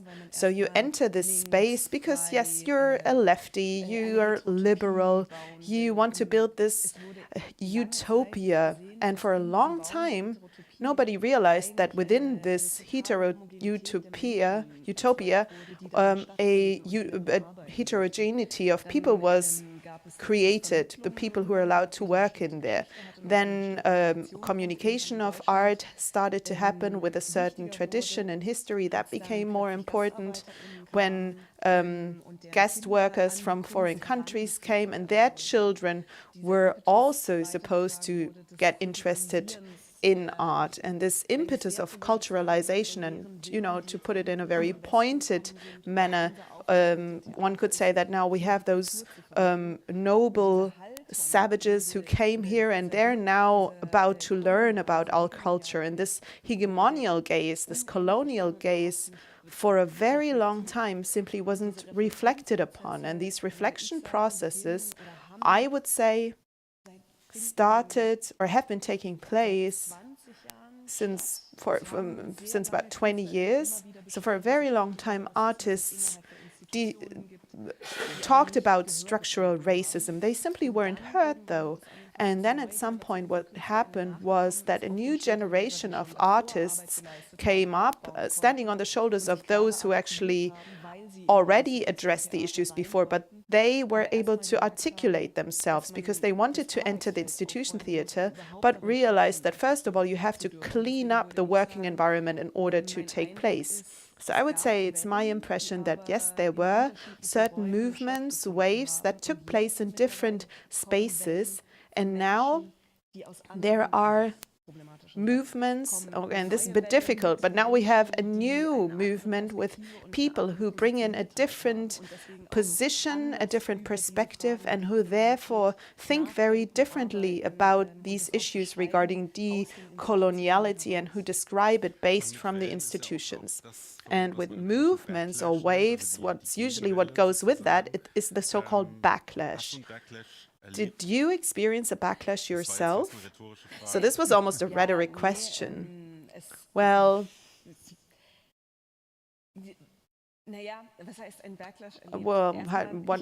okay, backlash. First of all, I was put there due to a cultural committee. So the concept that I started with was the following: the Stadt-Theater, a city theater for a pluralist urban society.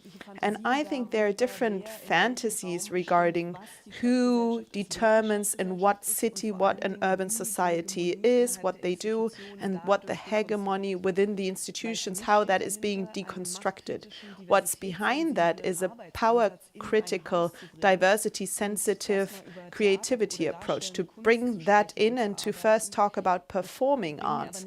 I'm not sure, though, whether this power-critical aspect, the diversity-sensitive aspect, is wanted from all sides, of course, because at some point, usually the question comes up, who is allowed to say what good art is, what good theater is? And I think there are different opinions, but what we realize right now also in Switzerland, it's starting in Austria as well, in Germany as well, in different venues, that more and more we talk about the so-called woke theaters or the dictatorship of wokeness.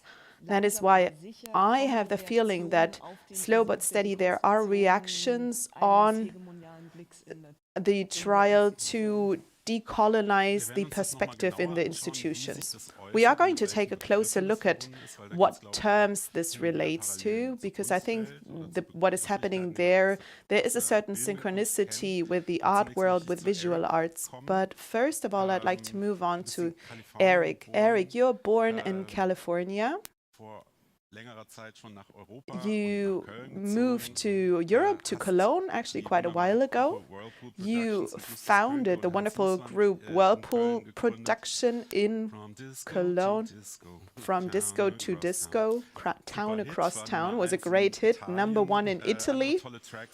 There are some other really amazing tracks like Cold Song and many others. You're still working as a music producer, you're a renowned DJ, you're very active as an artist, as somebody who produces music and who links that to other activities. In our pre-talk, we mentioned, well, we addressed a couple of things, and one thing that seems to be very important to you is the historical aspect. The issue, the question of how history is written, what characters are being recognized and acknowledged, and which personalities are forgotten. And one name that was mentioned was Joseph Boulogne, Chevalier de Saint-Georges. Can you maybe talk about that a little bit? Later in life, I'm a classical pianist by training, okay? So I studied all the classic general stuff, but I've always wondering, classical was only classical because it was either for church or for government. but there were obviously composers doing other music that was happening at the same time. And the Chevalier de Saint-Georges, he was a French blue blood from Guadeloupe with a French father. His father took a mistress, which was his mother, and when he returned to France, he put the boy into the Napoleon School of Military. He was Europe's #1 fencer. He was a virtuoso violinist and cembalist. And I heard recently that some orchestras in Germany actually perform his operas, but he was selected to be the director of the Opéra de Paris, and this is pre-revolution. There was no one else on the chart, but they decided that they could not sit through an entire play directed by a mulatto. So he didn't get the job. So they didn't have a director for, I think, 2 or 3 years. It's unbelievable, because he also, when Mozart was a young boy, he came to the French courts with his mother to be introduced to the courts because she thought he was talented, which he was. However, they stayed by chance in the same lord's house in Paris. And so Mozart was fascinated by this man, the Chevalier de Saint-Georges, and they always call him Chevalier de Saint-Georges the Black Mozart, but they really should call Mozart the White Chevalier de Saint-Georges, quite honestly, because I never believed that. I mean, sure, you can be talented, but, you know, a 9-year-old is a sponge. All right, so forget about it. But I think he was already very bossy. Yeah, exactly. Ja, ich werde jetzt wieder auf Deutsch. Well, I'm going to switch back to German, but I know that you speak German, you understand German. Nonetheless, it is great. We'll just keep switching the languages. Well, I think the story is unbelievable. I didn't know the details about that, but I did hear that in Bonn, in the year of Beethoven, Chevalier de Saint-Georges' work was also played, also because he did have a huge impact on Beethoven, apparently. Another example would be Alexandre Dumas and his father, another artist. Grandfather was a Russian military don, because he was even given by the state lodgings after he retired. They took it away, but then the daughter gave it back to him. So there's always been, in colonial Europe, there's always been a presence of other ethnicities, but they've just been kind of pushed to the side. Also wir haben hier eigentlich noch einen anderen Aspekt. So there's another aspect here, and that is that when we talk about a decolonization of our thinking, then this also applies to reading work and pieces that we know. For example, when we read the book The Count of Monte Cristo, then that's also, there's a subtext to it. Oh, I didn't understand that. In the work of Alexandre Dumas, yes, that is not explicitly about slavery, not explicitly about that heritage, but it implies it if you know this biographical background. Well, we had to write suddenly in you read codes. the work differently. That's what I was trying to say. Well, it was always in codes. For example, African women, the braids that they have on their hair, those braids were symbolizing escape routes. They would know, like, certain hairstyles would mean a certain thing. For example, you have Native American women where they have, like, this kind of Princess Leia rolls. That is a symbol. I think it's I don't know if it's Mayan or Incan, but at any rate, when the girls have that hairdo, it's to show that they are ready to be married and they're fertile. And so there's all these subtexts that you speak of.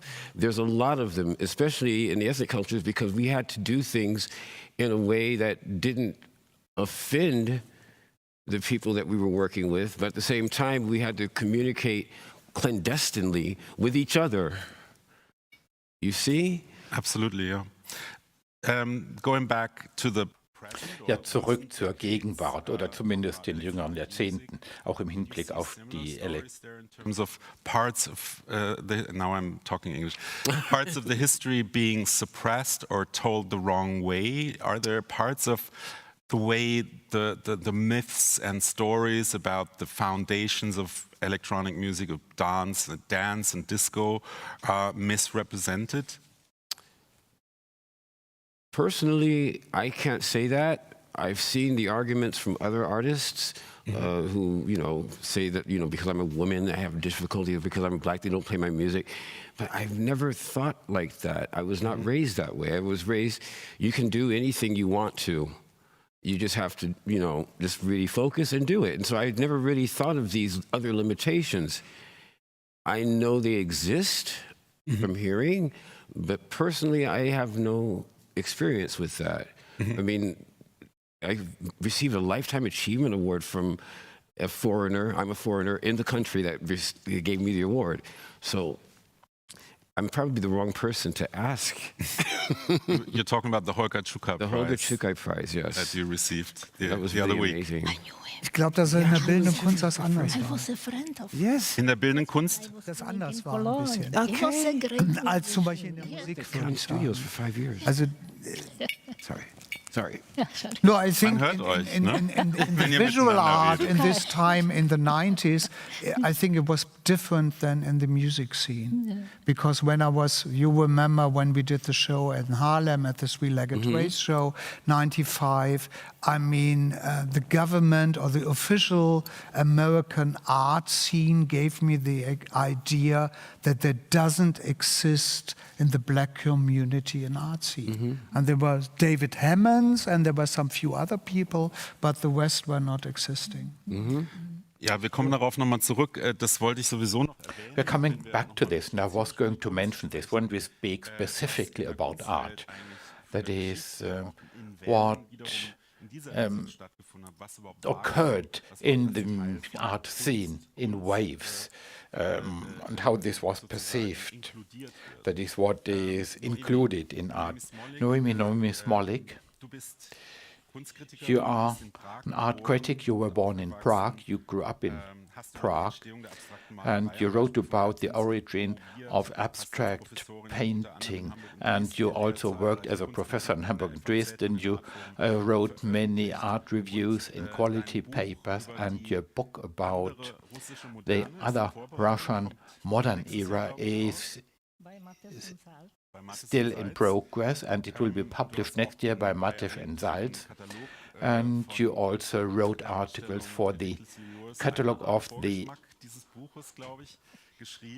Congress Critically Yours, or the exhibition Critically Yours. Thank you for this. And we are also coming to the specific topic, but I would like to start with a different question. In Prague, and together with others there, you organized a series of events about art criticism, and you said Hope Recycling Station, and you said that it had something to do with decolonization. Could you expand on this? Yes. We have already started to deal with the question of decolonization in Central and Eastern Europe, because it has come to my notice that there were a series of conferences during the Berlin Biennale, organized by Attila, where approximately 60 speakers who came from Africa, South America, North America, Western Europe and Asia. There was not a single one from the prior countries of the Soviet Union, that is Central and Eastern Europe, which is not a coincidence, because, well, actually it accounts for 1/5 of the world, but it was neglected within this discussion. And this is why we are in the process of establishing a platform starting in Prague, where we also get some funding. And we would also like to work with Berlin. There is an institution there which will probably work with us. And we want to launch this platform to discuss about this.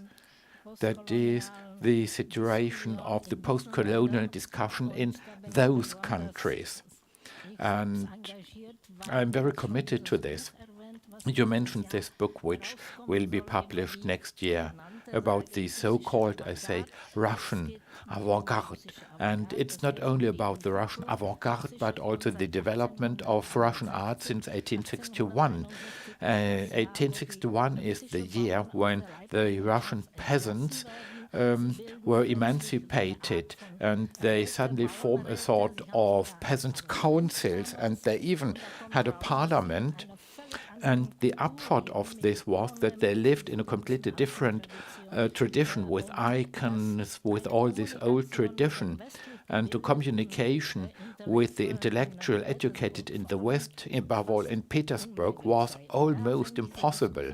And this is where the discussion starts. What do we do? How can we have a rapprochement? Should Russia be westernized? Should we take over this culture? And the book is the result of 20 years of work, of thousands of pages. And I speak Russian because I grew up in Prague. We had to learn Russian. And actually, I came to the conclusion that the entire development was the result of a rebellion about the hegemony. That in Russia there was the hegemony of the modern era, that is the Western influence, and that from the history of culture it's probably the first attempt to establish an alternative culture to the Western modern era. And this criticized many notions of Western culture, such as the history of progress, atheism, materialism. Malakoff was a very religious artist, and this, however, was not seen, or it was not realized, because it was this development, because people proceeded from their own expectations. When they think, Malevich took over Cubism, and even well-educated historians of art, even French ones, are saying that he was in Paris, but he was never in Paris. There is a lot of nonsense about the so-called Russian avant-garde. And titles were even changed or even suppressed, so that in this narrative, that the Russian modern era, modern art is part of the Western modern era, and this started with Cubism and rationalism. Malevich's essays were translated in part, but those which were translated were censored. What they didn't like, people cropped out or changed this, so that everything complied with this one narrative of the so-called Russian avant-garde, which is actually a part of this Western modern art. And when I came to this conclusion, I was very amazed, and I checked this in more detail. And when I tried to put this across, that is, then years ago, people actually ridiculed me, and people became aggressive to me because it changed the entire image of the modern era, which started in Western Europe and which spread over the world, was being put into question. And it also puts into question how we are supposed to deal with phenomena which happened in Russia.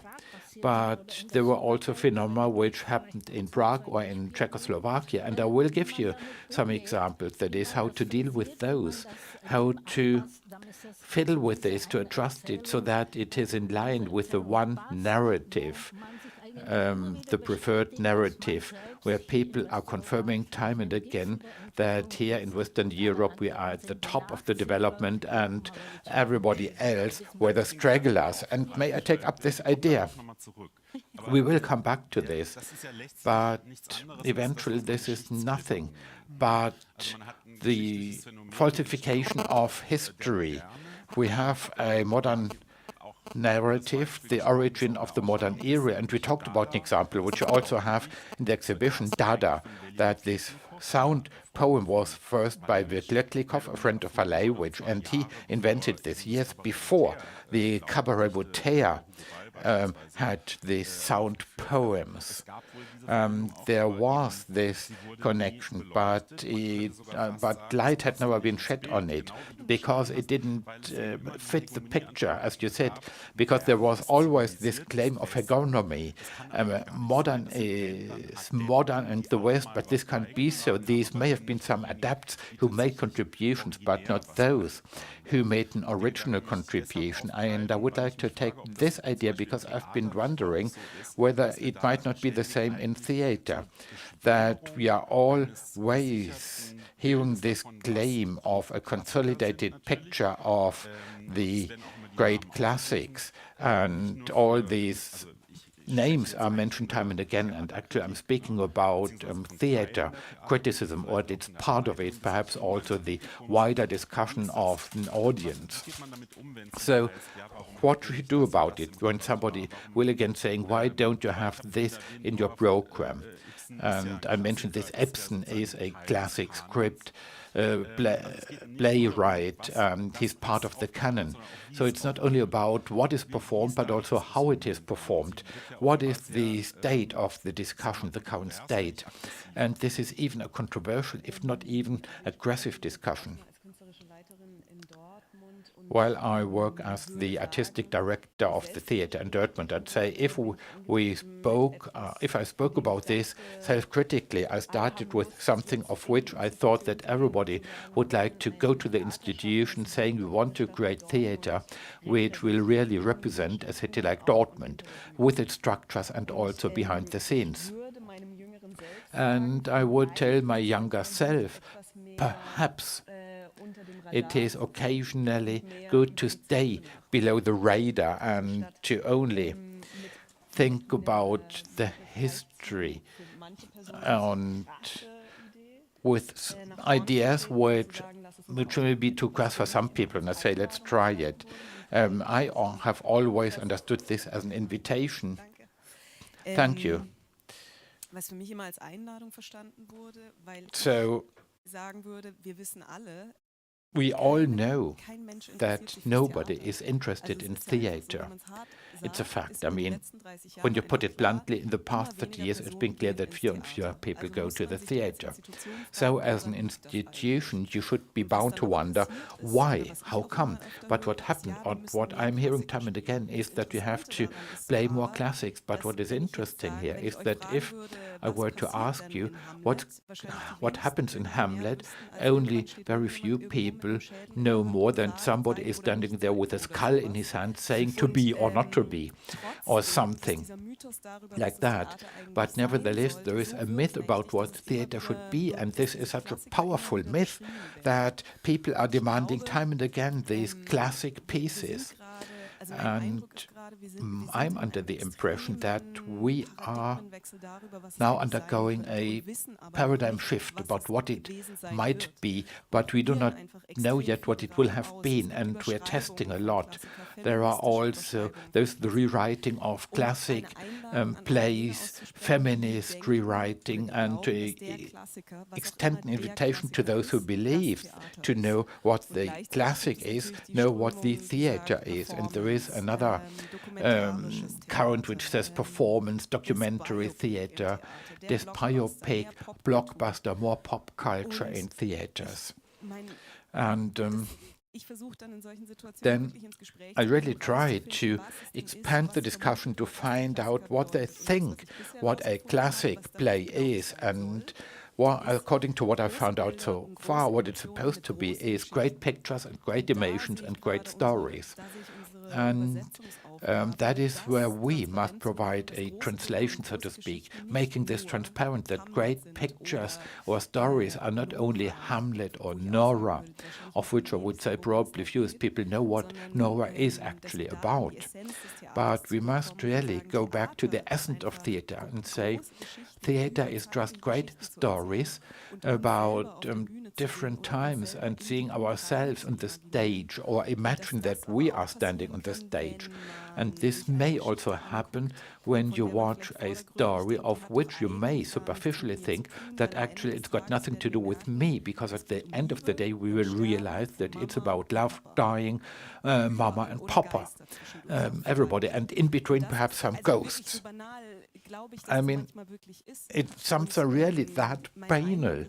And I'm also under the impression that this decrying of the classics has a lot to do with the intention not to surrender the hegemony in the institutions. Might the reason for this be that in the 90s, on the popular stages, there was the idea of the fringe program, when great theaters, big theaters, also performed the classic pieces. and they did this. And then other things, post-dramatic theater, took place on the fringes.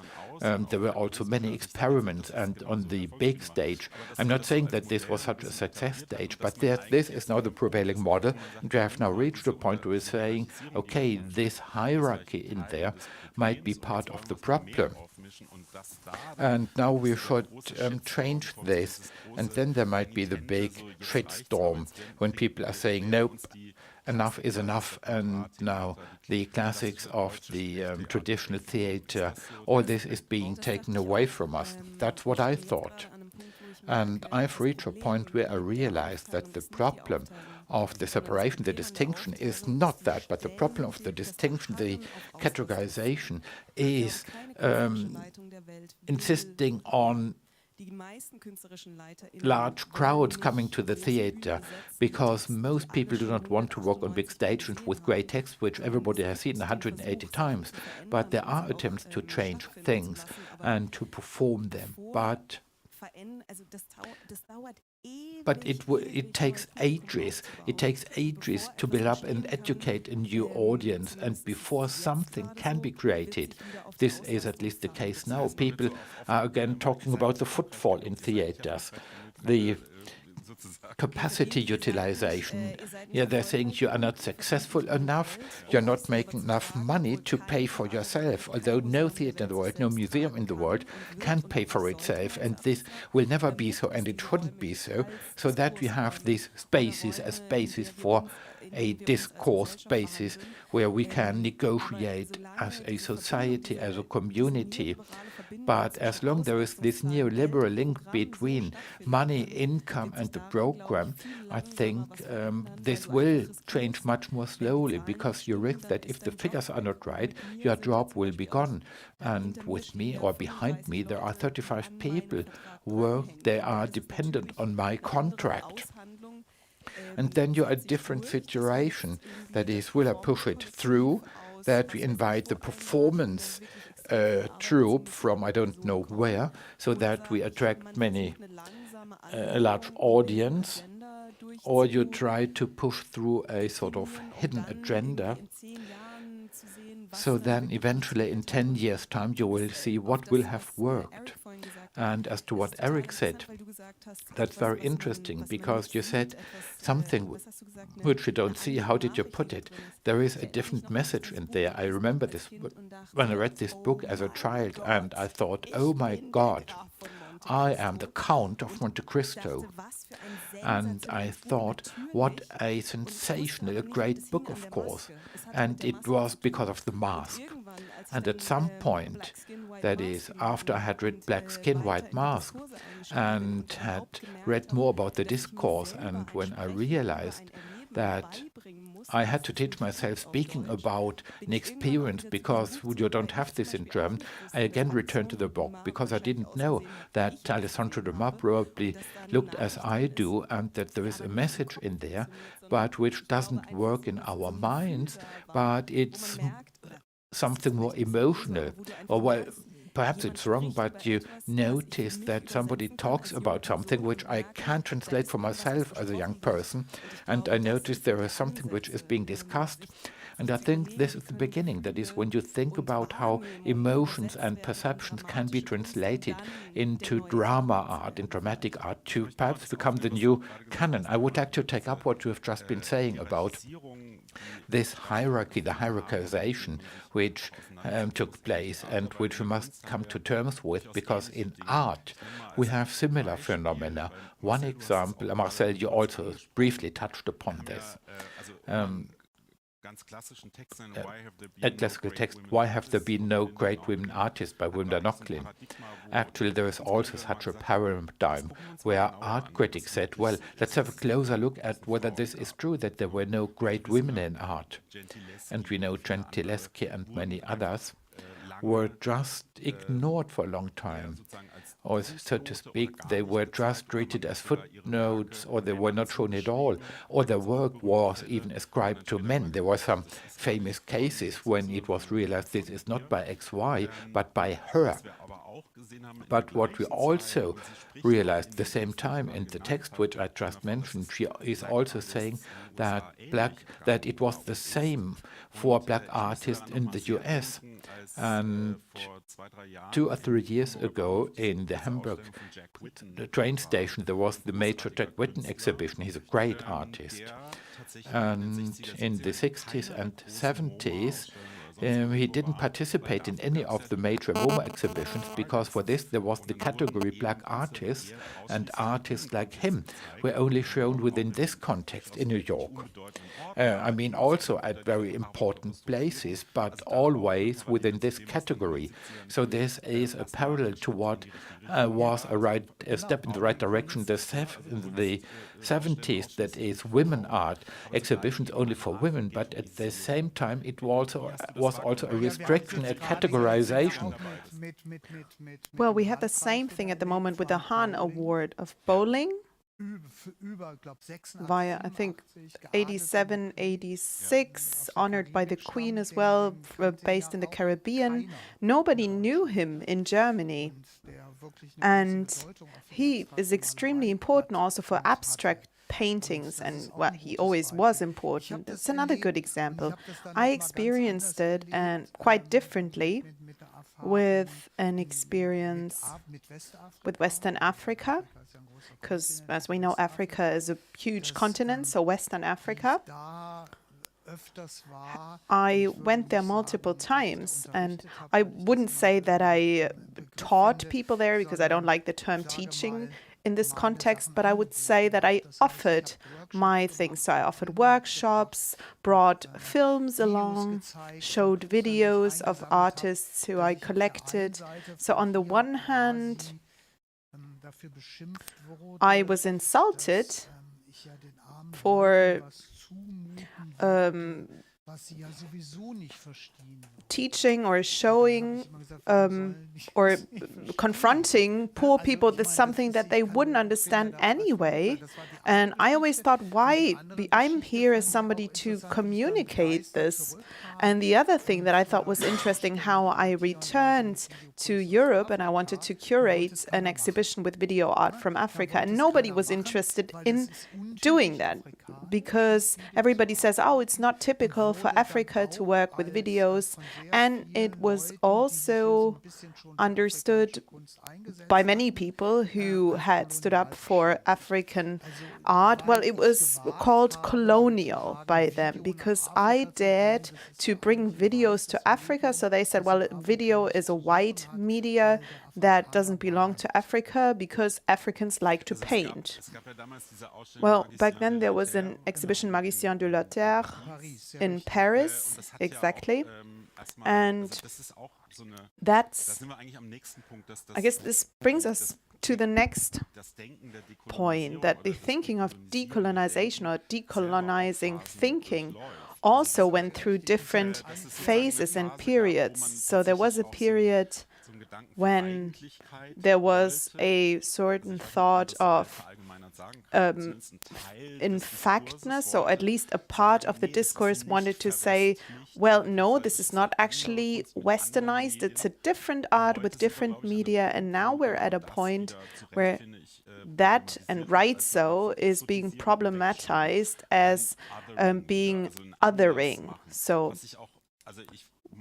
I, for example, enjoyed many parts of the Venice Biennale this year.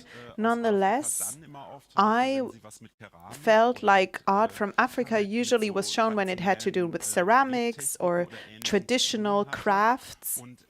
And I asked myself where all these important film and video artists from Africa are, people who work with futurist, Afrofuturist elements and so forth. And I missed that there. Do you see an effect that it is developing towards that direction? Well, I think there is a certain risk of an understanding that exists regarding what African culture is supposed to be. And I think at the Biennale that was also the problem. A curator told me or said to me, why do all women now have to paint surreal sex fantasies at the Biennale. I had the feeling that at the moment certain positions are being missed out or dismissed if they don't really fit the cause. At the Biennale, also what you just said, I was really missing a couple of minimalist political positions, especially by women. That's really what I was missing there. Like, for example, Isa Gensken, Hanne Darboven, these sorts of positions weren't really shown at the Biennale in Venice. Is there...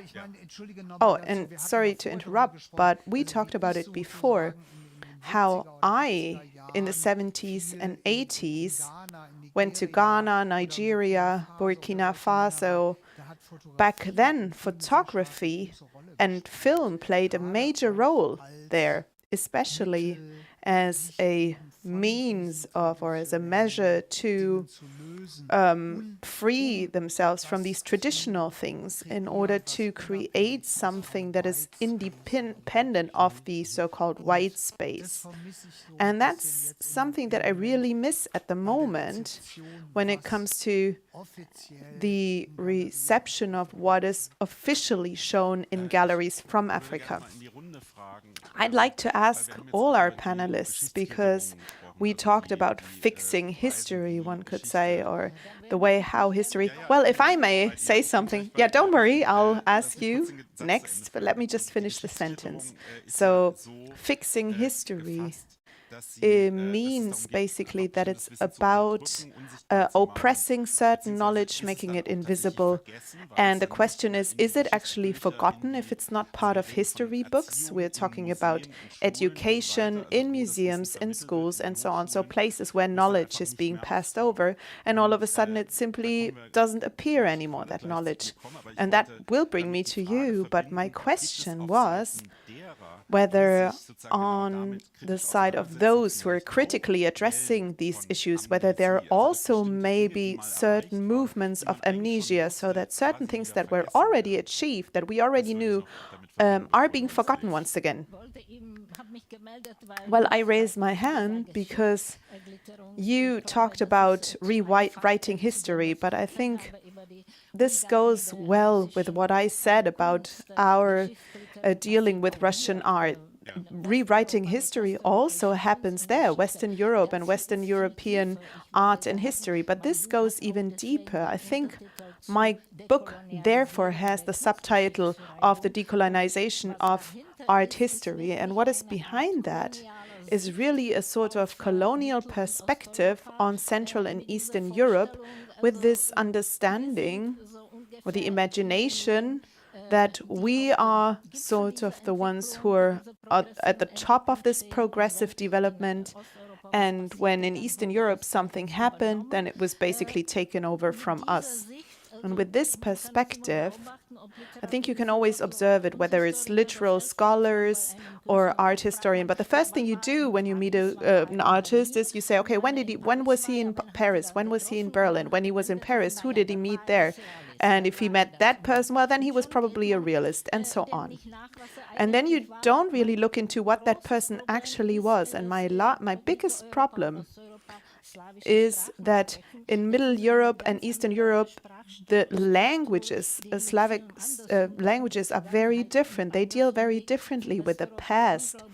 And for Western Europe, it's extremely difficult to learn these languages. I know very few people who speak Russian or Czech who learned it. Most art historians try to understand the art from these places without knowing the language, without being able to read the manifests. They usually don't even want to read the translation. They simply read realism. And 1 year ago, there was an exhibition of a Czech artist, a female Czech artist from the 20s, Toa Lien, and it's a phenomenon of a woman who founded, or who was the leader of a collective, of a group of activists, architects, journalists, Milena Jesenska, the lover of Kafka. We know her from the letters. And so they were all letters, poets, very politically activist. Some of them related to the Communist Party.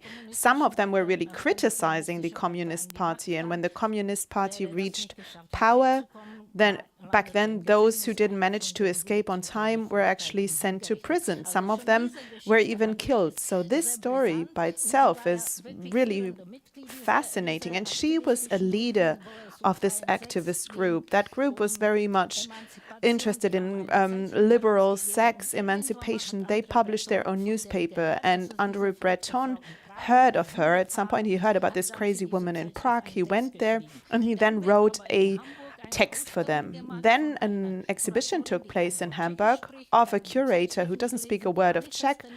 She couldn't read the article, she didn't read the manifest. She just heard, okay, Breton was in Prague, okay, surrealism. She chose the picture who looked surrealist, and all of a sudden she was made a surrealist artist. And what did they show in the magazine? Only this article by Breton.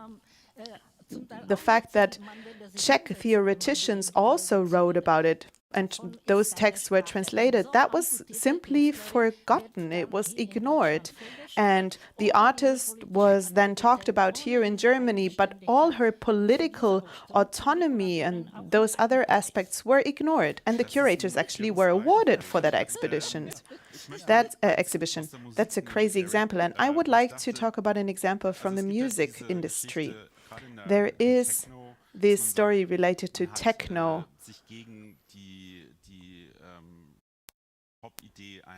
where they decided to ignore this idea of an idol on the stage. It was all about anonymization. It was about the experience, not about the individual. So this white label idea of the person behind the music being important. This is something that we also knew from minimal art. And there was always the comparison between everybody saying, okay, it's like Roland Barthes, Death of the Author, and this famous text by Roland Author of the Death of the Author was also first published in Aspen, the magazine Aspen, a magazine related to minimal art by Brian O'Doherty, who unfortunately just passed away. He published this magazine, and as a music critic in the 90s, I very often heard this narrative. And at some point, I wrote this quote of Mike Banks, co-founder of Thunderground Resistance 2012, and I'd like to read it out, regarding the question of why underground resistance back then only showed themselves wearing masks. So they wore those ski masks. And the quote is, in the era, a lot of African-American singers and musicians were getting their nose pointed or their skin lightened up and all of that crazy shit. So we weren't with that shit.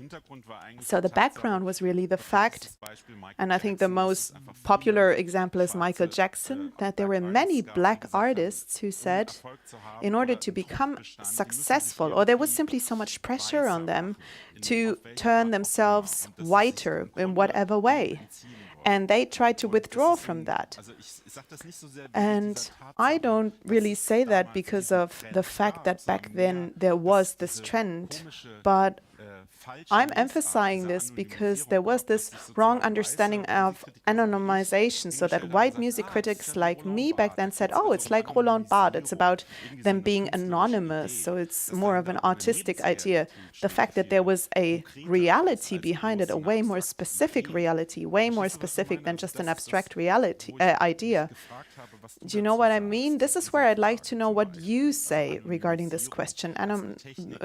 Being anonymous as a technique in order to turn away from certain racist characterizations.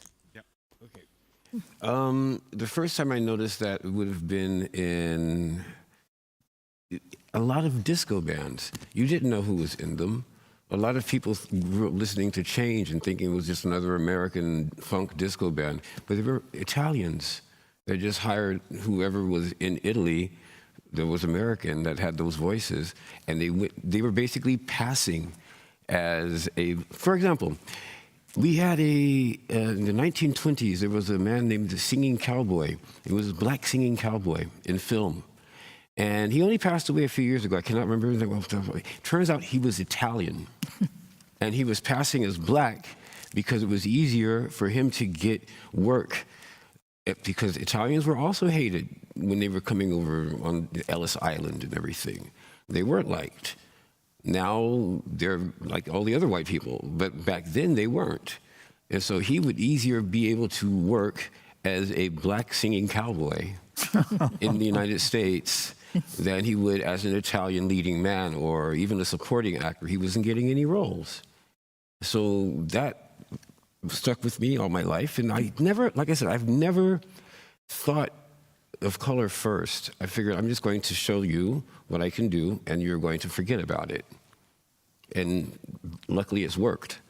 But once again, that whole thing, the anonymity thing, you saw it a lot when, for example, when we were doing the things like Groove Attack, you would get those great records from Strictly Rhythm.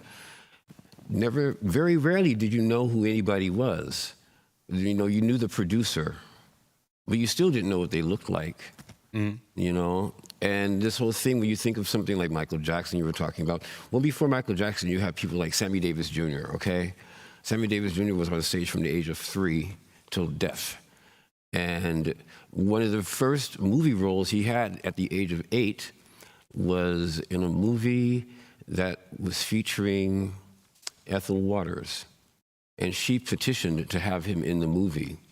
Now, take it decades later, I meet Crystal Waters, the singer. And I said, Crystal, are you any relation to Ethel Waters? And she said to me, you know, you're the only person in my entire career who's ever asked me that, and that, yes, she was my aunt. And I'm just thinking about this. Crystal Waters is a powerful black woman. She has a national radio show that's been running for, 10, 15 years. Her aunt was a major film star in Hollywood. And, you know, she has a star on, they didn't give her a star in Hollywood. They have it in Chicago because she was from there originally. And I mean, there's a lot of these role models that you just don't hear about or you don't know anything about. For example, we were talking about the Chevalier de Saint-Georges. If you remember the movie Marie Antoinette by that lady a few years ago with, I don't remember who was in it. I mean, everybody saw it. Kristen Dunst or somebody was playing her. There's a small scene because the Chevalier, he was also the musical director for Marie Antoinette. He taught her to play a cembalo. But in the movie, they don't mention anything other than, you know, he gets a couple of cameos, but there's no mention of his military prowess. He was just the court musician in the movie. So that's once again, and that's in the 2000s and we're still doing this BS? Come on. I can't be the only person out there who knows about this person, you know? And there's got to be relatives as well, but you don't see it. Why? I don't know. I really don't have Because it's about power. I mean, imagine if we would have known all these things where we would stand as a community. If I'd known that Alexandre Dumas became this famous author, what could have happened? And I feel that, jetzt rede ich selber and now I'm speaking English, sorry. I think your question, includes two things. One is that I understand the frustration of those before us, that so many things were either not seen or were forgotten. I also think, though, that not being seen and being forgotten is a strategy. So that, you know, it requires so much energy to start moving, to start transforming something, to create visibility. That is why I think because visibility, what would happen? Imagine, jetzt gibt's dieses Vogue-Cover mit Aminata. Now there is this Vogue cover with Aminata Touré. Crazy, unbelievable. In Germany, I see nothing else on Instagram. All I see is this cover, and that's incredible. But it is incredible in Germany. That the fact that it is incredible is crazy. We're in 2022. We're all listening to Beyoncé. But the fact that this is news is crazy. We're all listening to Beyoncé.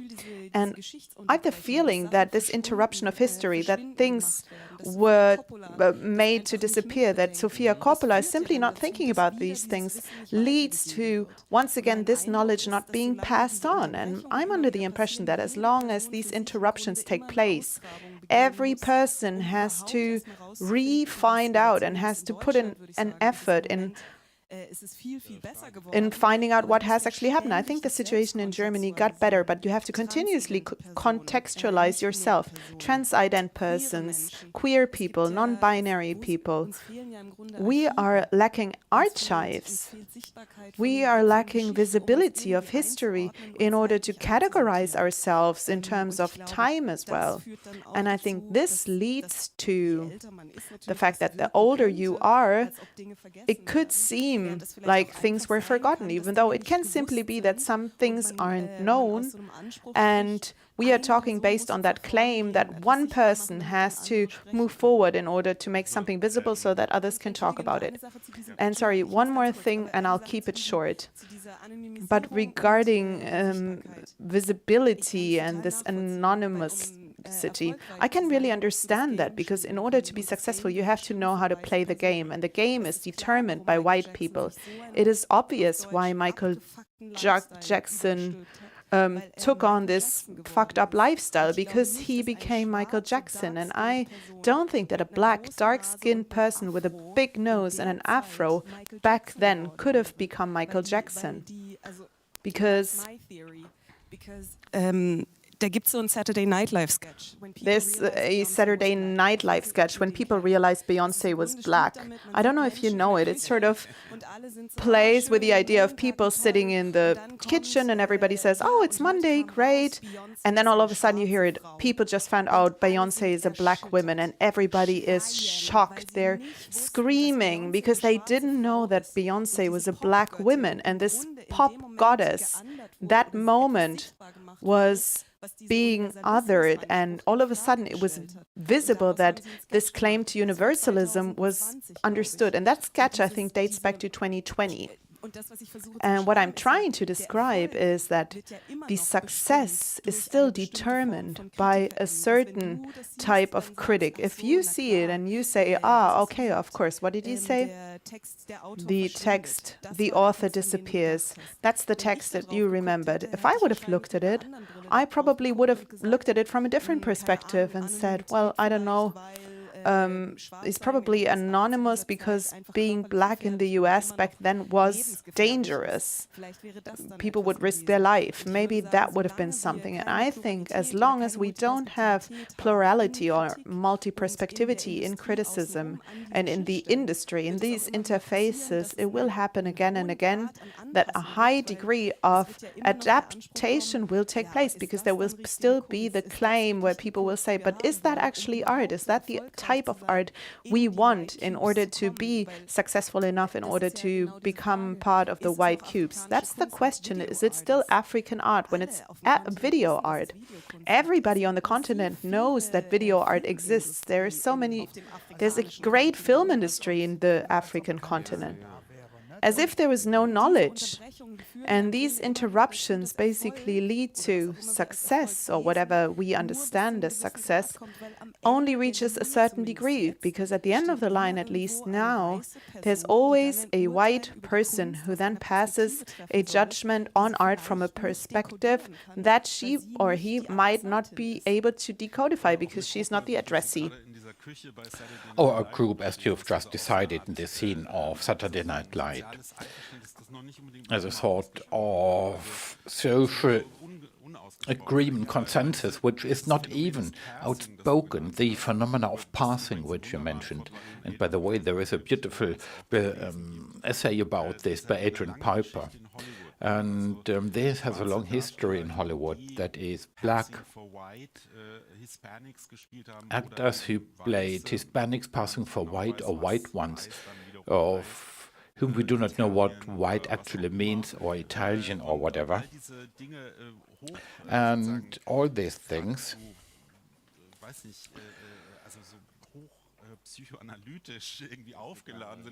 And these are charged in terms of psychoanalysis. What is this phenomenon when people are forced to actually assume a different racial identity in order to survive? And there are family branches who don't talk to the other one because one identifies as white, the other branch as black.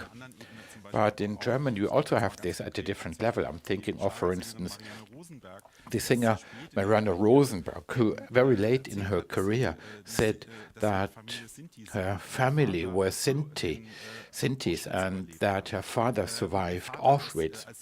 And when this became known in the 70s, she said, "Oh, don't tell anybody that you are a Sinti." She didn't do it for a long time, but she wrote about it, talked about it, of course. And these things, that is this passing for, that is that you accept as someone else, that you pass for someone who is a member of the dominant society. And this is a well-established phenomenon, which is again gaining ground, where you say, oh, perhaps we need to talk about that.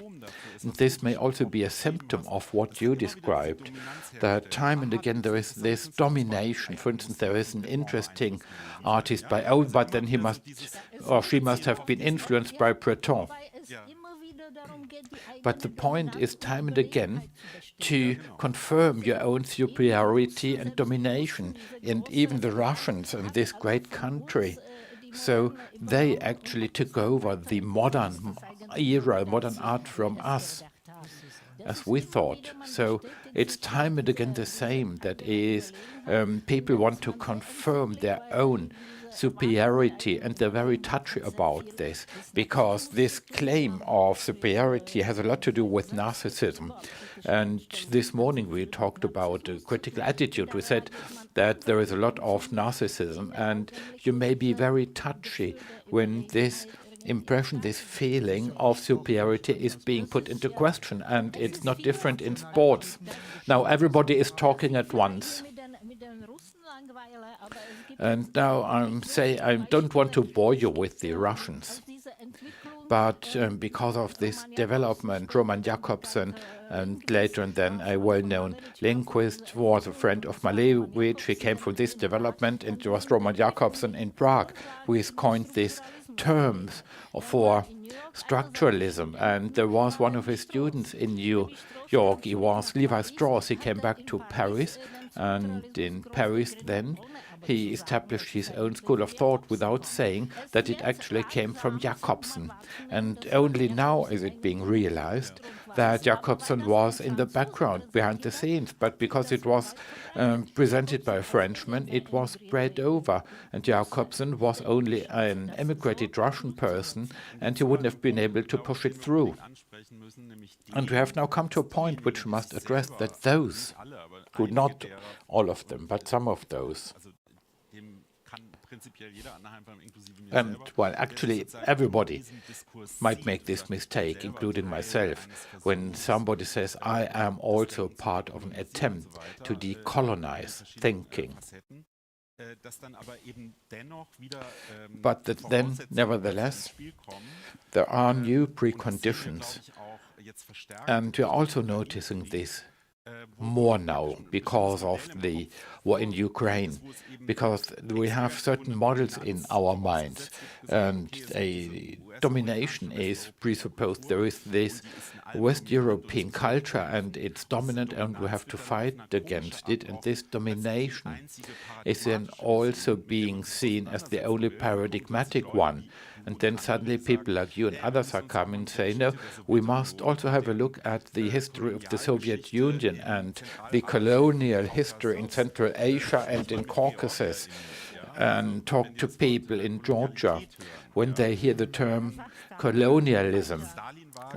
And Stalin was from Georgia, but nevertheless, he also supported the prevailing ideology, that is Russia first, and within the Soviet Union there was a hierarchy, And there are now some discussions coming up, which, well, of course they existed, but they are also being conducted now across borders, also by American theoreticians who study or deal with decolonization in their fields of work, and they're doing this because that is what we learned in the Cold War. Well, I'm just saying so.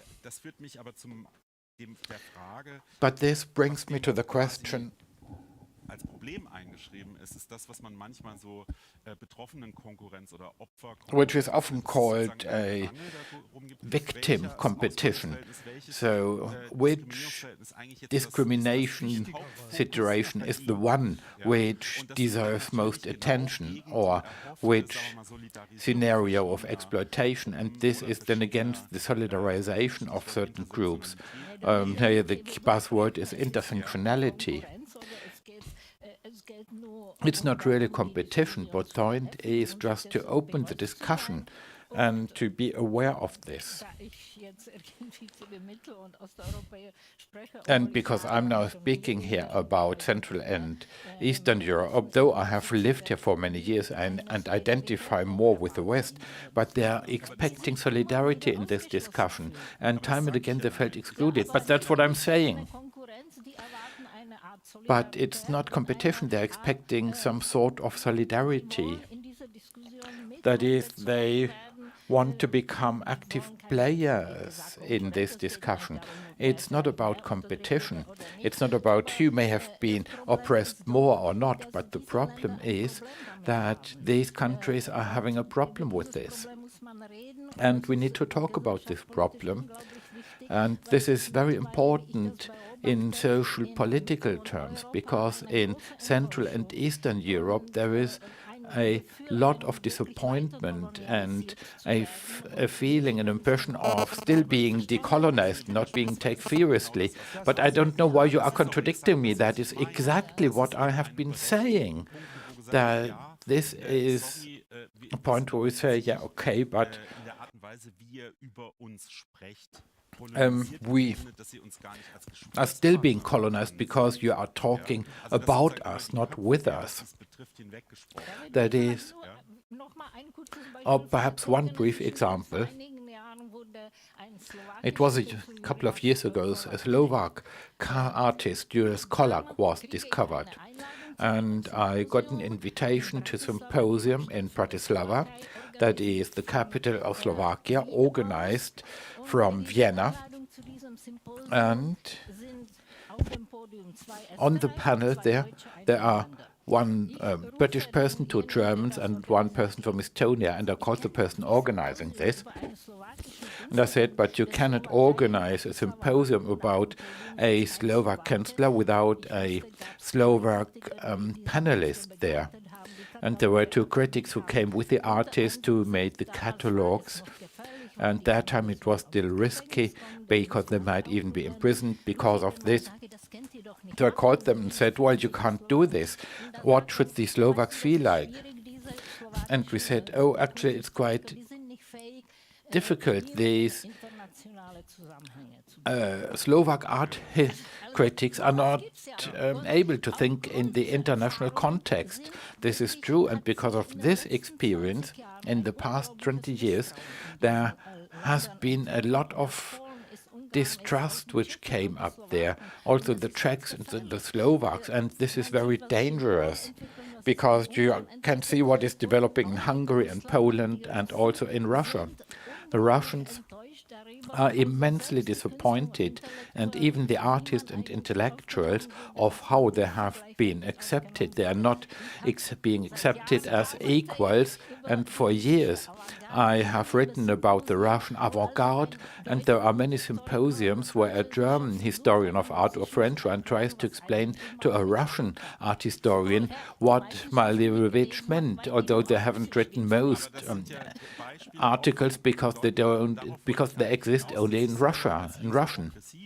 But that's what I meant. These are people who identify as progressive or left-wing, but then all of a sudden they have such blind spots.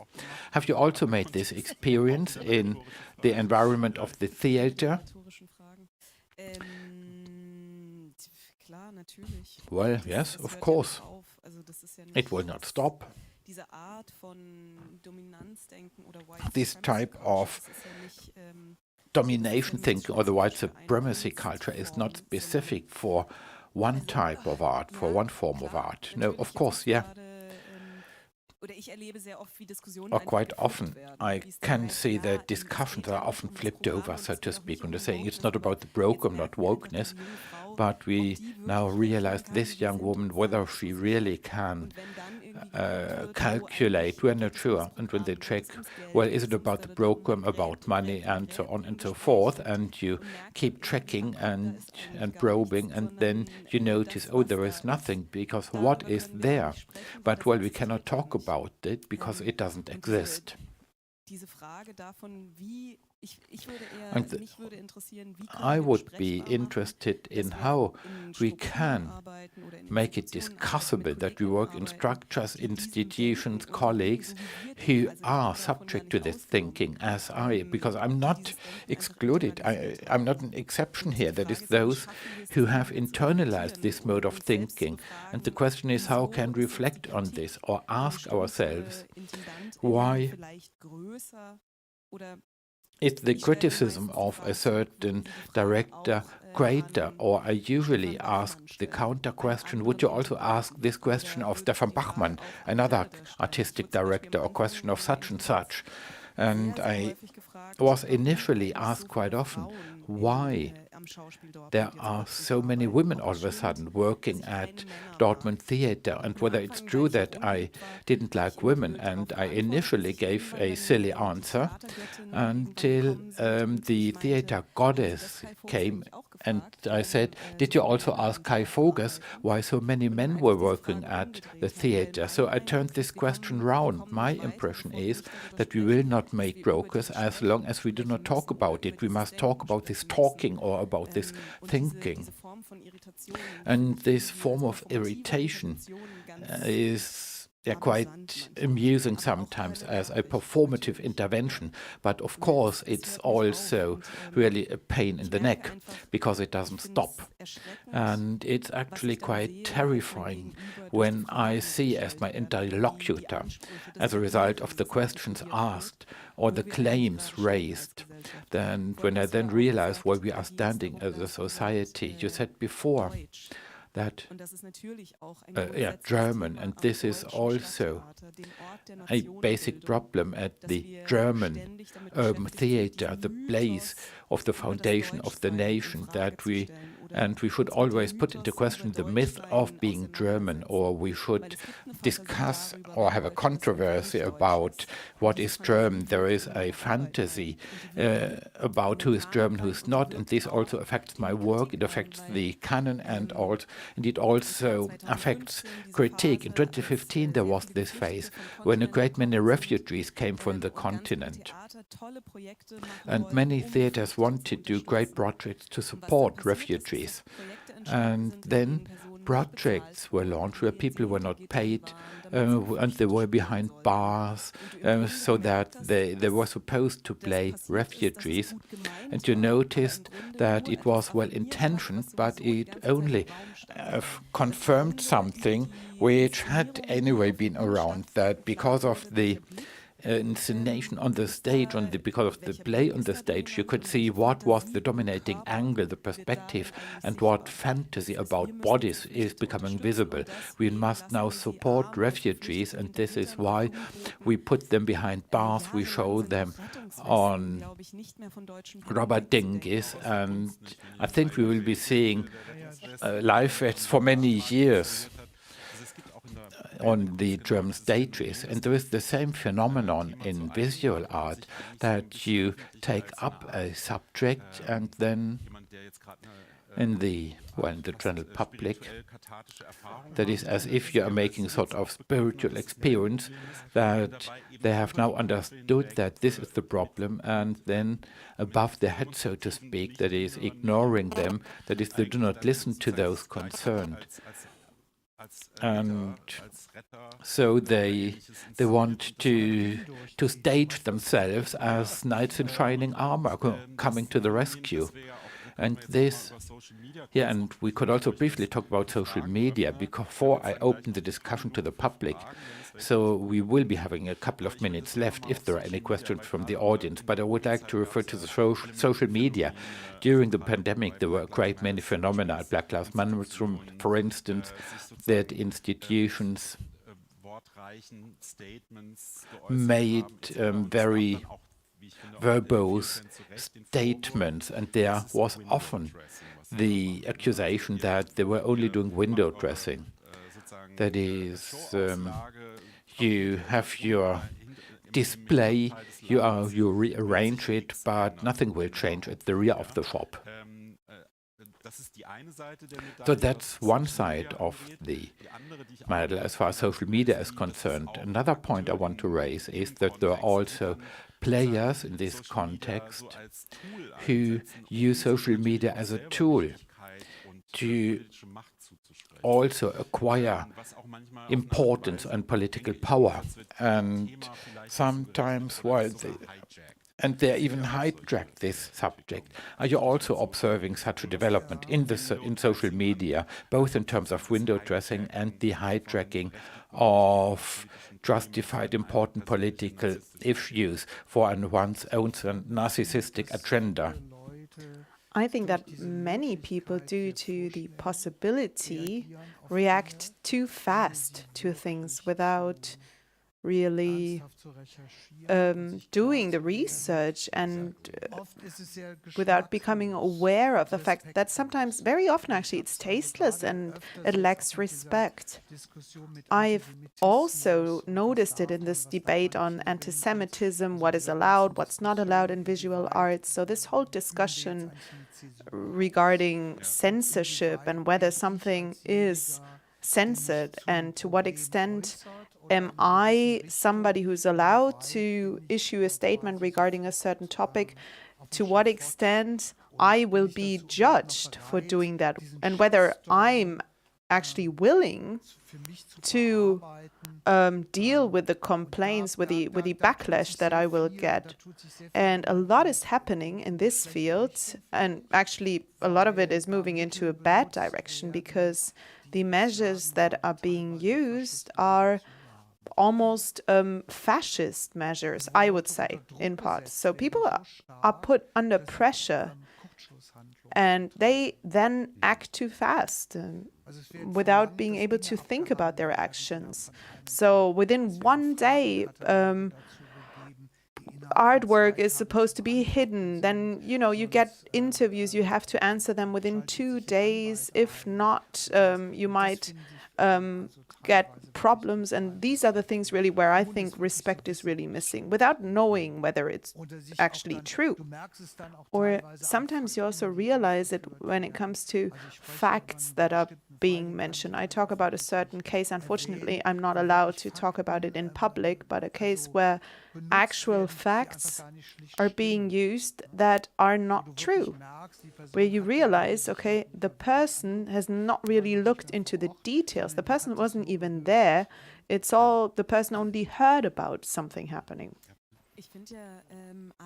I think window dressing is amazing. I love it. And I also really love social media, because I think window dressing is a possibility to take people, to hold people accountable. Because I think I love to see that people are structurally addressing the issue of how visibility can be achieved. And that is why I think it is a great opportunity to say, okay, when people see something, they can reach out to the organizations or the institutions. They can say, okay, I think it's great that you're addressing the issue. I'm looking forward to further talks on how you want to implement that in a sustainable way within the organization.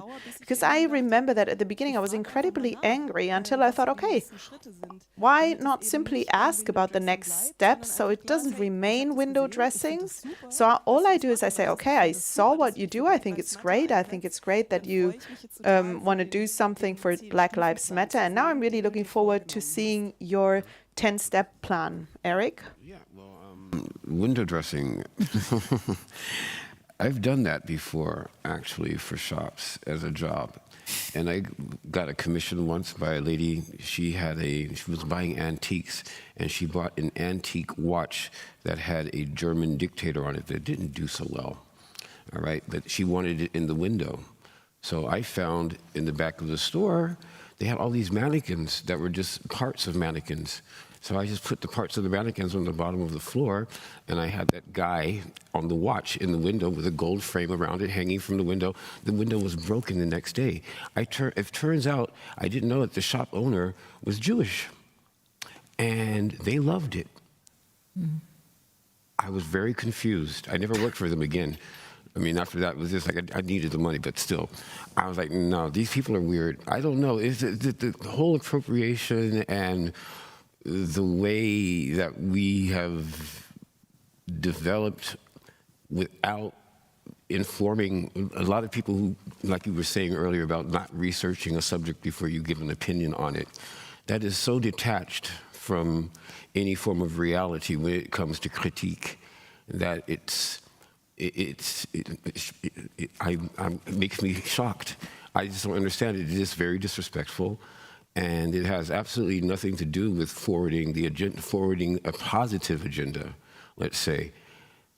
You need to do your research, and everything is going too fast because people just don't think that they have the time. You have to make that time. You can't just run into something head on like that without doing your homework. And unfortunately, I see it, just like Marcel said, I see it more and more. I refuse more work than I accept because I will not do things like that, you know? For example, last month they asked me to play in Aachen for the Belkis Ayan opening. And it was a day before I had another major gig, and I said, okay, I can't really... Send me some pictures of the art first, and I'll make my decision then. And I saw her work, and I was just amazed by it. I said, okay, I'm coming. You have to get me out of Aachen by 3 o'clock in the morning or 4 o'clock in the morning, but I'm coming. And I went there, and it was such a great thing because I got to meet her family, and you know the exhibition is beautiful. I didn't know her work at all before, and it was once again someone who felt kind of like chided by the establishment, and she did all this great work, and then she killed herself. But it wasn't like a suicide. She was just like, I can't change it, so I'm not going to even try. Bye. It completely, I mean, if she could see what's going on right now, I don't think she would really want to stay around either. You know, it's not really changed at all. It's not gotten better. People are talking about it a bit more, but like you were saying, the window dressing thing, they're just like a facade. And then where's the meat? You know, where's the meat of the subject? It's not there. You know. But I have a friend who's a sociologist, a very famous professor for sociology, and I really, really dislike him for this one quality. But now that you say this, he jumps into my head because he would say, if things hadn't changed, we wouldn't be sitting here having this conversation. And I really like... And I know it's really difficult in these times to be trying to create a positive outlook, and it's literally him on my shoulders, because the other day I thought, you know what, buy these. It's not in that sense, but like I'll do a cafe somewhere on a Croatian island and just sit next to cats and look at the fish. And then he said, but if things hadn't changed, you wouldn't have this job. If things hadn't changed, we wouldn't be sitting here having this conversation. But as soon as more people are coming to the table and demanding the right to actually be able to communicate their Begehren und was sie wollen, to communicate what they want. And what I feel is that we don't have a language for conflict. We are not used to withstand ambiguity and Gleichzeitigkeit. Ja. Und ich habe das Gefühl, dass And I have the impression that this is something where I realize that there are certain things that we simply don't have to discuss. At the same time, I ask myself whether we should slowly start thinking about how we can withstand ambiguities, synchronicity, because things will continue that way. And I think we're going to burn if we think that, if we keep thinking, okay, if we do this and that, the world will become a better place, because we're simply too many for that. Who's sitting on my shoulder to say. Ich glaube, dass wir das als vorläufiges Fazit dieses. Well, I think that can actually, well, maybe we should take that as a summary of our panel, that we need to develop a language for conflict, that we need a language in order to negotiate conflicts or find solutions for conflicts. Also talking about documenta, a language that doesn't straight away lead to an either or. Okay, you're either part of this group or that group, and we actually cannot really talk to each other anymore. All we can do is talk about each other. It sounds like a meeting of the different churches, but nonetheless, I think we need that. Unfortunately, we only have 1 minute left. I already announced, I was optimistic that we would have time for questions from the audience, but one question, a very quick question, I guess we would have time for that. Yes, please. Can you maybe use the microphone, please?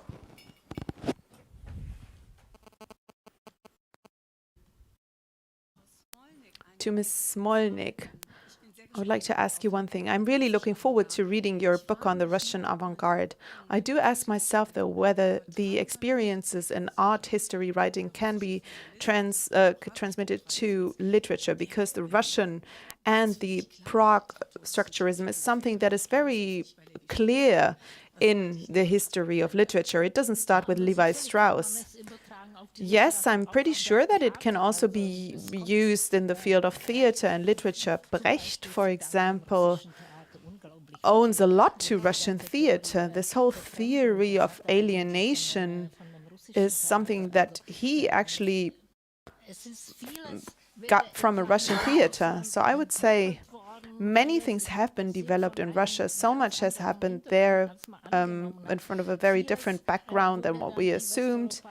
A lot was then taken over in Western Europe and further developed without anybody understanding and realizing that it actually came from Russia. It was forgotten. Yeah, it was ignored. Just like Chlebnikov, who probably with his poems, his performances, inspired the Dadaists from Zurich. I'm still working on my book, and that is why I looked at a book yesterday that was published nearby Zurich on the reflections on Dadaism in Russia. So articles are being quoted that were written in the 20s on Dadaism in Zurich. And Chlebnikov wasn't even mentioned. He was active in 2019 and playing in a cabaret. All that was really talked about was what happened in Russia back then. I think these are experiences that all of us share here. And that might actually be the point where the discussion should start. I think, yeah, there is this term of what we call reactance, a psychological effect that makes people say, you know, there are these different steps, and I don't want to refer with that to your question, which is, of course, a very good question, a constructive question. But generally speaking, I would say that before you actually seriously start talking about who influenced whom at what point, first of all, there is the effort to ignore it. If you can't ignore it, then you say, oh, well, it's either wrong or not important or both. And that at some point you have to admit, okay, maybe we should take it into account. And it's a long process until you reach the point where you can actually sort of seriously talk about it. And I guess that's my takeaway. To seriously talk about it means to not stay within the situation that we're in. Thank you very much. Thank you for this panel.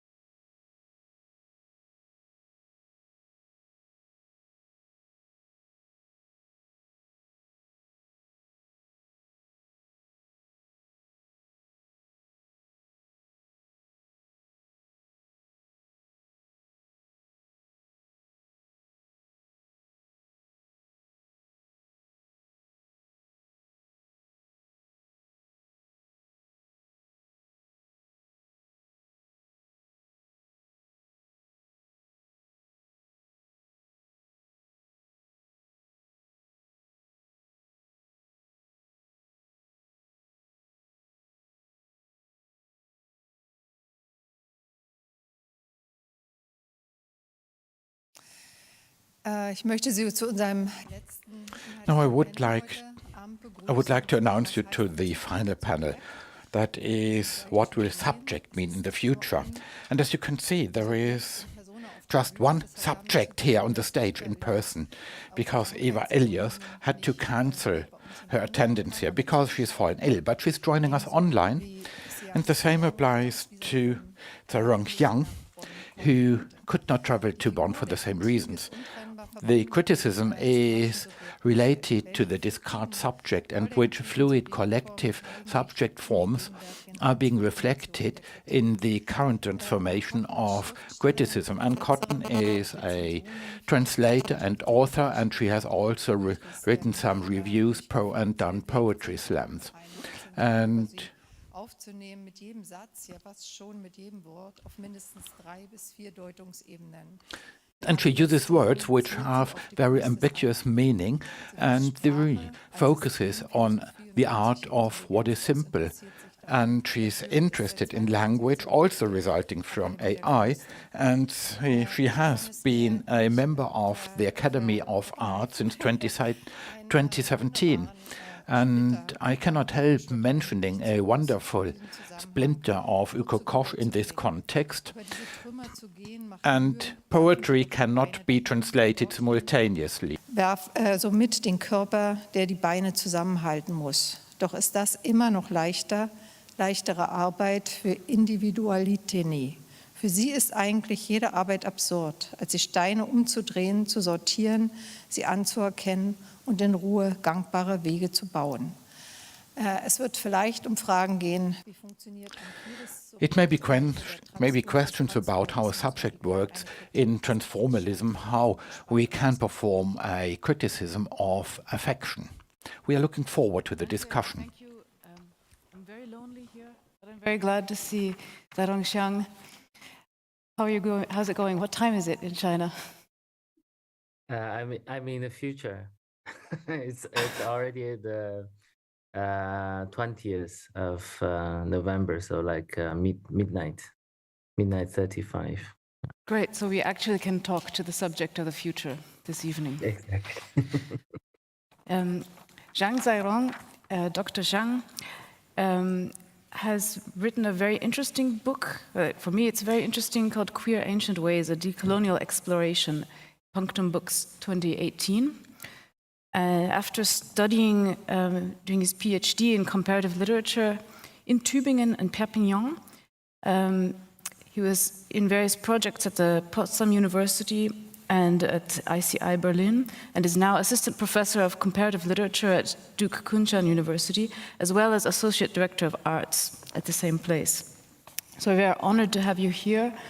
And I think Eva Illouz, she's here. Welcome, Eva Illouz. What time is it in Berlin? In Paris? It's the same time as here, right? 5:30. Okay, maybe some minor adjustments, but good to see you. Eva Illouz is professor of sociology at the Hebrew University of Jerusalem and director of studies at the École des Hautes Études en Sciences Sociales in Paris. She's written many books about various different aspects about the economization of affect, of love, of relationships, and there have been cooperations and various books that are anthologies of other authors. I was very impressed with these observations because she has a hand for analyzing the structural side and the problems of economization, but also she's just a neutral observer of things that are going on, that are affecting us, that are manipulating us, and at the same time it doesn't fall quickly into the trap of paranoia or Verschwörungstheorie. So I can only recommend reading some of these books. One of the most recent ones was Was ist sexuelles Kapital, together with Dana Kaplan, 2021, or a book that appeared in the same year, 2018, in French. It was Capicratie, Comment l'industrie de bonheur contrôle notre vie, and a different book, but with some similarities. She was a co-editor with Axel Honneth, Wahre Gefühle, Authentizität im Konsumkapitalismus. And I think this is something that is intersectional with our topic of criticism, the question of authenticity, a thing that would come to the subject. But I actually would like to start with the question of what is a subject, actually. It's a quite difficult term, the more you think about it. As far as I understand, in French, in German, in English, we have le sujet, das Subjekt, the subject, and there's a certain ambiguity because subject, on the one hand, means originally the Untertan, the subject of a sovereign monarch. At the same time, it has become the subject of a sentence in a grammatical sense, and it also has the sense of a topic, or that it becomes almost like an object, but a topic is not an object. There's a certain shift here. And this shiftiness has been quite important in post-structuralist thought, but it's difficult to translate and it's difficult to conserve because it becomes quite uncertain which aspect an author is referring to. So the first question that interests me, and I'm sorry, this is really banal, but I think we need to clear up the term subject before we go on. Could you gift us with a perspective on the difficulties of translating subject into Chinese, and there's some points just to widen our view of the history of translation? Sure. Thank you for the question and the introduction, and I'm very honored to be here. I will share the reason later why I'm not actually there physically, so back to the question of subject or subjectivity. This is really you ask anyone in any Chinese speaker, they would tell you that it is 主体 or 主体性, right? But these words are modern invention. Let's say it's a translated subject. Well, translated subject. Let's say in classical Chinese, this is not a issue, right? The idea of subject, as you described, as embodying all these different aspects, especially as it is attached to grammatical usage, the one that is responsible for the action and the predicate, right? This is not something that classical philosophy is concerned with. When we say classical philosophy, I'm mainly referring to Taoism, Confucianism, and Buddhism. They all have different idea that that can be said to be in one way or the other related to subject. But I think a subject there is not really a useful equivalent. The useful equivalent is actually the idea of the self, right? Self or selfhood, and we can talk about that later. But just to say, you posed a very interesting and important question, as also awareness that this very important philosophical concept might not exist in its entirety or direct equivalence in the classical tradition. But owning I just want to add a disclaimer that owning in terms of in temporal terms, right? Of course, we use the idea of subject and subjectivity very much in modern philosophy, which is already a mix of everything. Thank you very much for that opening. I think it could be seen maybe as a prism also, this question of translation, because it's not there's a lack of this concept, it's just divided into different, an array of concepts, perhaps. Eva Illouz, toward a post-normative critique of emotional authenticity, the conclusion to the collection Emotions as Commodities 2018, you connect the production of authenticity with the notion of self and remark upon the historical youth of the latter. Until the 18th century, right, there was no concept of authenticity because there was no ontology of the self, no view of the self as having deep, innate, asocial, and individual properties, which demanded techniques of authentication, techniques to discover and display that buried inner truth. And you go on to various other things, but I really was interested in the question, do we need a self? And also, how does this production actually work? We are doing this work of producing a self all the time. What kind of work is it? And how much are we ourselves responsible for creating authenticity? How much is the media taking over some of this work to produce authenticity and produce a concept of self? Which would Thank you. There are many questions. I'm not sure exactly which one I should respond to. Let me try and say 2 words about the thesis. The book that you quoted from tries to analyze the emergence of a new category of commodity, which is the emotional commodity, whereby some emotions are produced from the outset as commodities to be consumed. And my claim is that this is one of the major ways in which capitalism has evolved. That is by producing increasingly commodities. Now, commodities, these kind of commodities, are characterized by the fact that they connect very tightly subjectivity and the market. In other words, imagine you are going to a psychologist to find out who you are or how to control your anger. What you're doing is that you're producing an emotional commodity, which is less anger, or say being able to be sexually more free. You're doing this at the same time that you're producing yourself.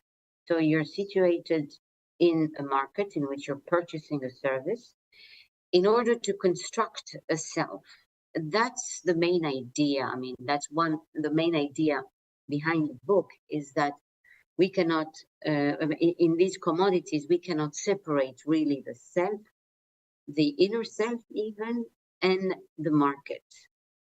And these categories, of course, have been usually very much separated, at least in the sociological canon. So to go back to your question, I think you asked me if we need a self. I'm not exactly sure. I'm not exactly sure how to answer this, because in a way, and if I go back to your very first question of the subject, in philosophy and sociology, we have very much come to suspect, to put into question and into doubt the very notion of a subject. And I think, Michel Foucault, let's say, if I have to put a name on this philosophical gesture, I would say Michel Foucault has been mostly responsible about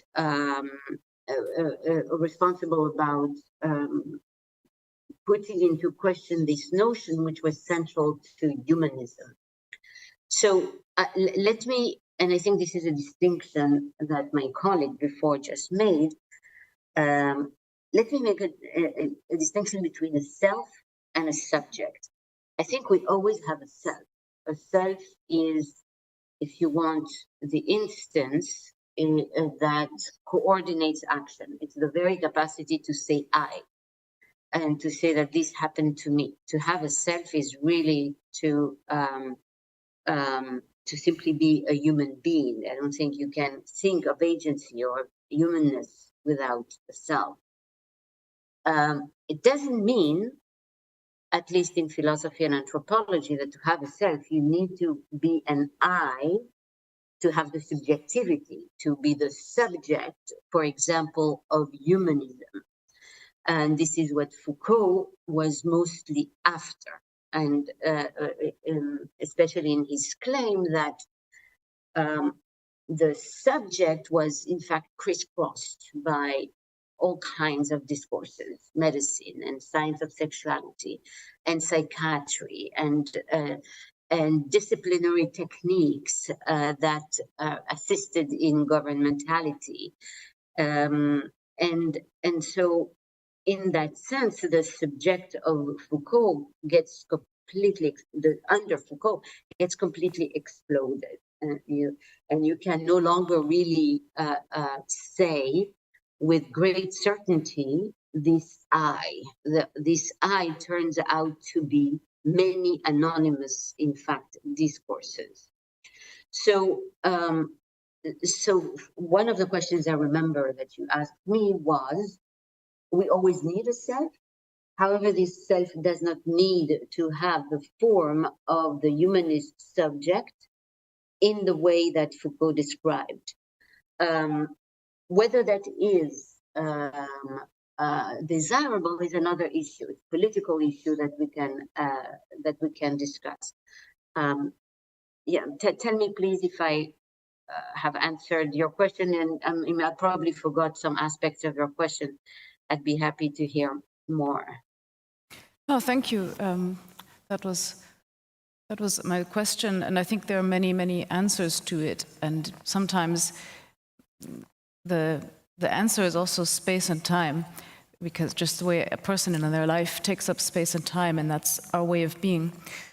And so, in listening to your answer, it occurred to me that perhaps the difference between an answer that I might give, I don't need a self, I only put it on when I meet other people, and another answer one might give, that one is a multiplicity of selves, and another answer that one give, that all that is the self, they converge, or they're different ways of perhaps feeling the difference that we all inhabit while being a kind of avatar with which we make ourselves usable, but for other people.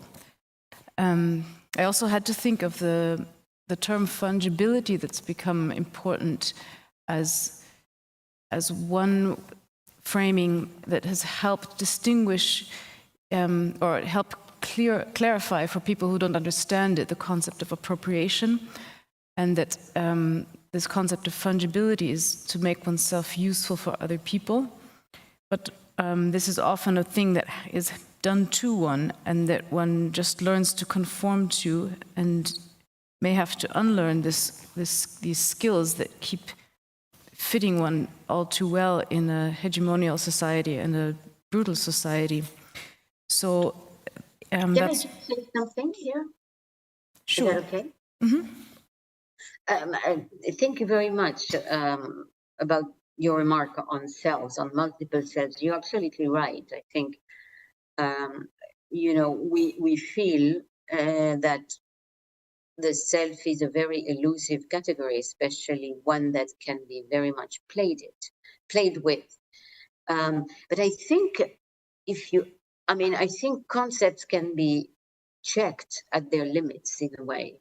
So if you ask people, women who have been raped, you know, they would have a sense that their self, that their body, that they have been violated. And there is something that you cannot really account for. What is this self? The sense that something that really belongs only to us, that is only ours, that has been violated. So I guess that is one of the senses in which I talked about the self, that sense of inviolability of the person, that can be accounted for only in a way when it has been violated. That's all. I just wanted to add this to your very interesting remark. Thank you. That's a hugely delicate point. I'm not quite sure if I understand. If I get you right, then there is a kind of paradox at the heart of the thing that could also be reformulated as self being active and passive at the same time, or at the same time one is in control in a certain way and is not in control in a certain way, meaning one could never say that a person who has been raped has no self, or has lost their self, or has broken their self. At the same time, there is something that has been violated that shouldn't be violated. So somehow that's the border that you're talking about. Thank you. You're putting it extremely well. Thank you so much. Yes. Thank you. I would never dare to touch such a difficult subject, actually. Dr. Xiang, your term transdualism brings a subtle and complex criticisms of dualisms in the West that somehow keep falling back into dualisms. Transdualism reminds us of the non-reducibly dialectic underground that we live in, and that trite dualisms cannot but scratch the surface of, but they itch, and they hurt, actually, and their amplified presence and the way they keep coming back, not only in the German feuilleton, but often in the German feuilleton, as this either-or discourse, or they demotivate many of us in our interactions with society to the point that we may sit and not even feel like saying anything. And so I wanted to ask you to speak a little bit about transdualism and a queer subjectivity. How does a transdualist subjectivity work or be effective and be affected at the same time?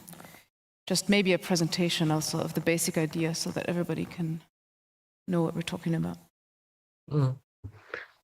Thank you. I'm still ruminating about what Professor Illouz just said. I will try to see if I can connect some dots here. I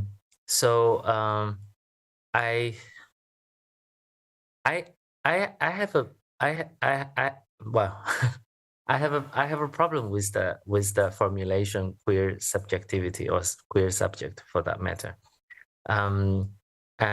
And of course, this is not your fault. This is the conditions through which language, or in this case, English, makes sense, right? 2 points: queer subject, and also, as we say, in the light of, right?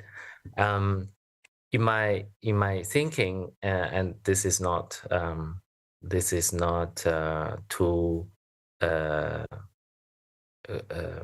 crazy, let's say, queer is somehow like Tao in Taoism, that is the unspeakable speakable, right?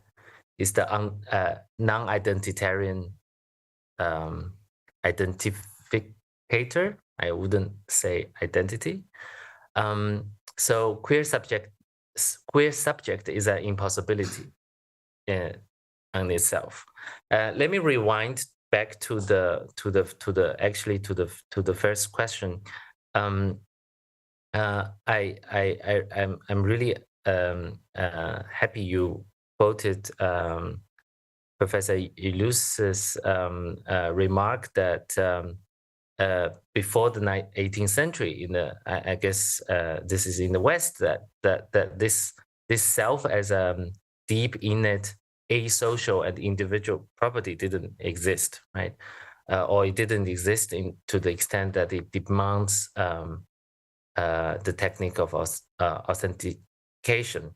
Why this is relevant here is because if we look at these 3 major philosophical traditions in classical Chinese, these none of them presupposes a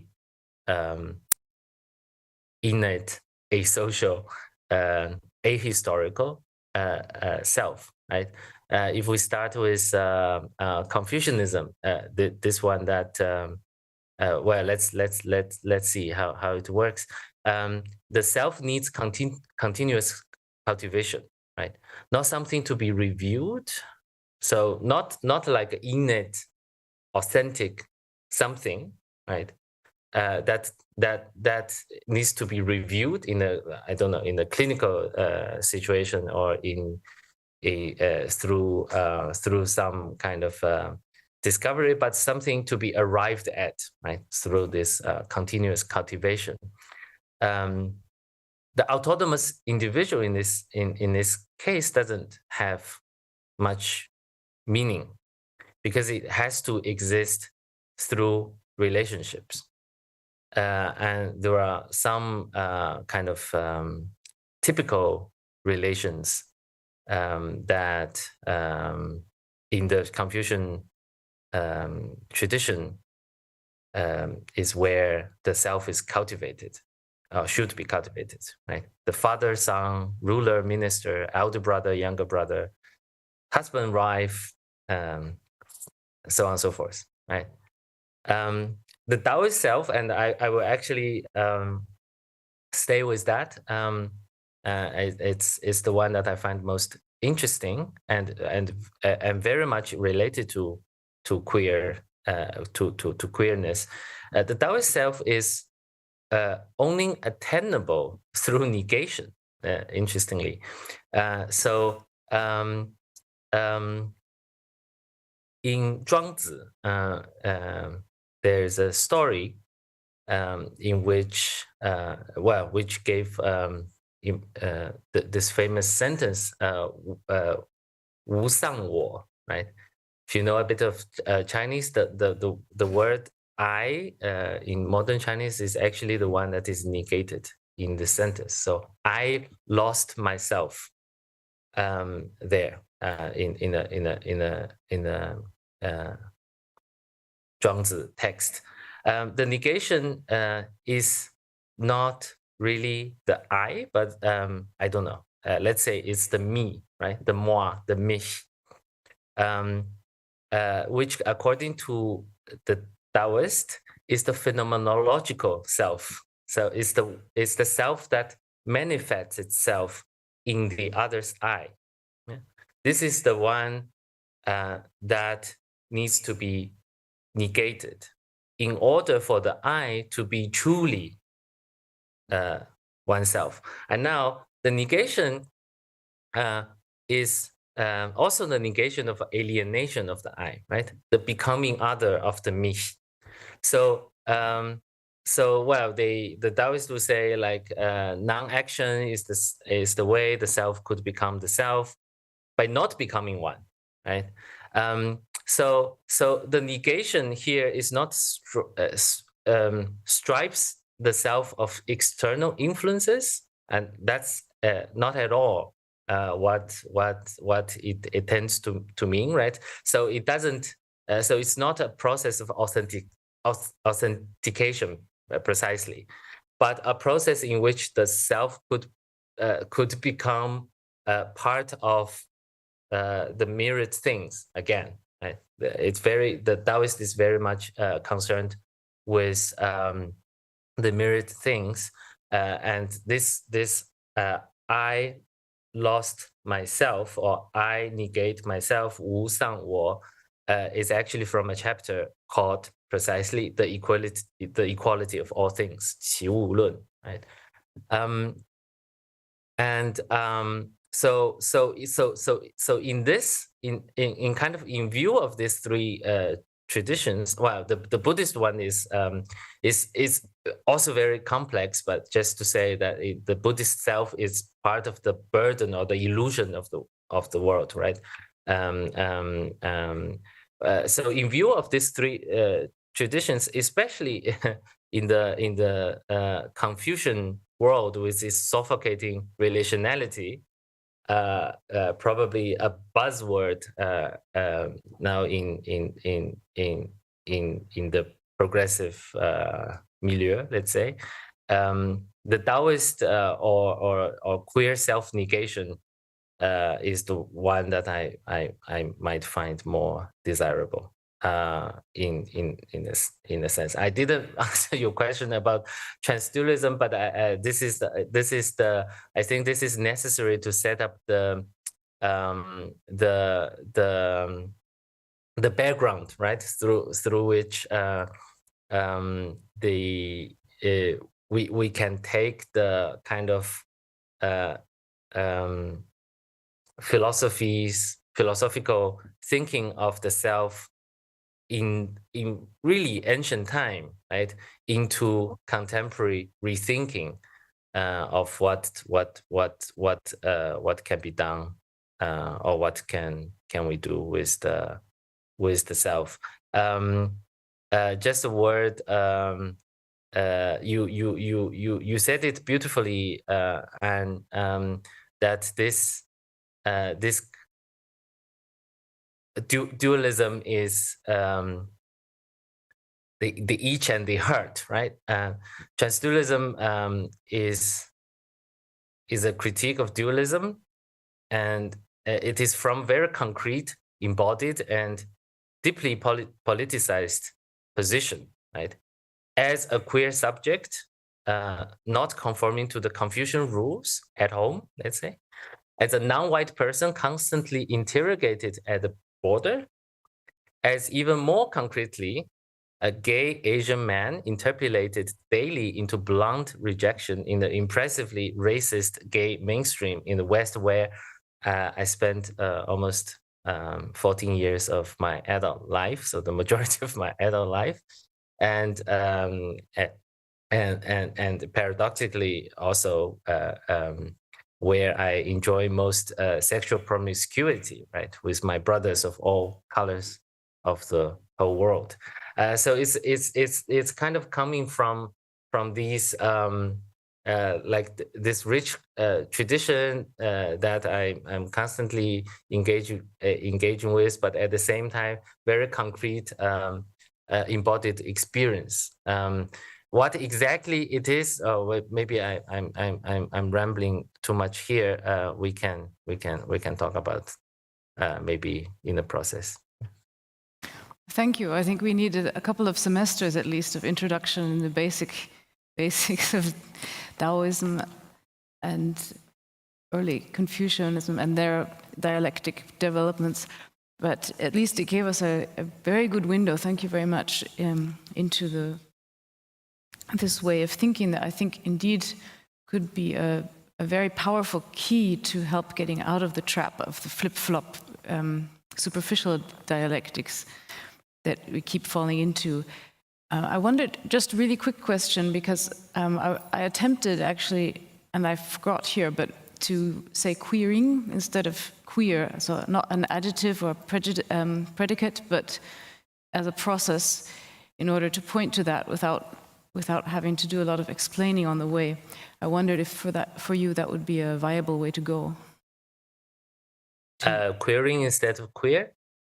Yeah, to say queering, because it seems important to have a simple keywords that we can throw around and use with teenagers and stuff, but that point into the right direction somehow, and not just like slap some jewelry and earrings and makeup on and then you're queer. I'm not sure. Queering strikes me, I avoid using this word actually. It strikes me as borderline colonizing to the past. The whole methodology of queer ancient ways and also transdualism it has a lot to do with language. So I think to find the easy, not easy, but like to find a shortcut word might not be the right approach. Let's just play with language. Let's just not make sense and occasionally not make sense. But the idea behind both projects, I hope, is not that I queer ancient texts, but through the maneuver of language and reading, these texts can manifest themselves as resources to rethink contemporary issues related to queerness. So it's not a gesture that we make something that is not queer, right? In the sense of, it's not a transitive verb. You can say queering, right? But that outside of heteromodernity, coloniality, many things, many thinking, many the myriad things are queer in their own right, something like that. Yeah. Mm-hmm. Thank you. It also shows me you don't maybe need a lid for everything, even to save energy. If Illouz, maybe we should stay with the topic of Widerstand, of techniques to avoid being put in cooking pots all the time.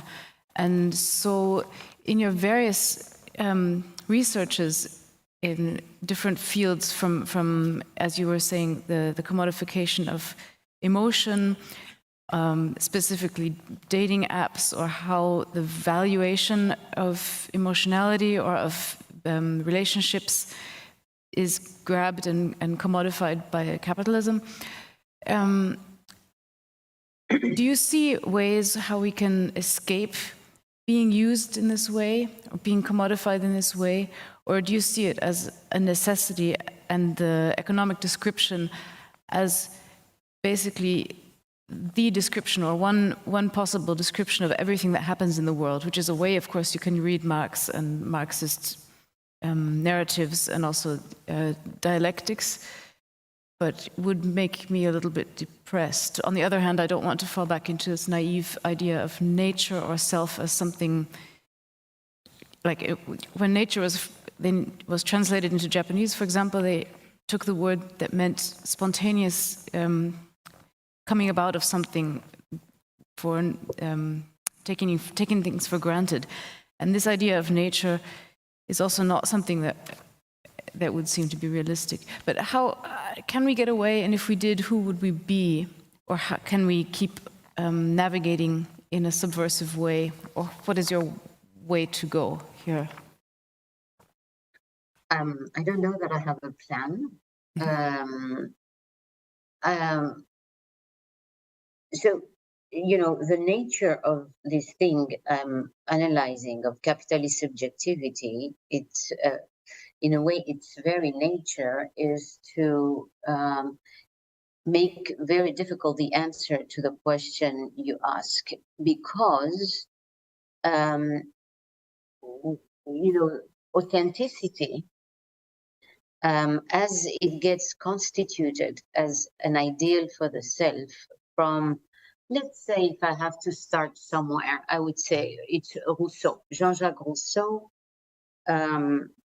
speaks about nature, talks about the corruption that society and civilization have exercised on mankind, and how everything was just so much better in the state of nature, which is not only descriptive for Rousseau, but also moral. And so there is this very essential view that actually becomes a key topic of Western modern thought, which is that society is bad and corrupts whatever is pure, some kind of pure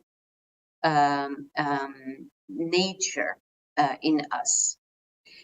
Against this, if you want, this background or this idea, when this idea of authenticity emerges, what is going to emerge as well are all kinds of practices and techniques in order to recuperate, so to speak, this authentic self.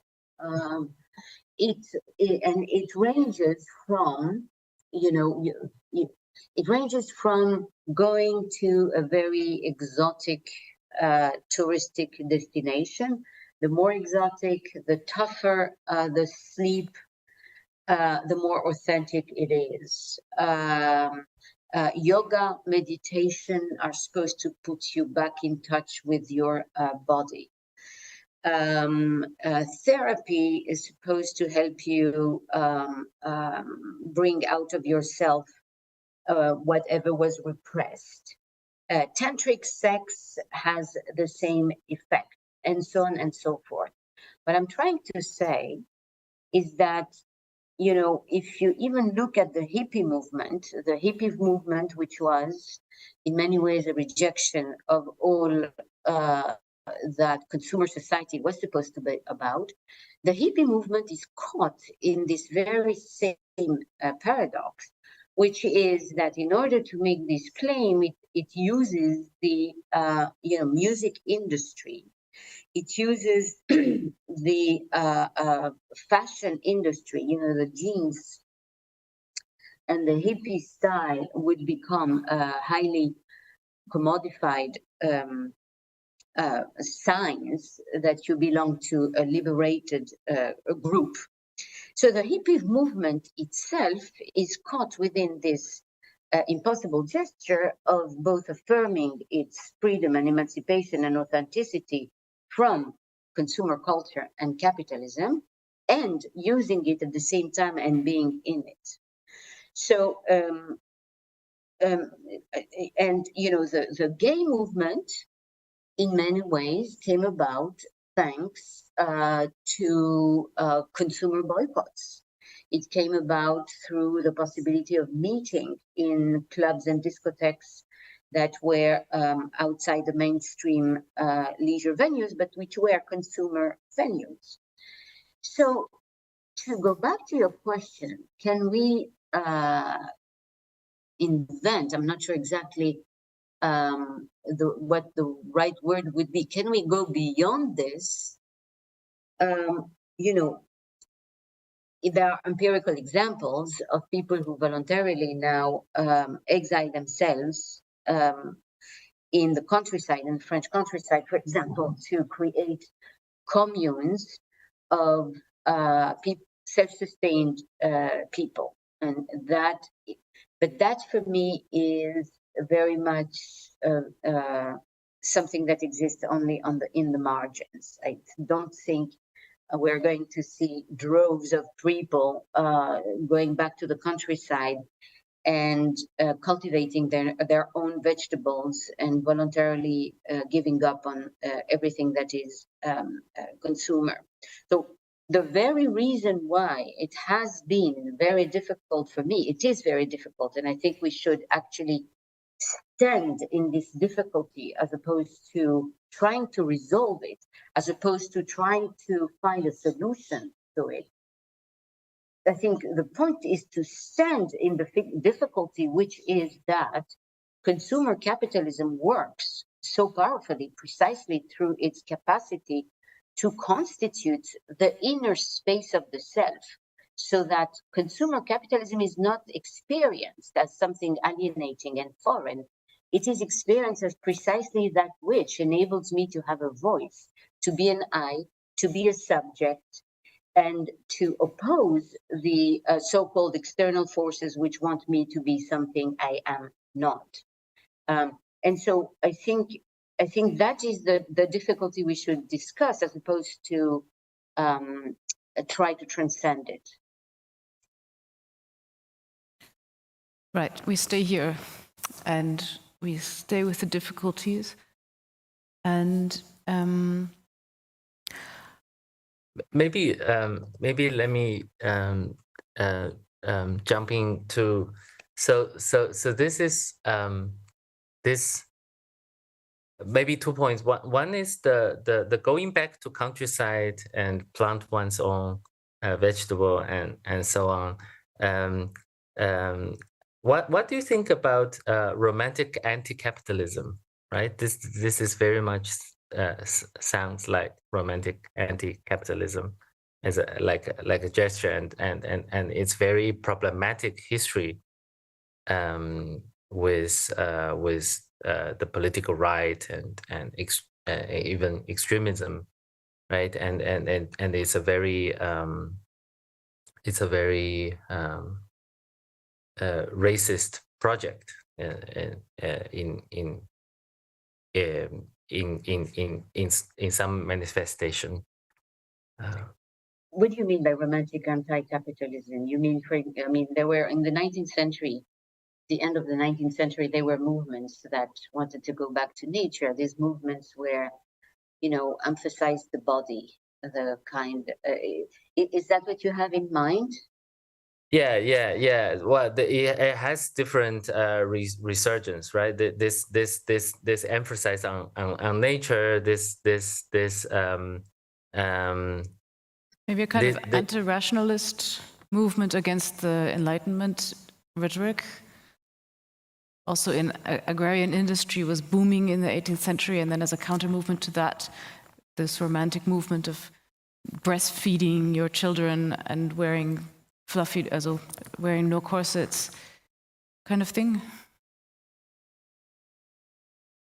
This is for me or for you? I think it's in the middle.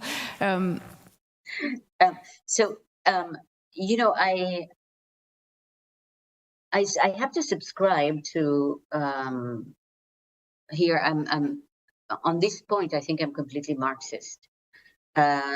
Marx, who had zero patience and zero capacity to zero patience for and capacity to romanticize the pastoral, non-pre-capitalist past.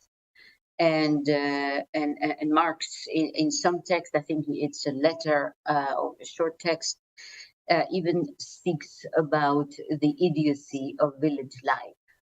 And you really have to read the Communist Manifest to be amazed by the deep admiration that Marx has for capitalism and for the enormous creative powers.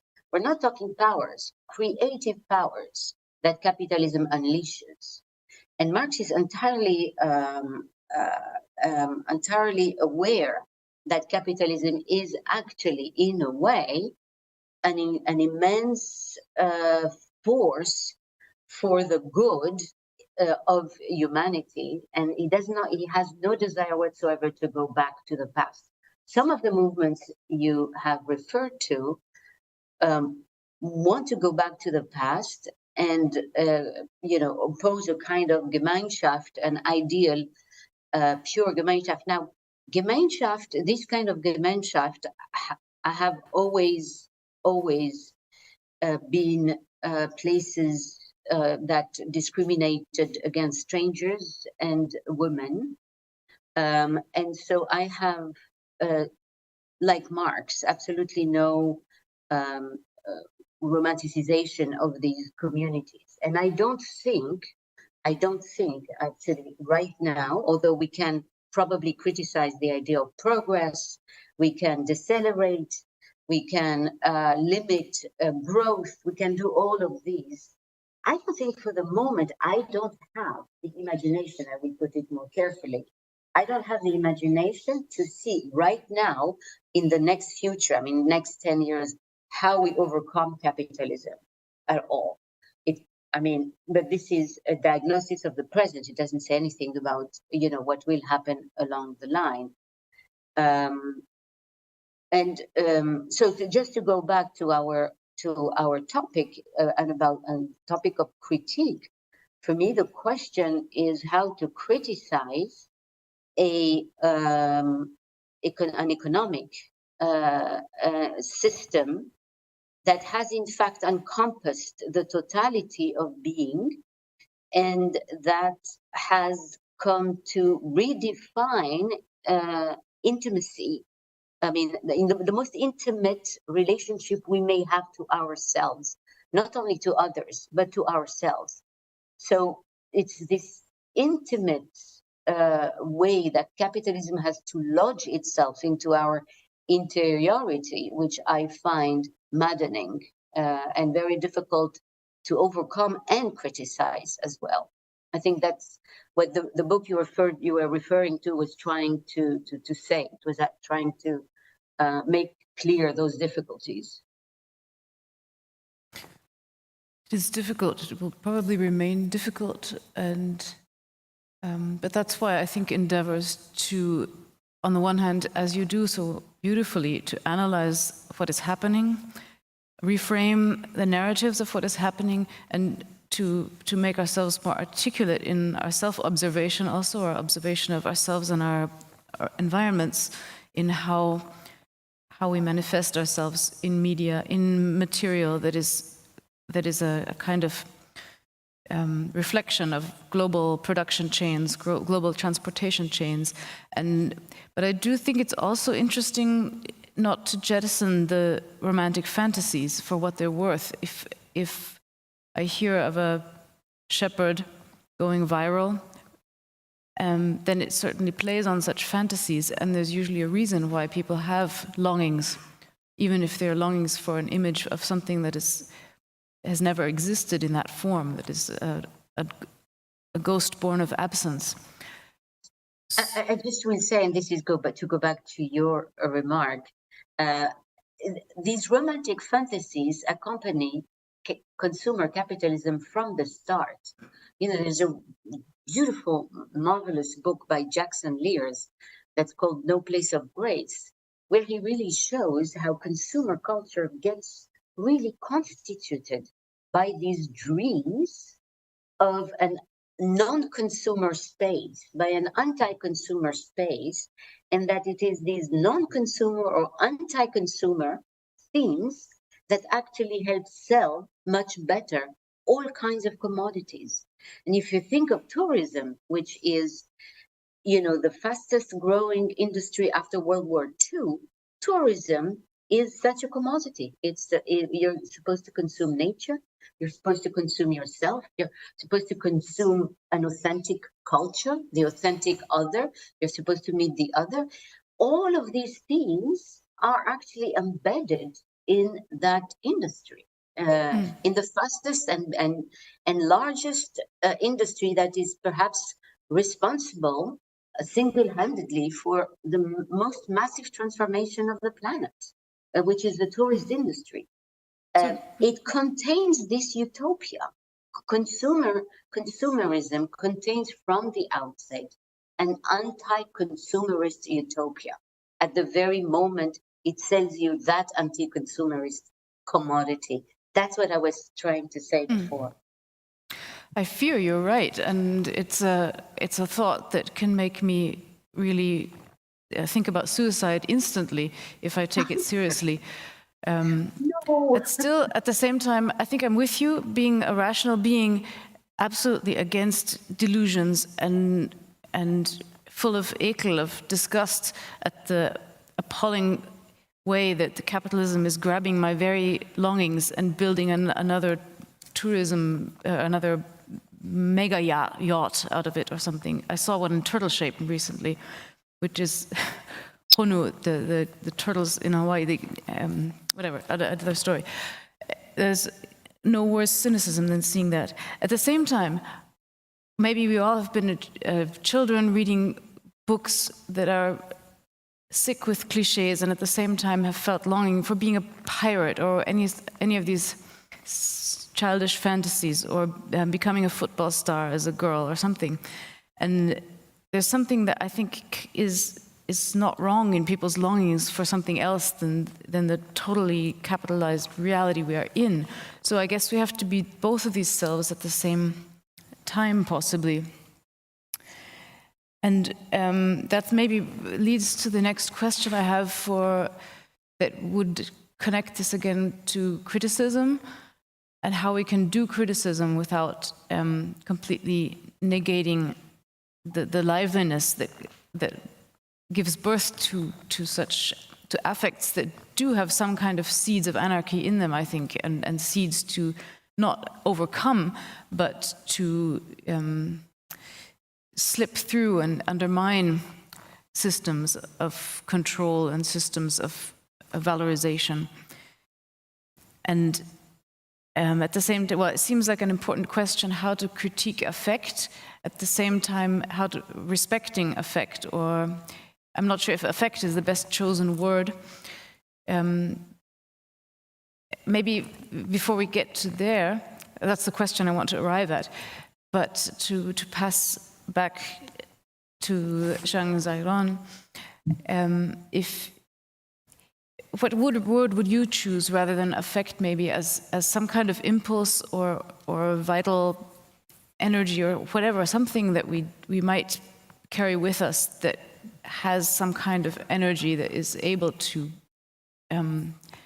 do mischief in the capitalist world? Or maybe frame it differently. Desire. Yay. The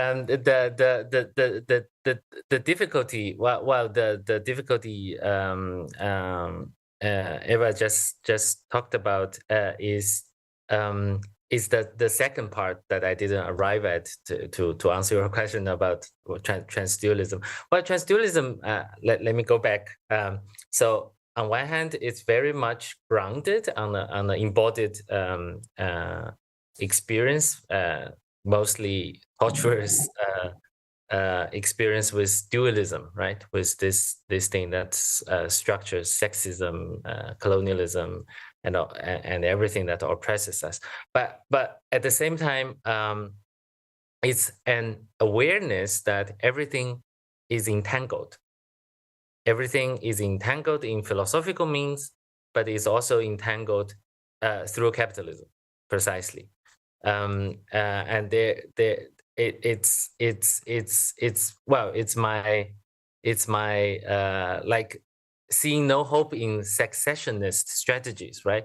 I think this romantic anti-capitalism is the darker kind, let's say, of the successionist strategy, but also there is different exclusionary politics that pretend that we can still kind of find a little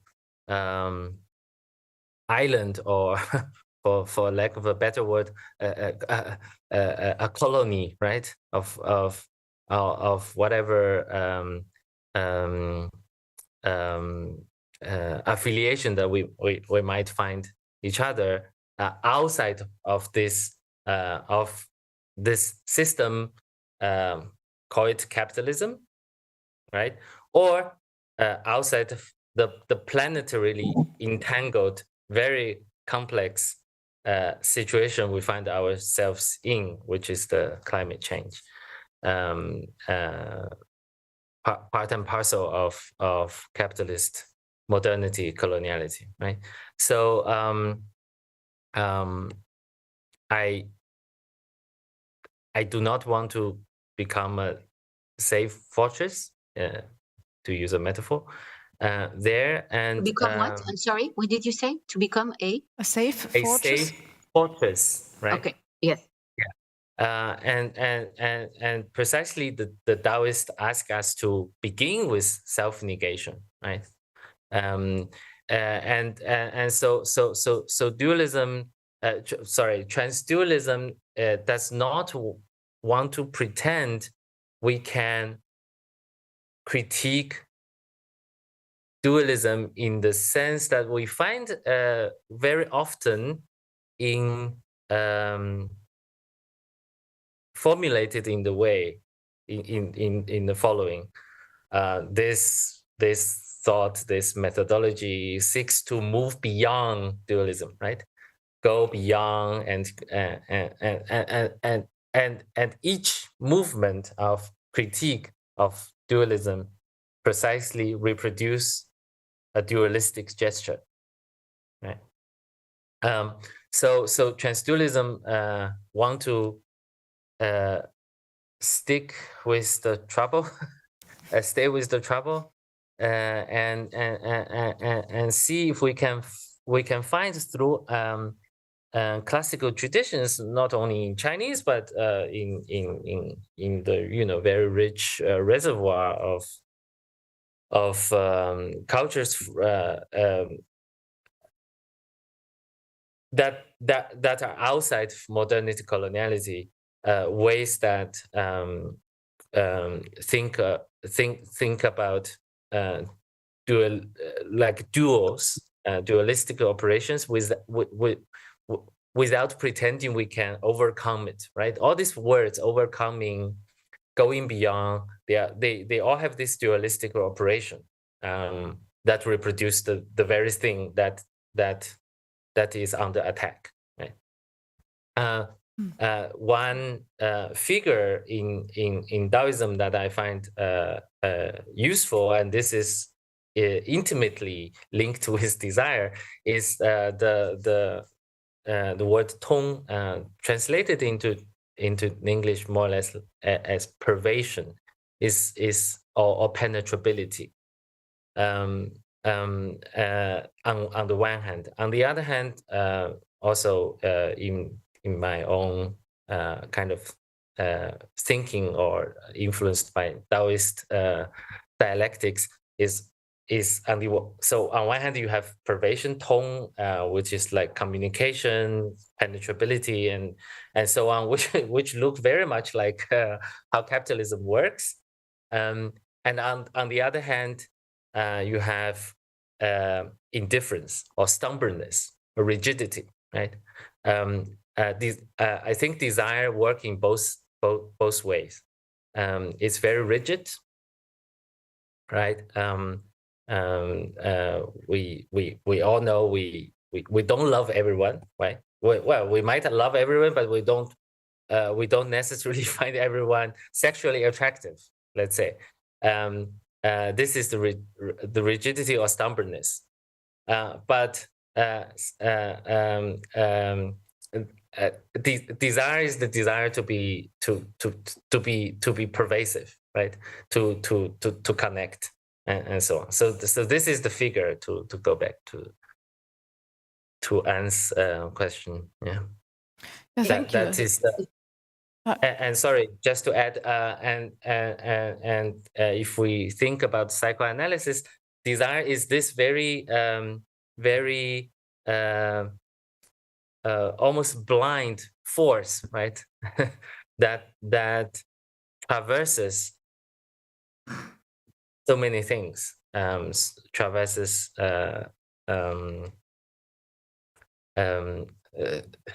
stratification, reification, so on and so forth.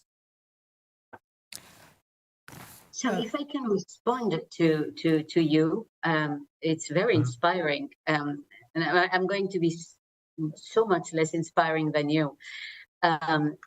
First of all, I confess that I am very suspicious of desire as a force from which can come our redemption, because if there is one thing that has been thoroughly, totally colonized, it is precisely desire. Even by psychoanalysis itself, as a technique to make it be, and not only psychoanalysis, but consumer culture. I mean, take desire out of the economy collapses. This economy relies entirely on, it's an economy of desire. But then we could use the negative desire of the desire that consists in refusal, or the desire not to. I don't know if that, I don't know. Really, I don't know. It's not a question I have thought about enough. I simply don't know if the desire if that negative, desire has enough force. Although, let me say, the second thing I was going to say might be what you call desire, negative desire. I believe in gestures of resistance that emerge, that explode. For example, just today, 1,200 people walked out of Twitter. And that is not a planned, I don't think it's a real planned gesture. It has no ideology behind it. It's just an act of resistance. It is an act in which people feel, this is to go back to what we were saying at the very beginning, I think they feel violated. Their self feels entirely violated, and then they say no more. You know, that's the gesture of Rosa Parks, who refuses to stand up and to move in a bus and to leave her seat to a white man. I'm not quite sure if it's a... So I don't know if this is what you call negative desire, but for me, it's an eruption of resistance that, you know, if Twitter comes down, and it could come down, I don't know exactly. I mean, I don't understand enough in the economy of Twitter, but it looks like it is in a mess right now. If Twitter comes down, you could say that this act of spontaneous resistance of people who simply walked out, who refused to participate, who simply said no, might actually serve as a paradigm for further resistance. I mean, I think Rosa Parks can serve as a paradigm if we want to utilize her, which I'm not sure we can, but we can admire her act, and really, I think we need to acknowledge that the actual violence that she was susceptible to.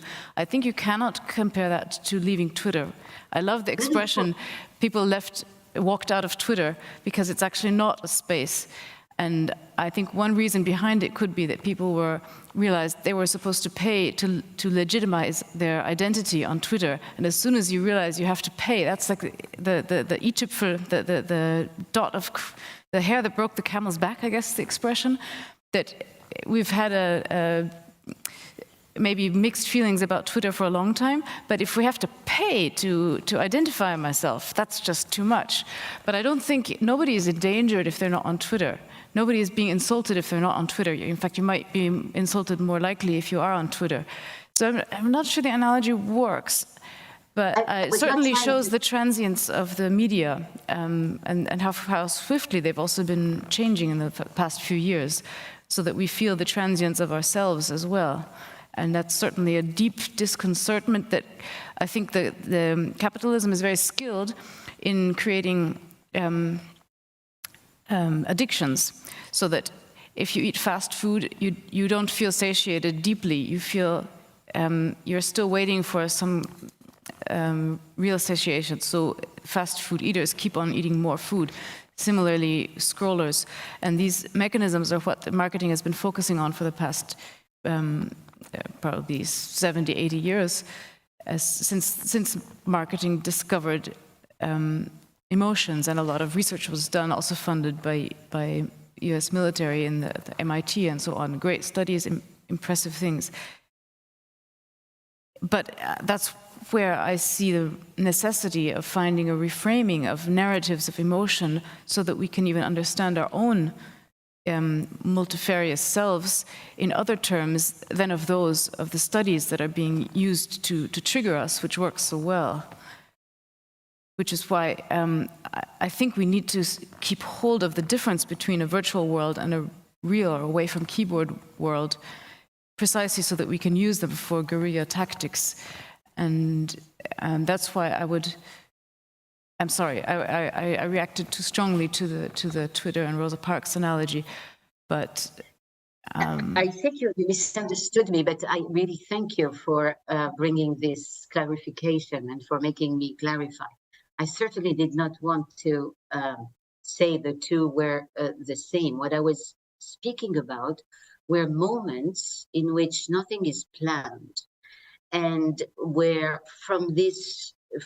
you know, by the way, I think the people at Twitter did not react so much to the paywall.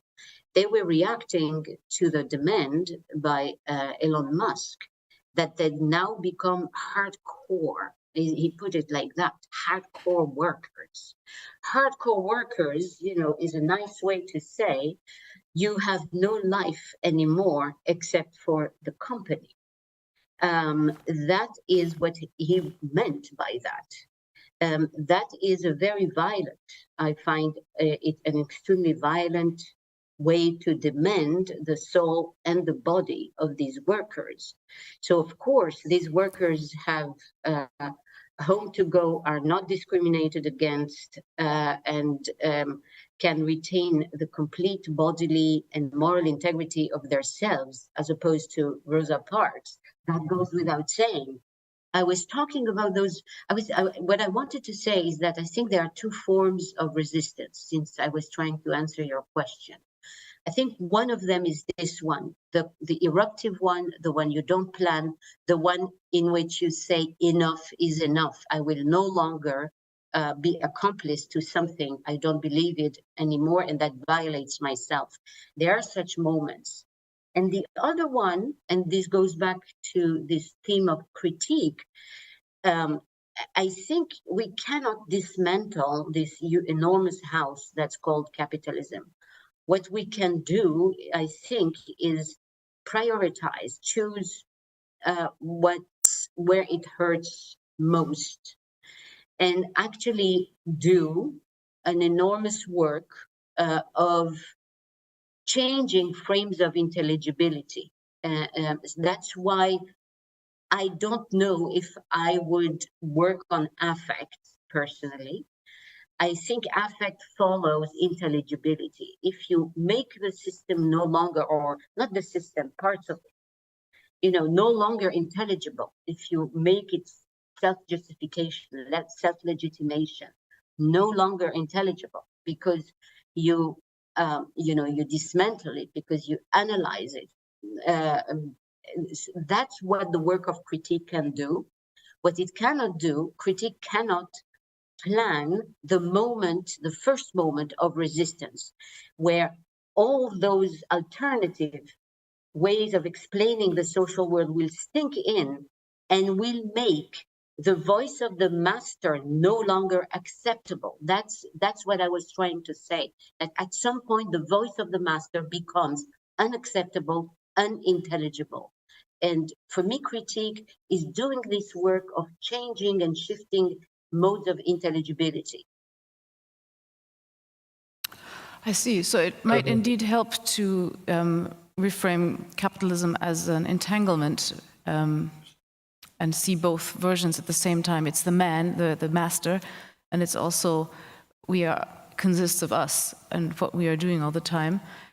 And perhaps this kind of a diffused self, consisting of knowledge also, and remote knowledge of things we've never seen with our own eyes before, can help our actions be also situated in such a virtual way.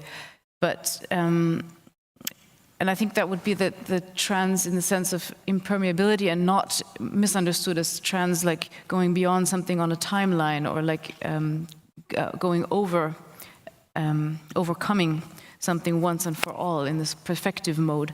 But actually, Professor Xiang, could you maybe go back to the trans critique and the entanglement narrative of capitalism to maybe say once more how exactly that could work in a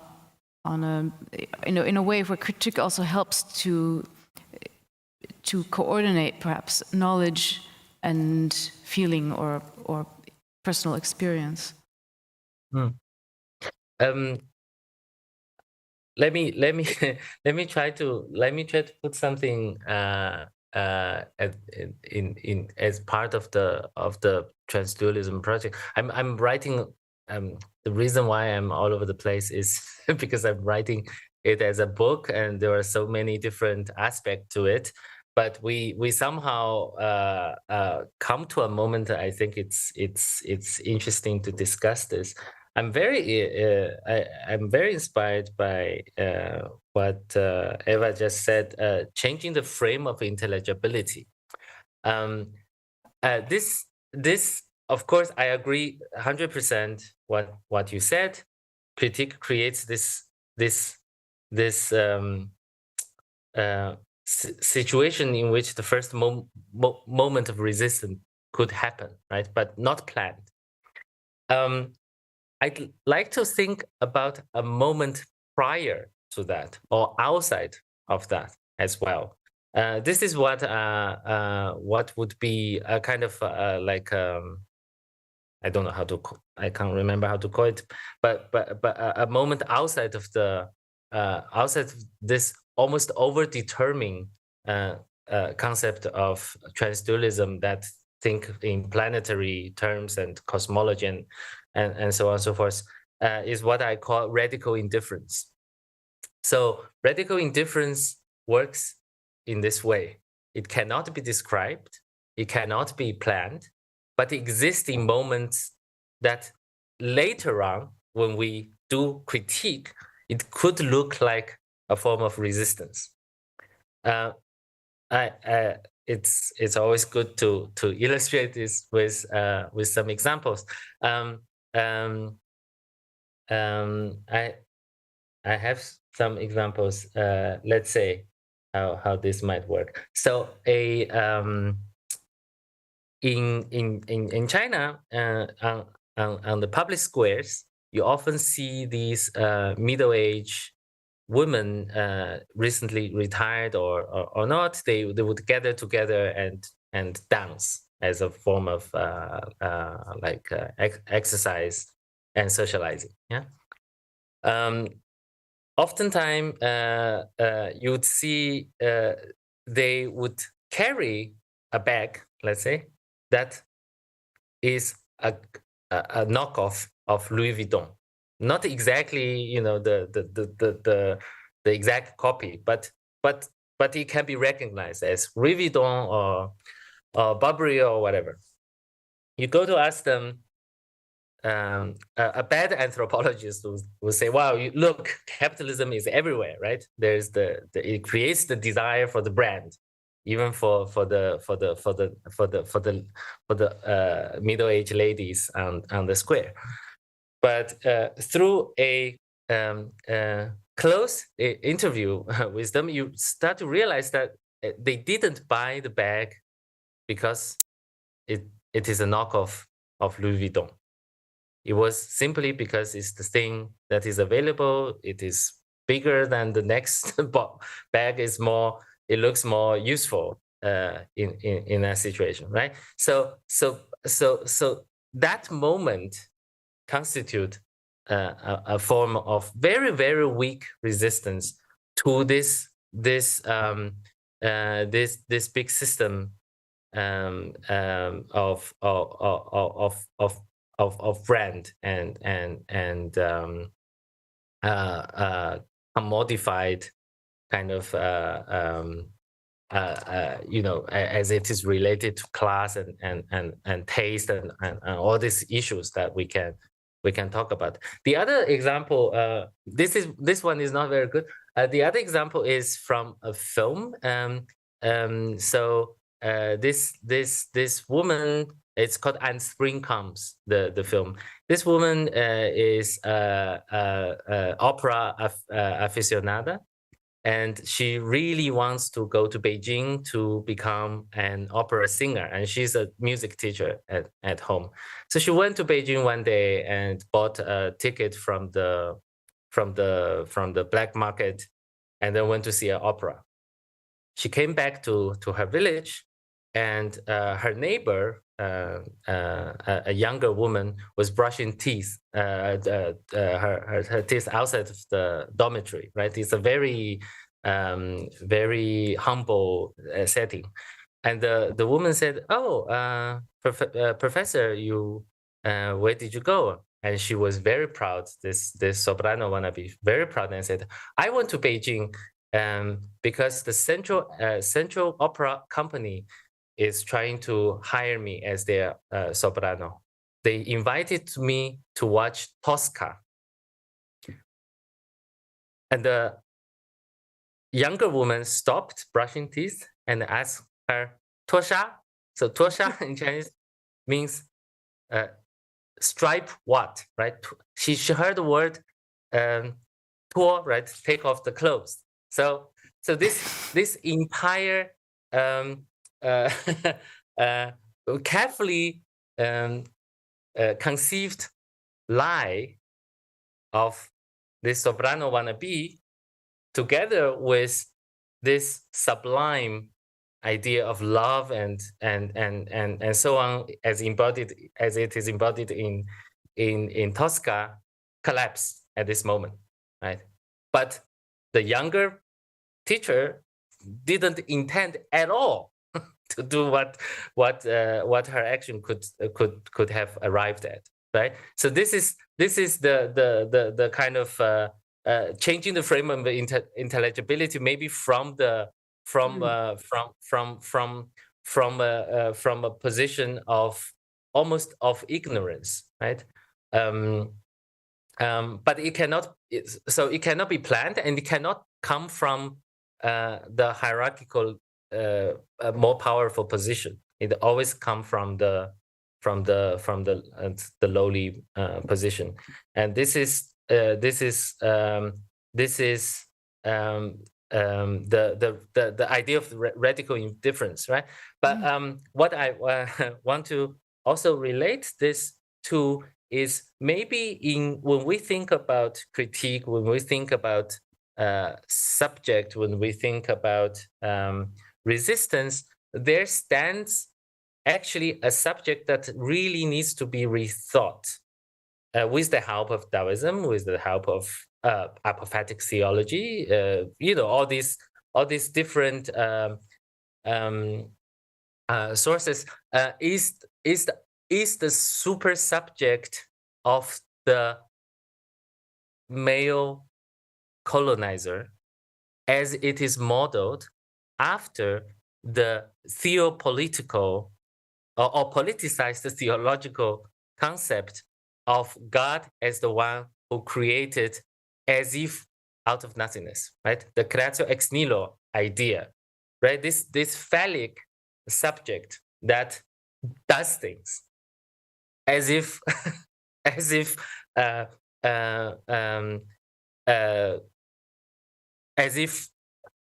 from nowhere, right? As if the huge the rich feminist critique of social reproduction and all this could be brought into, right? So this subject that stands at the center of resistance and so on needs also be rethought, or let's say decolonized. So it could be maybe also the kind of power of naivety, and maybe framing ourselves as a naive subject at the same time as a knowledgeable, controlling kind of subject, gathering as much information as we can get and understanding what's breaking us. Do you think it's possible to carry both these identities at the same time, or is it something else that you were getting at? I think it's this precisely is the project of Taoism, right? It's how to cultivate. It's how to cultivate that. It's how to actively withdraw. And the paradox stays there, right? How can a withdrawal be active? Yeah. How can right? So on and so forth. But I just want to add a note. These quote unquote Chinese thought is extremely popular with management courses. Yeah? It's not a coincidence. It's not a coincidence that the managerial capitalist class find very useful in these thinking. So the question for you is whether, I mean, it's a question I've asked myself as well, because many good ideas have been very much used by theories of management since the 1930s. Does it invalidate those ideas? For example, just take the current obsession and fashion with positive thinking, with this idea that you really need to reinterpret what happens to you and take your fate into your hand and develop those, very positive, very positive thoughts in which you do not feel crushed by anything, and you feel maximum power. What do you do with these ideas once you know, indeed, that these are the ideas that actually are very congenial to a neoliberal conception of subjectivity, in which the subject has to be responsible for performance, for well-being, and which, in other words, also frees the organization, the corporation, the state from being responsible for those things. And so, in a way, you go, well, yes, isn't it what Stoicism is about, and many forms of spirituality? This is what they're about. They are about teaching us how to look at our interior selves and find in it the resources to cope with a cruel, mean, stupid world, on the one hand. But then these are the very tools that are used by management of late. I think that I'm asking you what the question I asked myself: what do we do with that? It doesn't. I don't think it invalidates the. I don't think it matters if who use it, right? Like so the idea wouldn't be invalidated if a management course or the managerial class adopts it, appropriates it, right? The problem comes when these ideas are used to precisely sweep off or hide or wash away the cruelty behind the system. Yeah. So right. So of course, Taoism alone cannot be the solution, right? To Taoism this. isn't alone. We do need Marxism. We're here. Unfortunately, we've come to the end of our time. I thank you both very, very much for being here in this way. You're very much here, even though you're not, and we miss you. And I think that I really am not scared of the management seminars because they sound so stupid. And if we harness our natural or not natural or unnatural sense of language and of depth and of the complexity of concepts, if we just trust this feeling and don't even start believing the shallow bullshit that is served to us, and I think we can do that with the power of desire, we're safe and we can keep each other safe and keep listening.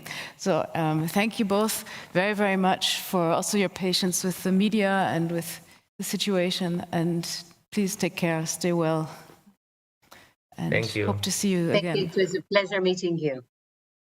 Thank you.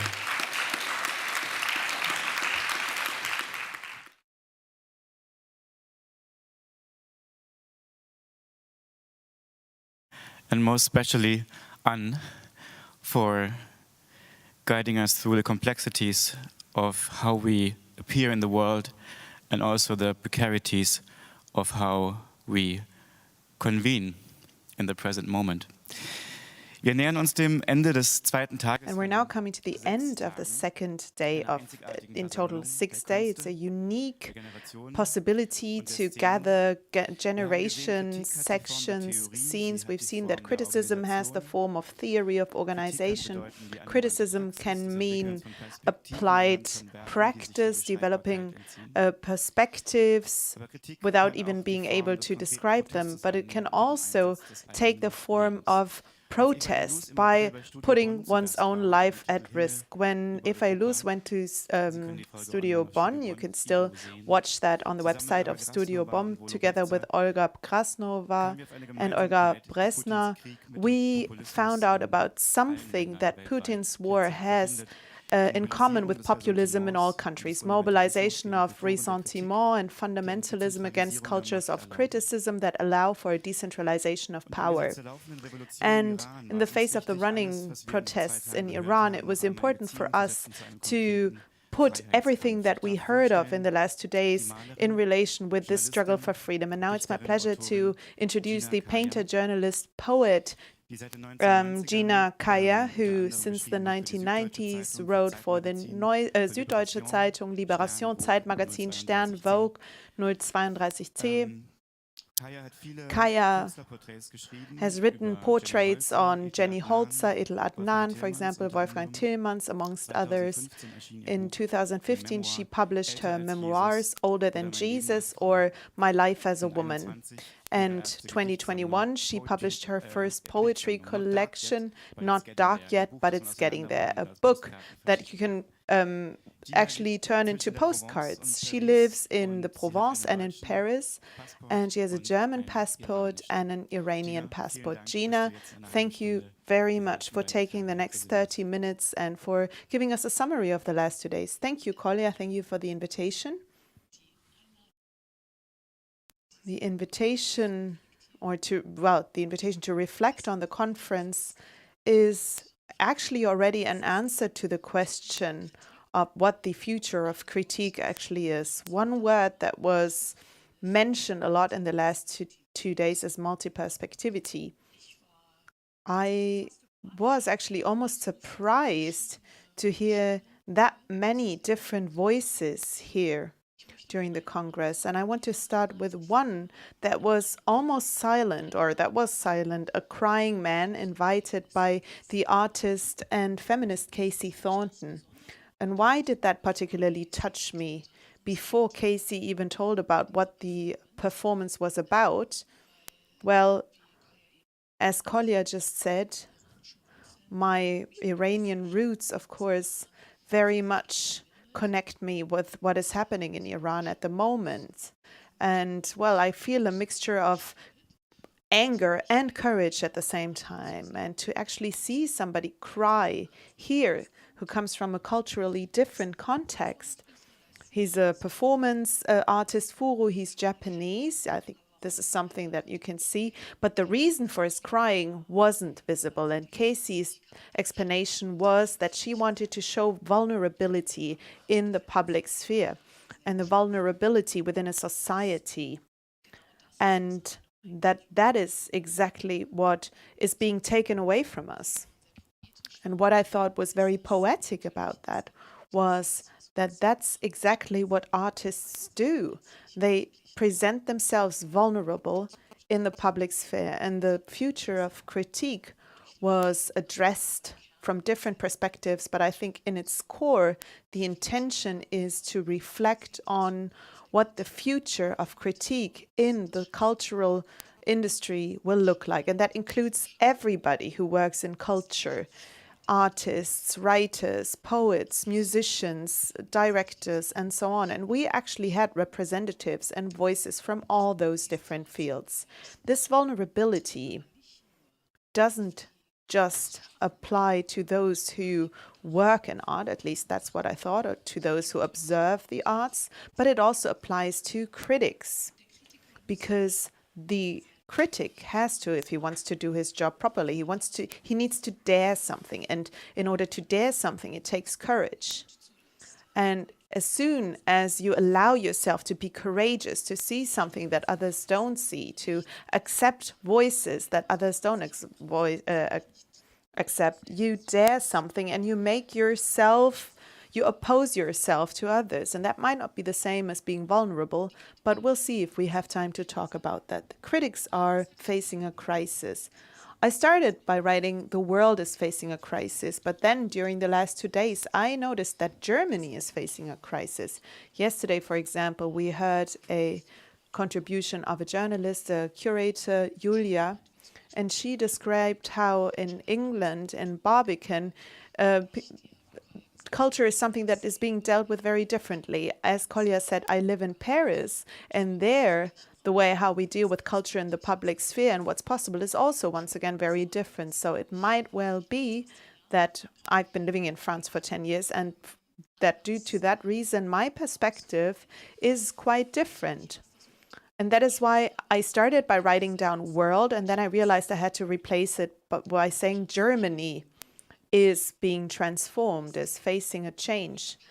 Very much so, especially when it comes to multi-perspectivity. That's something that Germany has to let happen. an art that and a type of art that doesn't reflect the zeitgeist, is that still art? If the answer to that question is no, why is then Anne Imhoff declared a contemporary artist? If the answer to that question is yes, doesn't that mean that critics also have to be contemporary? And due to the fact that I am here to reflect on the last 2 days, I would like to ask you to excuse me for finding the right notes. I, of course, had to add in certain comments. Contemporary. It means being a testimonial of the moment. What does that mean? A companion, somebody who accompanies us in this journey. I think this morning, if I remember correctly, Wilfried Wang was here, an architect, and he said something very interesting regarding the topic of architecture. And I thought, well, that really applies to everybody who works in culture. He said today in his field, in architecture, it is becoming easier for critics to point on those who are already popular rather than letting those who are not yet known shine. And that is a problem, of course, that takes place in every field of art. And why it is an important topic regarding the critic is that the one who shines the light is the critic. Also this morning, and it was a very important moment for me. Nikita, Dhawan mentioned an important dilemma regarding a journey. If you embark on a journey, then you should at least be able to communicate in the language of the country that you visit. And if we once again think about multi-perspectivity, then one thing I noticed in these days was one thing that was mentioned again and again, that there's a certain lack of language. We're speechless. There's so much silence. And I was surprised to see that some are worried to name things. The crowd, for example, wasn't really explained. A crowd means people. It's an audience. We don't have to say crowd. In literature, you know what the crowd likes. It's shown in the number of the books that are sold. The cinema, you also know what the crowd likes, the people. But calling it a crowd dehumanizes it. And that's also a problem, because we do culture in order to touch others. Just like yesterday, the crying man touched me emotionally. Yesterday, there was also a very interesting discussion about the digital sphere versus the analog sphere. Once again, if you think about worlds, spaces, one could think that the digital sphere is a world, a space, and so is the analog. So we are here in the analog world, and the digital world is in your pockets. And then a woman from the audience stood up and asked the panelists one thing. She was English.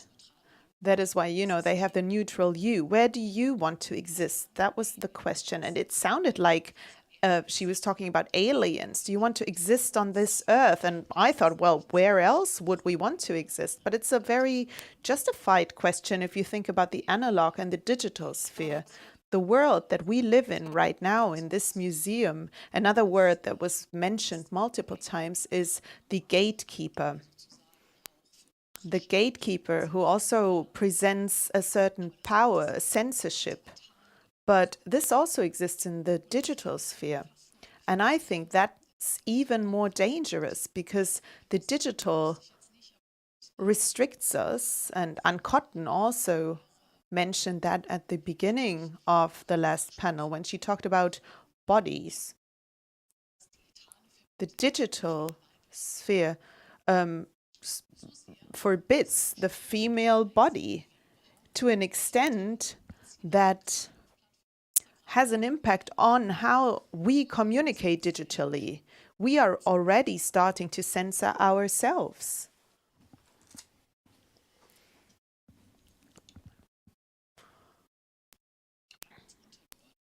We have subordinated ourselves. Visibility isn't a scarce resource, but what logic does it follow? This morning, I checked the Instagram channel of BBC, and I saw an interview with Golshifteh Shafrani, an Iranian actress. I don't know who of you knows Golshifteh Shafrani. She's an Iranian actress who lives in France in exile. And she gave an interview to BBC regarding the situation in Iran and regarding what the situation was like for the people there. And I think it's good, but it made me sad because when in 79 the revolution broke out in Iran, in Germany, what happened was, well, what we still call the legacy media. For me, what we had was normal, you know, TV, radio, newspapers, and in that media, and I remember that well because it was my first, it was motivation to maybe become a journalist. And there was an expert for the Middle East who was called Peter Schollatur. And this Peter Schollatur really knew what he was talking about. He knew the language. He had visited the country. That doesn't mean that you have to agree with everything that he said about it, but he had a broad perspective on it. He had learned about it. And we had an interesting talk on decolonization. A curator was there and also an author.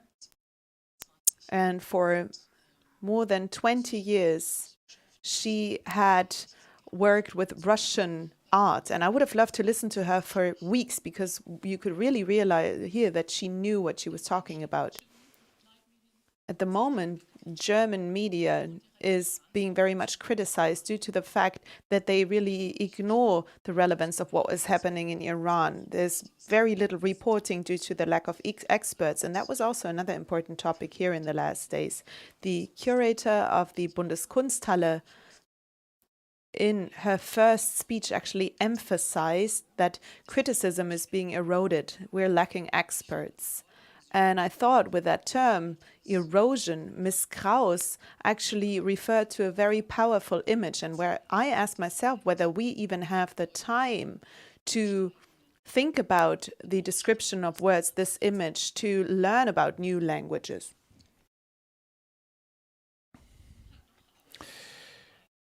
But this one mainstream medium in Germany decided to do something about the subject of Iran, that is a visual program.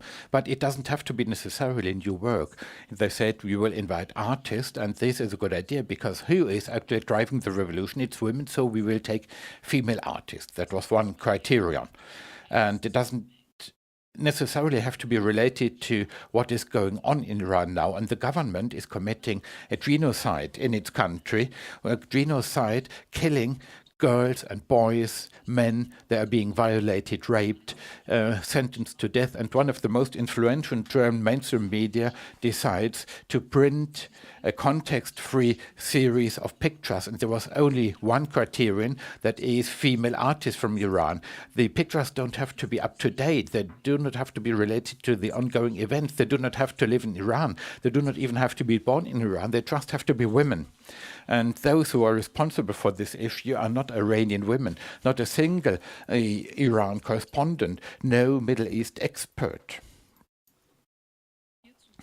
And well, I would like to refer to what Dhawan said today. And before that, actually, I hadn't been fully aware of this when I hadn't heard her. That is, political problems are now being deflected to art. And to me, this was a new insight. And I might have suspected this, but I had never realized this properly. And although I knew the example, I couldn't put it in a context. And this, again, demonstrates to me why experts are so important. For the benefit of those who were not there, she put forward an example that is our federal chancellor. And I'm saying our federal chancellor because I was born in Germany, I grew up here, and I go to the elections here, and he's also my Federal Chancellor Olaf Scholz, who on the one hand didn't go to the Dokumente out of protest, but on the other hand, in Saudi Arabia, he actually shook many hands very generously. And this is a problem. And this problem, however, can be addressed and criticized only by people who feel the same about this. And there was no criticism about this from German mainstream media. When did they shake hands in Saudi Arabia? After, in Iran, the government had begun to imprison and murder its people. It wasn't that long ago, on the 22nd of September. And, well, I will have a closer look at what Mrs. Dhawan said, because if politicians deflect the responsibility more and more to the art sphere, and I'm anyway convinced that art is one of the most political acts, because it's the personal aspect, what you present, what you write about, what you talk about, and this again brings me to the vulnerability of the crying man. Then criticism has an even bigger responsibility than we suspected before. Then the duty of criticism, of critique, is really to put things into context, into perspective, with experience, not only to visit an exhibition and say, this was good, why, in the art context, because we also had a panel about colonization.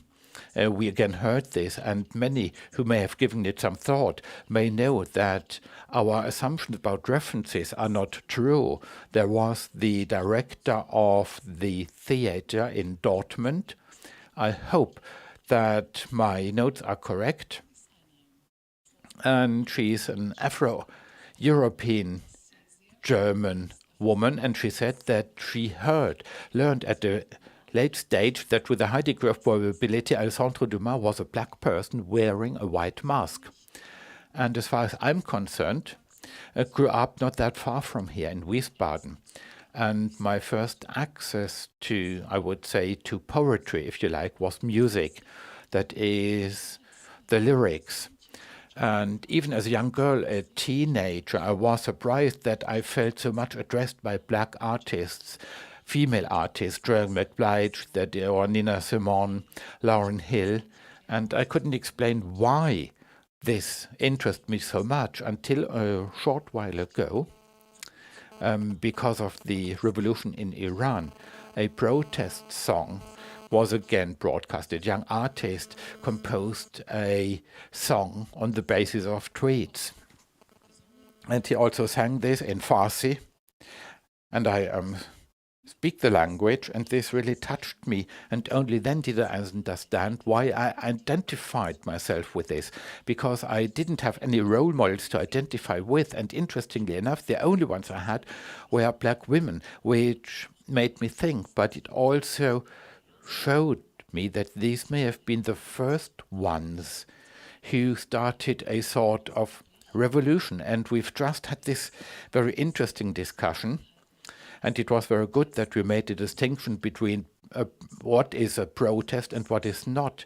And this bus scene, that is this gesture of protest, is what we are now witnessing on a daily basis. And people are staying silent very loudly about this. Now, as to language, this is my art form where I like best working in. And today I found a young music critic very interesting, who also gave an answer to the question about the future of critique, and that's true. Her name is Leonie Reineke, and she stated that she was trying to find new language for the new music, which she reviews in her program. She needs a new vocabulary, and I like this because it showed this sincerity which she has in her work, and that she is fully aware of her responsibility. In the discussion which Anne just conducted, the term desire was used, and I certainly see this more romantically than Illouz, and I believe that a desire is an important precondition for creating something. And of course, I expect a critic who is supposed to enter into a dialogue with those producing art and culture. And this is one of the duties, that is, there should also be a desire emerging there. And this really me, and she said something else interesting about the vocabulary, and many things were mentioned here which made me think and which I hadn't been aware of before. The listening biography, and I just talked about lyrics of songs which made me interested in poetry. So I also have a certain listening biography, but this is a new expression. And she said that she had to find a new vocabulary, and she has found a new language that is a viewing or watching biography, a linguistic biography, and we might need space for this. And we also talked a lot about the economy and money funding, and that's an important investment. That is investing in these spaces which comprise this diversity. This has become very clear here. And it was really presented in a great way. But it was well presented, well organized, and brilliantly curated. This is why I started here. That is, we invited people who say something and they're making themselves again attackable and vulnerable, because you have to say here what you think, even in public. And this is curated in such an excellent manner that I'm placing great hopes on the future. Eric Clark said something, and it may be that this touched a nerve in me, this panel, because there were such different voices, but it was in a way about the same context. And he said something about the subtext, the cultural quotations, which is another important point when we give it some thought. That we are in a dialogue with contemporaries, and this may be my criticism of criticism, the question of whether we are really dealing with contemporary critics who are reviewing contemporary art. Because quite often, for instance, people talk about electronic music, although they have never gone to a club. This is a problem. You cannot just listen to this type of music at home, and at least once you must make the full experience, the complete experience, so much so, perhaps that you haven't gone home for 2 days, otherwise you will not understand what this music may express. And classic music amateurs will certainly argue that you cannot write or review an opera when if you have never been to an opera. Eric Clark said that the subtext is important, the cultural quotes, which only locals will know, or experts, those who have studied languages and cultures. I don't remember whether he said this or why I added this, because, well, it made me think, as I said, no academic studies, but what you have experienced yourself on the ground, this is very important. And when you think about what the future of criticism might be like, in particular in the context of so much is being analyzed in digital and analog terms, but we are people with our own bodies in a physical space. And of course, an expert is someone who has also experienced this, in particular as far as diversity is concerned. And then it's important that when Germany is undergoing change, and if we want to permit diversity, we must also provide space to this. Respect and value have often been mentioned, and in general, value is something very important, not in capitalistic terms or monetary terms, but what is it worth of being told, of being related. And an artist will ask this question, and the most important critic is those who produce culture themselves, because they select what they will deal with. For instance, when I start to write a new novel, it may well be that then I may deal with it for 5 or even 10 years. Filmmakers, film producers, I mean, you must have stamina. These are long projects and it's an investment. And so it must be worth a lot to myself. And at the same time, that's another term which was often used, synchronicity, simultaneity. This is, of course, the other aspect. Critics, curators, those who appreciate the valuation. And I think it also was the architect this morning. No, it wasn't the architect. It was Helmut Draxler who used the word respect as the only one. I was quite surprised by this because he was the only one to use this word. The respect which we must show to those who produce culture. And the point is not so much to criticize, but then to defend.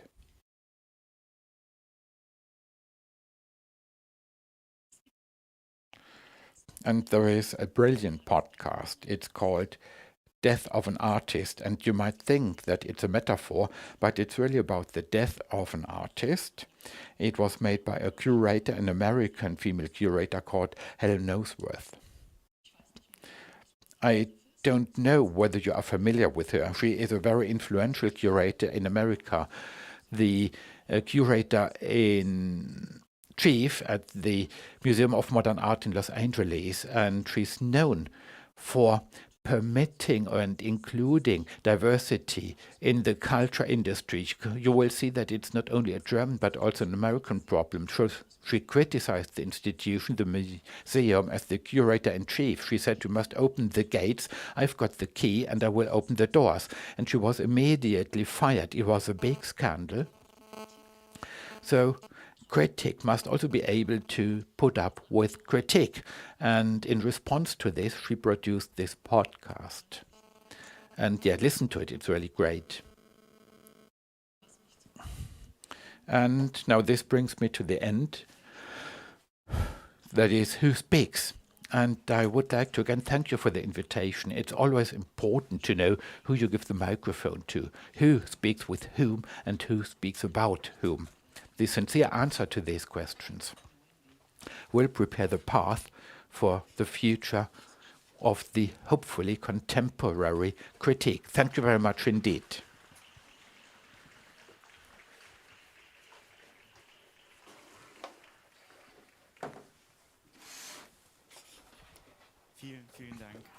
Thank you, Tina Kaya, for establishing all these links between the different panels in this live critique. That was very impressive. And tomorrow Tina Kaya will be the facilitator when this room will be opened and when all those present are invited to again renew the critical public in the way of a parliament-like assembly in a concept of the artist Rytmokovny Iratodonsk, who will also be at the Academy of Art, the Akademie der Künste, next week. That is critique under political pressure. They established Artists at Risk, a very important organization which wants to support artists who must escape, who must flee, and to get them in touch with culture institutions. We have also profited from the work. Dasha, an author from Kiev, has lived here since spring, and she will also be responsible for a matinee tomorrow morning. So tomorrow we'll be having the Arts Assembly, and in the Art Assembly there is the format of the Valuation Chamber, and you will find the rules on our website under Critique. And we would be pleased if many people joined in. The object of the critique will be the work of Gabriel Lester. And Gabriel Lester will also be joining us via Zoom to explain his work of art and defend it. I will be very brief now. I would just like to put forward a brief outlook to Berlin. Artist at Risk has already been mentioned. That is what Lena has just mentioned here. And we will again discuss about this at a panel that is a critique under political pressure. And the question which has just been raised, the question of synchronicity and the question of who criticizes whom from where, this will also be one of the topics to be discussed by the panel. And so to speak, we will start with workshops, and then we will again end with a discussion about the influence of digital media. And Joshua Citarella will also be attending the final panel, and new models who provided the initial input here will do what you have just done. That is, they will have a look back at the entire Congress. And we hope to welcome all of you again there. And if you cannot come there physically, then you might all again join us in the live stream. Thank you very much indeed for your long patience, and well, it will continue to be quite taxing, but I hope also very fruitful. And we will be meeting on Thursday at the latest in the live stream or in Berlin for the opening speech, A Text is a God in Debris. Good night.